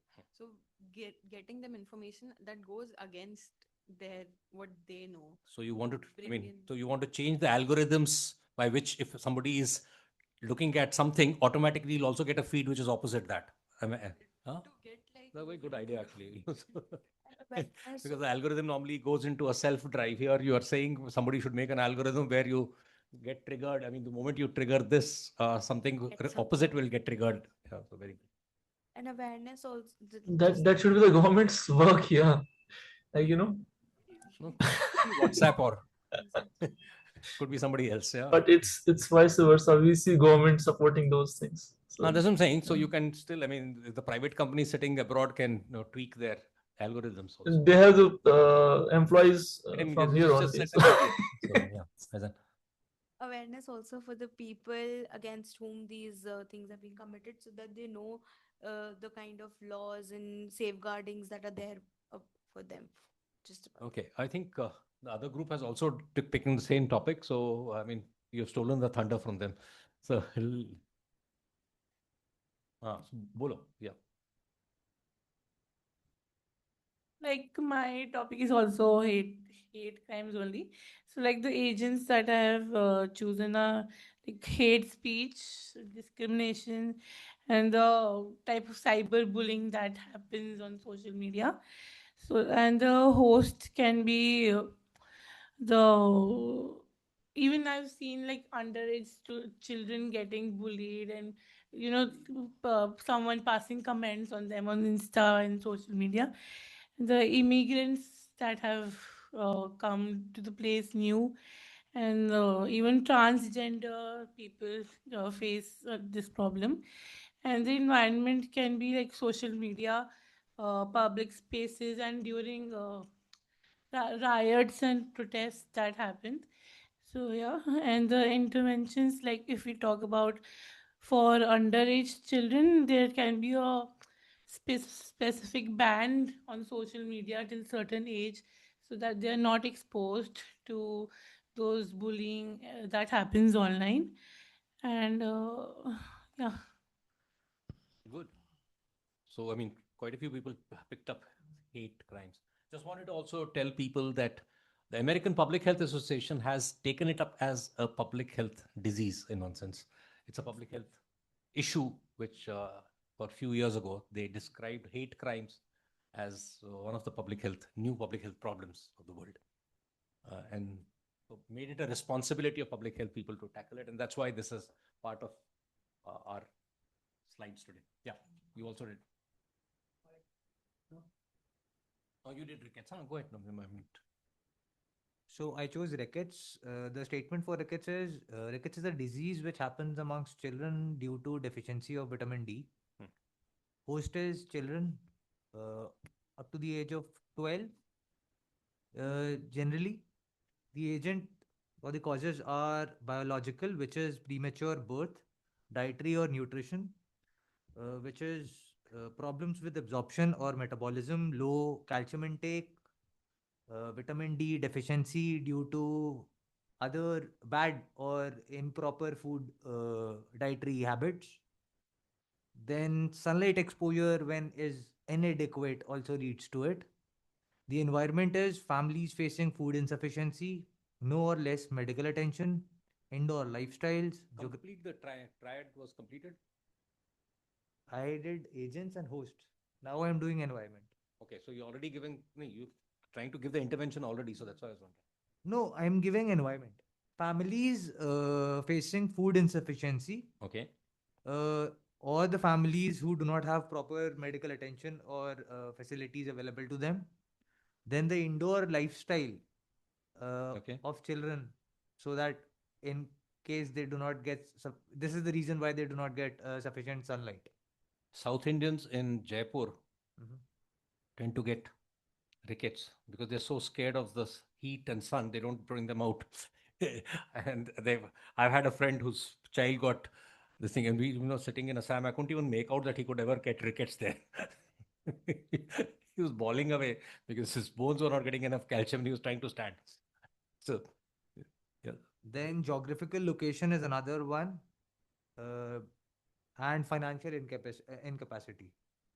The interventions that we can take is social campaigns, awareness campaigns through social media, and physical awareness campaigns. Educating mothers who give birth to children, giving them proper nutrition supplementation after the pregnancy, during the pregnancy, also educating them how to nurture the child up to the age of 12, so that the deficiency does not occur. Okay. And free supplements like vitamin D and with calcium tablets to mothers during and post pregnancy, and also to children up to 6 years or 8 years through PHCs. If you noticed out there, we had talked about, the problem in one sense, we had talked about rickets in Meghalaya. We found it rampant, right? And the various reasons for it, but to cut down to what you said, I mean, none of these things were actually a problem. It's only in one particular tribe. Right. It's not genetic. Right. Because milk is not part of many tribal diets. I mean, Liberia also, I mean, Hector and Jerome both will say that, and very often, I mean, milk is not part of the diet. So children grow up without taking calcium. Right. Right, except from the mother's milk. Right. And if mothers are busy and they don't give them milk in the first 6 months of life, right, they start with the wrong. And that's one of the things which we found in only in one tribe and one and only particular socioeconomic group rampant. All right, and because this was so common, it wasn't a problem. It was not seen as it's like normalized. ऐसा ही होता है. Right, so drawing attention to it also became a problem. And I just wanted to say that sometimes you don't have to medicalize it by only looking at vitamin D, because vitamin D, where does it come from? Where does vitamin D come from normally?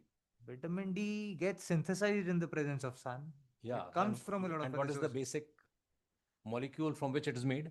Any idea? B12, I believe. No. B12. No. We're not talking about B12. Right? Okay, there's some link, but cholesterol. Okay. Basic cholesterol in the body, if it's there, it will get converted, and then in the presence of vitamin D, calcium starts getting absorbed in the body, right? So there's a big correction. The cholesterol is the basic block, so the child should be having a bit of fats also in the diet, and then needs to be exposed just for half an hour in a day if you're exposed to sunlight. Generally in Indian conditions, I mean, if it's not too sunny, I mean too clouded, children will get enough vitamin D. So I'm just saying, when you say vitamin D, sometimes you're losing out on, you're trying to medicalize the problem and put it into the domain of the industry and pharmaceuticals, as if there's nothing else, right? Okay. So you can just say vitamin D rich foods sometimes, Sure. Okay. And instead of saying vitamin D, my limited point. Otherwise, well researched. You made it. Thank you. Yeah. Yeah. What did you select? This group. We selected illiteracy. Oh, okay. In the gathering of the youth.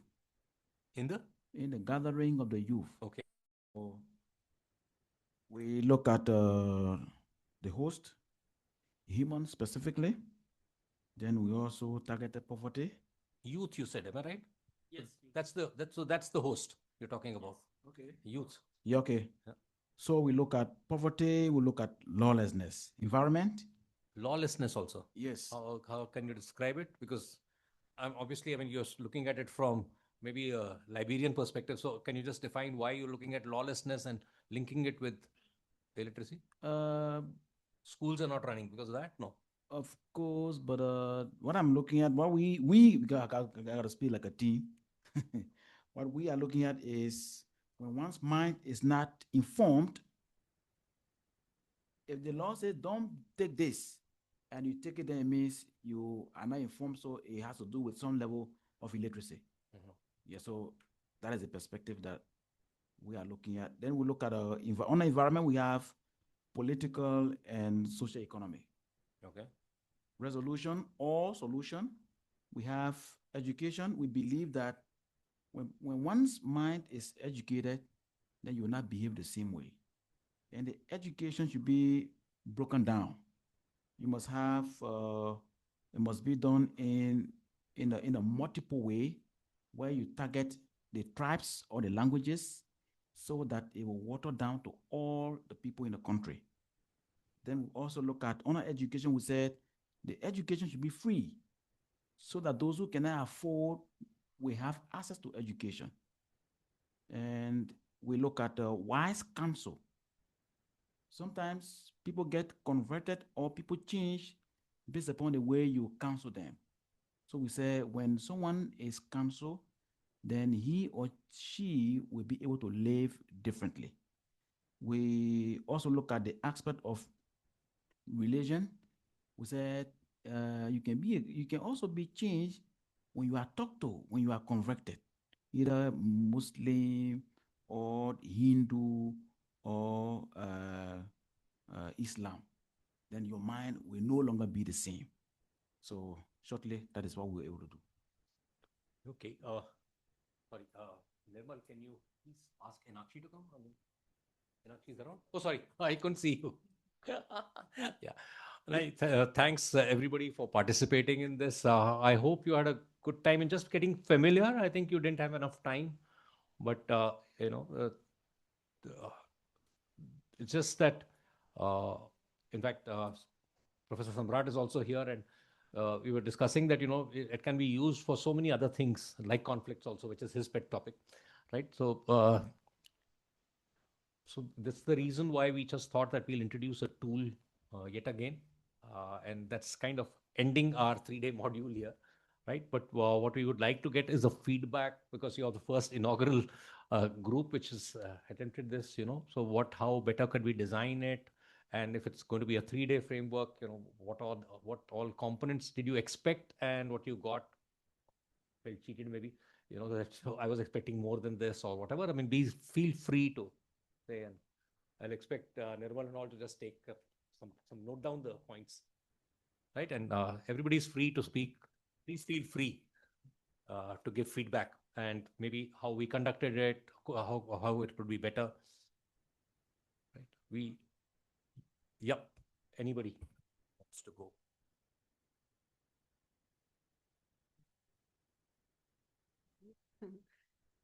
So I only attended day 2 and 3, so I'm missing out on the first day. But I think this was pretty balanced with the way that you were conducting interactive sessions plus theory. So it was pretty good that you managed that. It's not very theory intensive also, because I think that makes it a little bit, it makes it go a little haywire.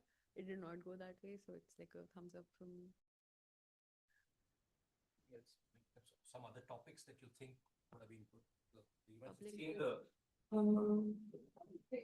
This was already pretty diverse, but maybe like we could incorporate more of something that's emerging. AI was maybe a topic that we could. Yeah, public health. Yeah. Okay. That could be interesting. But it just Okay. So I mean, we have to think about it. How much of time we can allocate for what.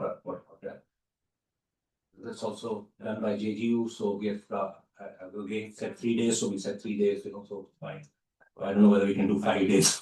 So there are many things which we can do there. Thank you for that. The sessions were really nice, according to me. And I'm someone who gets scared by the quant section, like the quant section of it, like the numbers and all.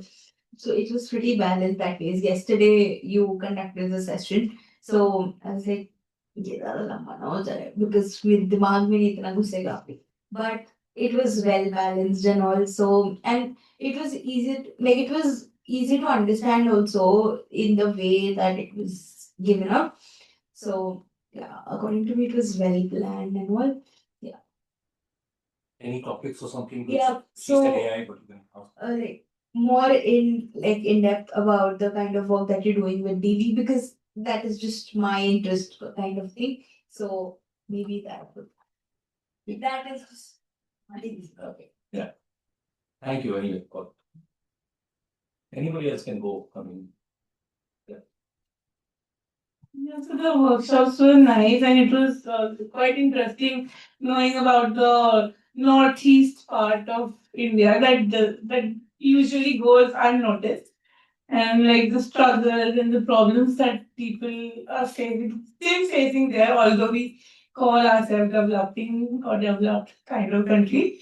So yeah, that was nice, and the activities that we did throughout the 3 days, even with ma'am yesterday, they were really nice. Topics, anything else that we can bring in? Maybe, I mean, next time, so that, because you might be having friends or whatever, and whatever, I can do that. So and so topic was there, maybe it would have been more attractive for people.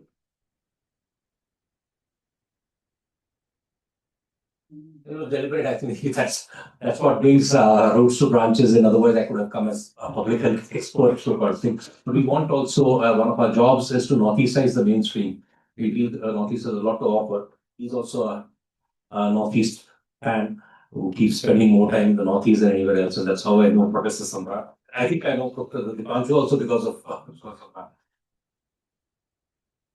So I found the sessions to be really insightful. I mean, starting from day one, the day one was building up the basics of public health and how the different factors of public health or parameters of public health, play an important role in deciphering the development of a particular nation or any nation for that matter of fact. The second day gave us the opportunity to understand the data sets that are available in the public domain through which we can research, build policies, probably study what is or how the policies are being formed or what could be done and what should be done in the domain. The third day itself, I mean, the tools that have been provided to us, maybe in this semester, we would be covering them in depth in one or two of the subjects that we have, and we're looking forward to it as well. So I do not feel that anything or anything in particular, as far as I know, to the knowledge that I have, with the knowledge set that I have, should be added to it. But yes, I mean, as per your own understanding, anything you feel or deem fit, should be added, must be added to it, as per the time constraints and all. Thank you. Yeah. Or anything that you all think it needs to be dropped, it wasn't very relevant. That was. Could be substituted by something else. Those were not very relevant. Maybe we can add activity. Yeah. Activities usually make up the workshops more interesting. So, I mean, maybe we can add, we already did 3 to 4 activities. So, that in a 3 day in itself is not a less number of activities. But we can add another activity or so. So, in order to make it more interesting. Yeah. Thank you. You want to go in? Okay. Yeah, most of the days now.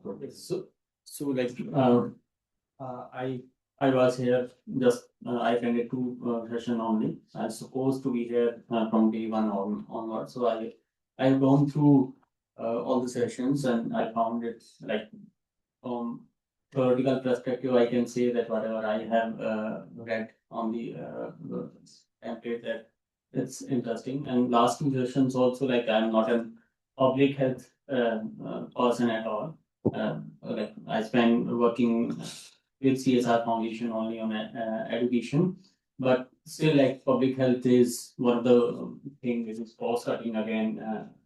So both the sessions were interesting, and as already mentioned, I think AI is the need of power where people like me can understand public health in much better way. That what are the tools and things are available for people like me, those who are working in education, how we can able to sync both the things and what kind of projects or maybe technologies available where we are able to make it education or we can cater public health related kind of things through education also. So if that is that kind of cross cutting things are there, then it will be easy for people like me or other those who are not related to the public health. We are able to connect with the workshops. So that's all from myself. Thank you. I didn't get introduced. What's your name? Sorry. So my name is Maninder. Maninder. And which CSR foundation something you work? So right now I have started my own initiative. So I'm working for myself for the time being. Earlier I have worked with HCL Foundation, Piramal Foundation, Airtel and many more. Okay. Yeah. Because we didn't attend the first one, I think we try to highlight that education is the biggest driver of comprehensive healthcare. A woman who passes 8 or 10 standard, automatically it drives down mortality rates, for health. So just to mention, so don't say ever that you don't work in public health. Your work is the most important in public health. Yeah, Jerome. Okay, I'm grateful for this occasion. This occasion has given me another idea. My concern about public health from the beginning has been in 2 capacities, government and medical. I didn't know that you can be extended outside of these two boxes. So it was during this screening, I understand that public health is, in fact, a global issue. We shall not go too far. And the second aspect is, I didn't know that I was making a huge contribution, which I believe it was outside of public health, but this screening told me that it is in the cycle of public health. Because in my country, where I live, particularly on the old way in Monrovia, what I can do is I talk to the disadvantaged youth. What about, even this is the picture. You will see I'm here convincing them to change the way they think. Because I believe that if they can change, then we can have a better Liberia. And the way I can do it is to mobilize them. I will lobby, cook food for them, and then you will see the picture here. I will walk to the marketplaces. Wow. We are now here. We are cooking. I love it, and then we were able to get something. We get rice. I cook for them. They come together. Sorry, those online, if you think that all of us are watching it and we are not, Let's Jerome show. It's okay.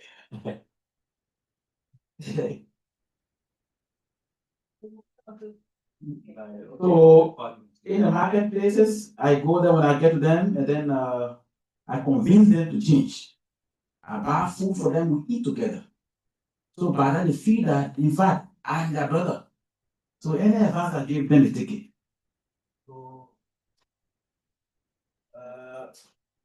we are eating together here.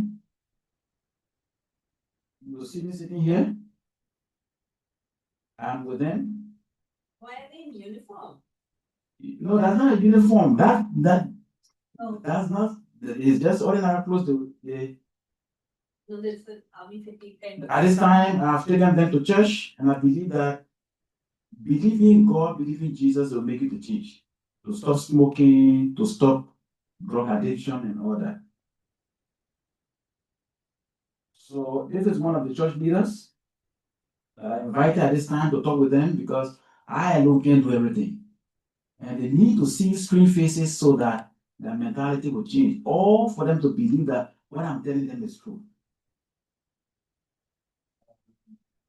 You see a lot of pictures here. A lot of pictures. So here now, I got about 50 some more persons here I'm talking to. Church leaders can be invited by me. They will come. They will convince them to do about them. So this training actually gave me vast wisdom. It's a great help. I never had interaction in my life before. And I believe that another training of days will come for me to have more knowledge than that which I have. And how can I get the food? I will write, lobby from office to office so that these young guys on the street will change their mind. So these are some of the engagement that I have before coming to OPG and Agro University. And I thank God. And my recommendation will be the next time, by God's grace, if we will have another section like this, there should be a specific section in the area of how you can engage disadvantaged youth on the street. Those drug addicts, how can you talk to them? Because it is part of public health issue. So it cannot squarely be only those who are saved. That means those who have the sound mind, those whose minds are corrupt, are not correct, who have the trauma, they need to be part of the society for the betterment of our life and of our community. When these guys are saved, they will have a better community. Crime rate will be reduced. The issue about violence will be reduced. Drug addiction will be reduced. That is the thought I have after reading the book written by Napoleon Hill, Think and Grow Rich. The day I got through with the book, I was thinking, what can I do for my community? Then there was a thought that you can mobilize the youth to change their minds. Thank you so much. Thank you, Jerome. To conclude, we need help because by God's grace, if I leave from Jenda and having to enter Liberia, the program continues. Now it has stopped because I am not there and no one is there to be talking to them, to be putting them together. convince them, take them to church, or counselors to convince them, inform the government, take media, go to television station to allow them to appear on the stage to explain the situation to the public. Thank you so much. Thank you, Jerome. I would just encourage you to also look at a website called Initiatives of Change. It's it's a global organization, but it has one of the things in India, and they work with youth all across violent areas as well as drug addiction. And their basic aim is to bring peace. So look at Initiatives of Change or ifc.org. It used to be called Moral Rearmament earlier, started by a churchman at one time, right? People online, please. Yeah, speak up.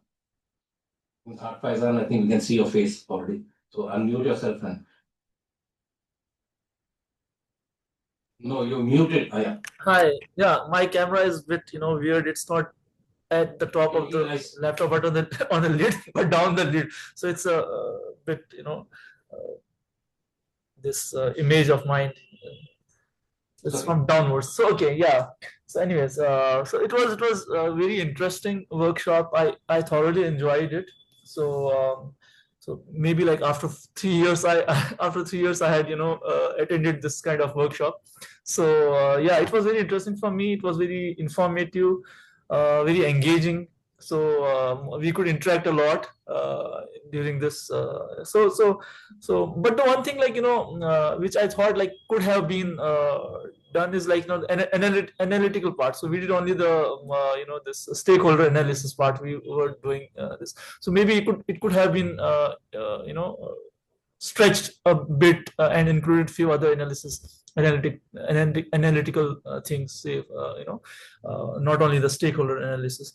So yeah, apart from that, it was very informative. So I enjoyed it. So it was great. Yeah, thank you very much. Yes, thanks, Faizan. I think your constant presence although you were online, it was very encouraging for us to keep immediately getting the feedback, especially on the connectivity. So thanks for that. Just wanted to clarify what you meant by analytical, because this was also kind of an analytical tool. When you're looking at stakeholder analysis, you're saying that one should have been longer and more in depth, or you're talking about that more analytical tools? Maybe more analytical tools could have been, bit, introduced somewhere and talked about. So Thanks yeah, for that. I think what happened was we had been told, one of the ways in which we decided was that this development practice course did not have almost anything on public health. And so we were kind of biased towards that we would be introducing the topic in one sense, and 3 days wasn't enough to layer it with too much of analysis finally. So thanks for that. Anyway, we consider that now. Yeah, I think Sabrina has switched on her camera. So yeah, please go next. Hi, sir. Thank you for the workshop anyway. I think for the first time I am attending a workshop which connects development and public health, because most of the public health workshops are in kind of public health, but this workshop connects the public health and development, and the disability also you were mentioning. So I have a request whether we will get the slides. I have no problems. JGU, will you pass on the slides to everybody, the PowerPoints? Will you be able to give these PowerPoints to everybody? You can, no? Yeah. So we can and we will. We can just make What PDFs about the and give it. recordings of the sessions? Because I missed the morning session. I have to attend one meeting, so the stakeholder analysis part I could not attend. So That's okay. We can give the PDFs of even the handout which was given. Yeah.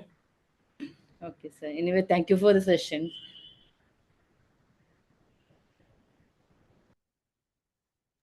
I'm sorry, we are having coffee. Thank you.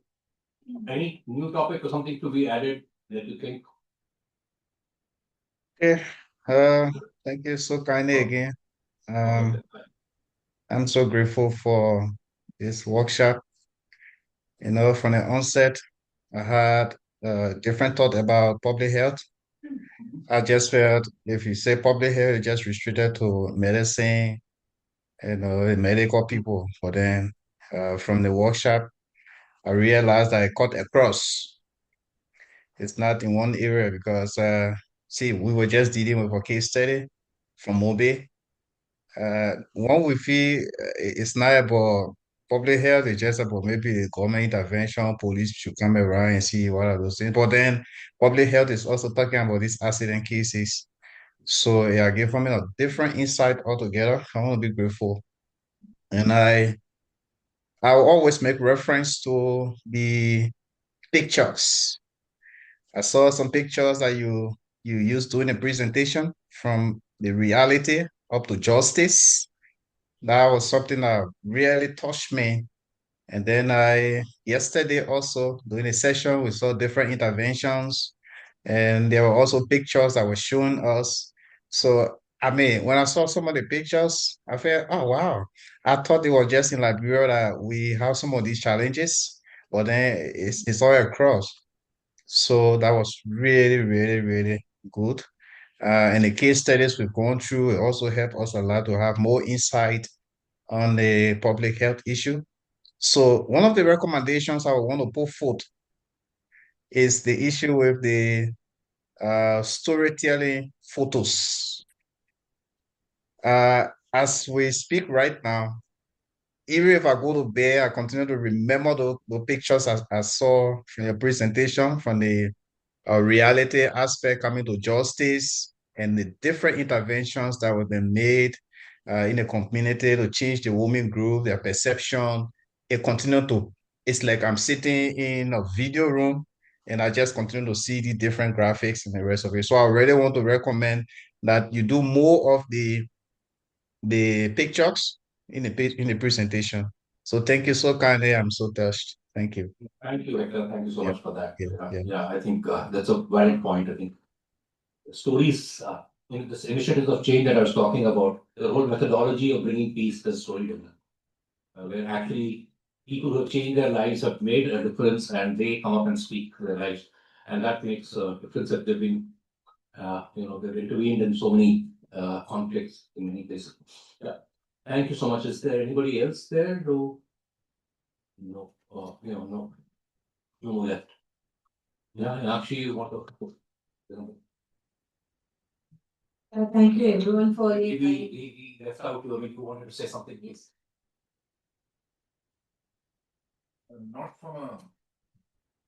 Not from a course perspective, but I've done research in healthcare for a period of 10 years almost. And what I saw the course structure, where she's been updating me daily on what's going on in the workshop. And I saw elements also come out, but a specific module on case studies in healthcare, teaching case study as a research methodology would be very helpful, because standalone, it is a strong tool. And nowadays, with mixed methods becoming very popular in India, it's going to play a major role. That's what I feel. So, theoretical aspects of how case study is implemented, what should be the size, what should be the subset research methods, how many interviews, what is the scale, what is the strength, those kind of Qualitative research methodology in which case studies, maybe a double PLA kind of thing, but live participatory learning approaches are also there. Yeah, you're right. Okay, thanks for that. I mean, we'll discuss it with the organizers and because it will need a half day in itself. Yeah, I agree. I agree. And the challenge, we come from the NGO sector. She comes from a management background, and I worked in the army earlier with a bit of a management approach, and we realize that case studies often deflect the attention also. Yeah. Because they give you the scope of the intervention. Yeah. Or but it often takes away what is happening at 80% level. People will show you some great thing which is happening in a village, and the NGOs and the government presents that, but what is happening with that intervention is 80% it's failed sometimes, very often. Today also we went and saw some farmer producer organizations, and universally we were good that it's a rare one which actually succeeds. Right? So the case studies, no, I'm not saying I'm not against it. What I'm validating your point is that looking at the content, I could make sense that why it is not there. So maybe we need to figure out how to implement it. Yeah, fine. So I think that's why we want open feedback. We're not, but how much in 3 days time, how much we can do and we cannot do. I mean, maybe we can look at the organizers. This was a leap of faith that they were taking with this course here. They already have a master's in public health. Yeah. And the department is called Public Health and Human Development, right? So this is like from the reverse angle, development with this thing. But do you want to say something? Thank you, Sujay. I don't want to add much. I just came to learn a few new concepts. That's all. Thank you. Wonderful workshop. Besides all this is being looking after our nutrition at home, giving us food, also putting fruit on our table and whatnot. Yeah, I think for me, engaging with all of you has been really great. And the interest that all of you have shown to understand the Northeast, apart from the content part, I think that was very, very encouraging for us because while people like to hear, but it also disengages if you really don't have any interest in the subject. But like Hector was saying, issues are primarily the same everywhere, but also the diversity and the approaches that one takes could be something that could be a learning for each other. So it was heartening to know that some of those elements of through pictures, what we tried to show yesterday, or the strategies that we have been taking, those sharings have been helpful. We would have also like to have more activities and some of the analysis tools that I shared. Even doing this content and putting it into a 3-day module, wherein we had much more thought on more activities, but again, because of the hybrid model, we had to realign a lot of things after coming here because we weren't very sure of how many of the hybrid model, how many will be in physical and online. So there have been a little bit of challenges on that, but we are really happy that we could engage the online people also as much possible while there were some technological hiccups initially. But I think there has been a wonderful engagement from everyone. That's very, very encouraging for us. And we hope that some of our sharings have been able to give you some thought and ideas to take back. Thank you so much. Want to say something from the organizer side? I think I'm also grateful to the organizers in the sense that they asked us to do it, and when we said, okay, we'll do it, provided we can give most of the examples from the Northeast, because we want to, our aim is also to Northeastize Main Street, and they readily accepted it. So I'm really grateful to allow us to push in our agenda also in it. And of course, thanks to all of you to tolerate it and in fact give appreciation for the Northeast content in it. So really grateful. And of course, there's an invitation. Please visit the Northeast, feel it yourself. I hope we've taken some fear out of all of us from the Northeast. It's a beautiful place. Once again, thank you. And I think we'll close here. Let's take our collective photo. Oh, okay. How do we against them on the? Yeah. Are they still around? I think please switch on your videos and that your faces are also there. And we can do that. Oh, ऐसे आ जाते हैं सारे भी. नहीं.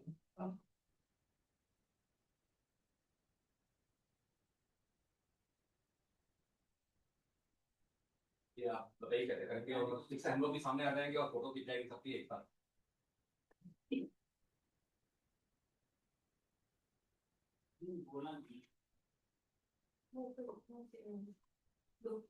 Actually, क्या से मसले काम एक बार हम खुद से बोलेंगे ना. Hello.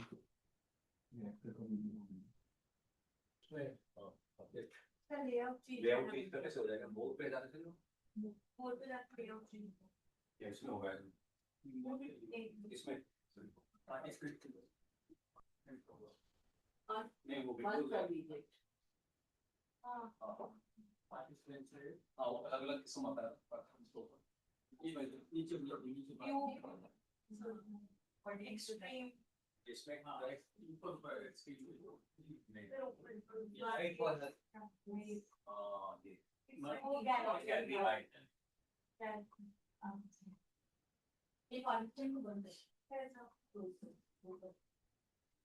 Videos of dance videos.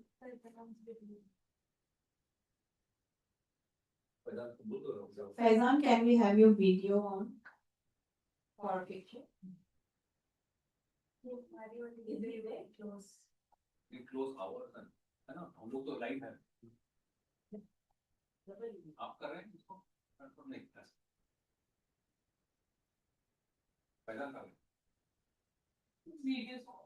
okay so it's off just come here come in as much as possible so that we are not hiding there so you no I'm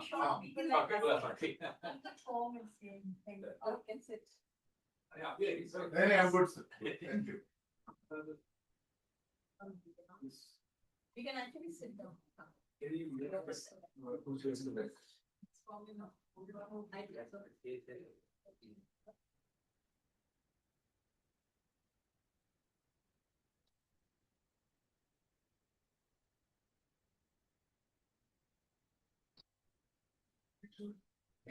आप ले लीजिए एक निर्मल की भी फोटो आ जाएगी ना तो 3 दिन से बैठे हैं आप फोटो नहीं होगी इसके अंदर अच्छा नहीं नहीं आई है बात तो राइट करवा आजकल तो टेस्ट हो जाएगा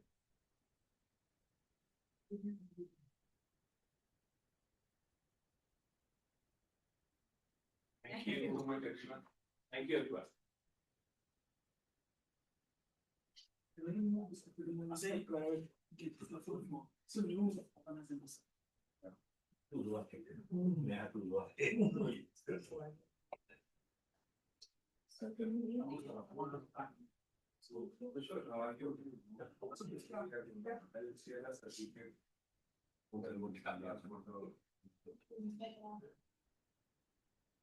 Camera to someone?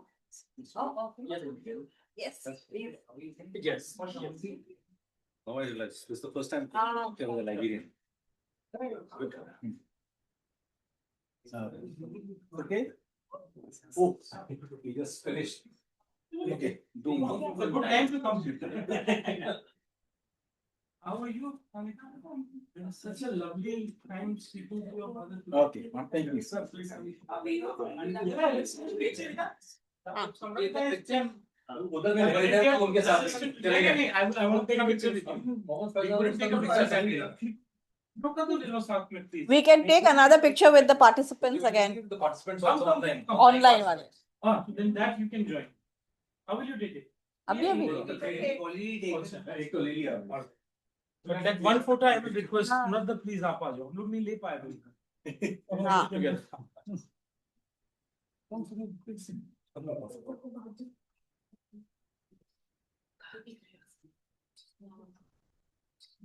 Thank you. You had a very wonderful. Come, all of you come. Come. Sort of. Please come. I'm also here. Please come.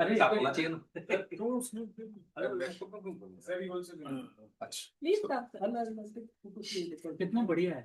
You take a photo for the party. Oh, see the online people have also. We can go there. We can again go there. Dipanshu. I'll go. All of us will. We took one there.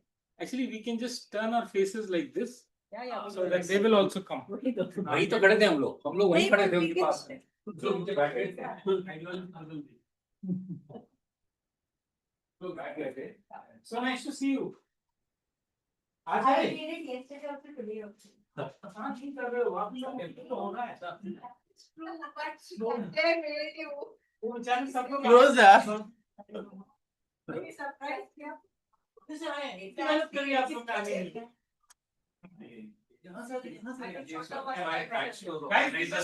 Photo हाँ everyone.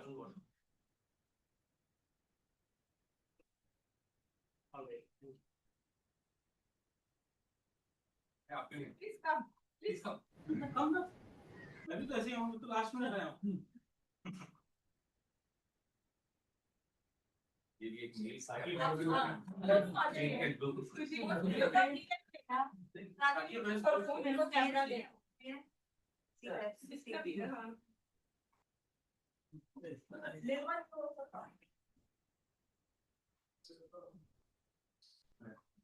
Okay, thank you. So, all done? Thank you for feedback. We have like what 10? Time will come. Acha. चलो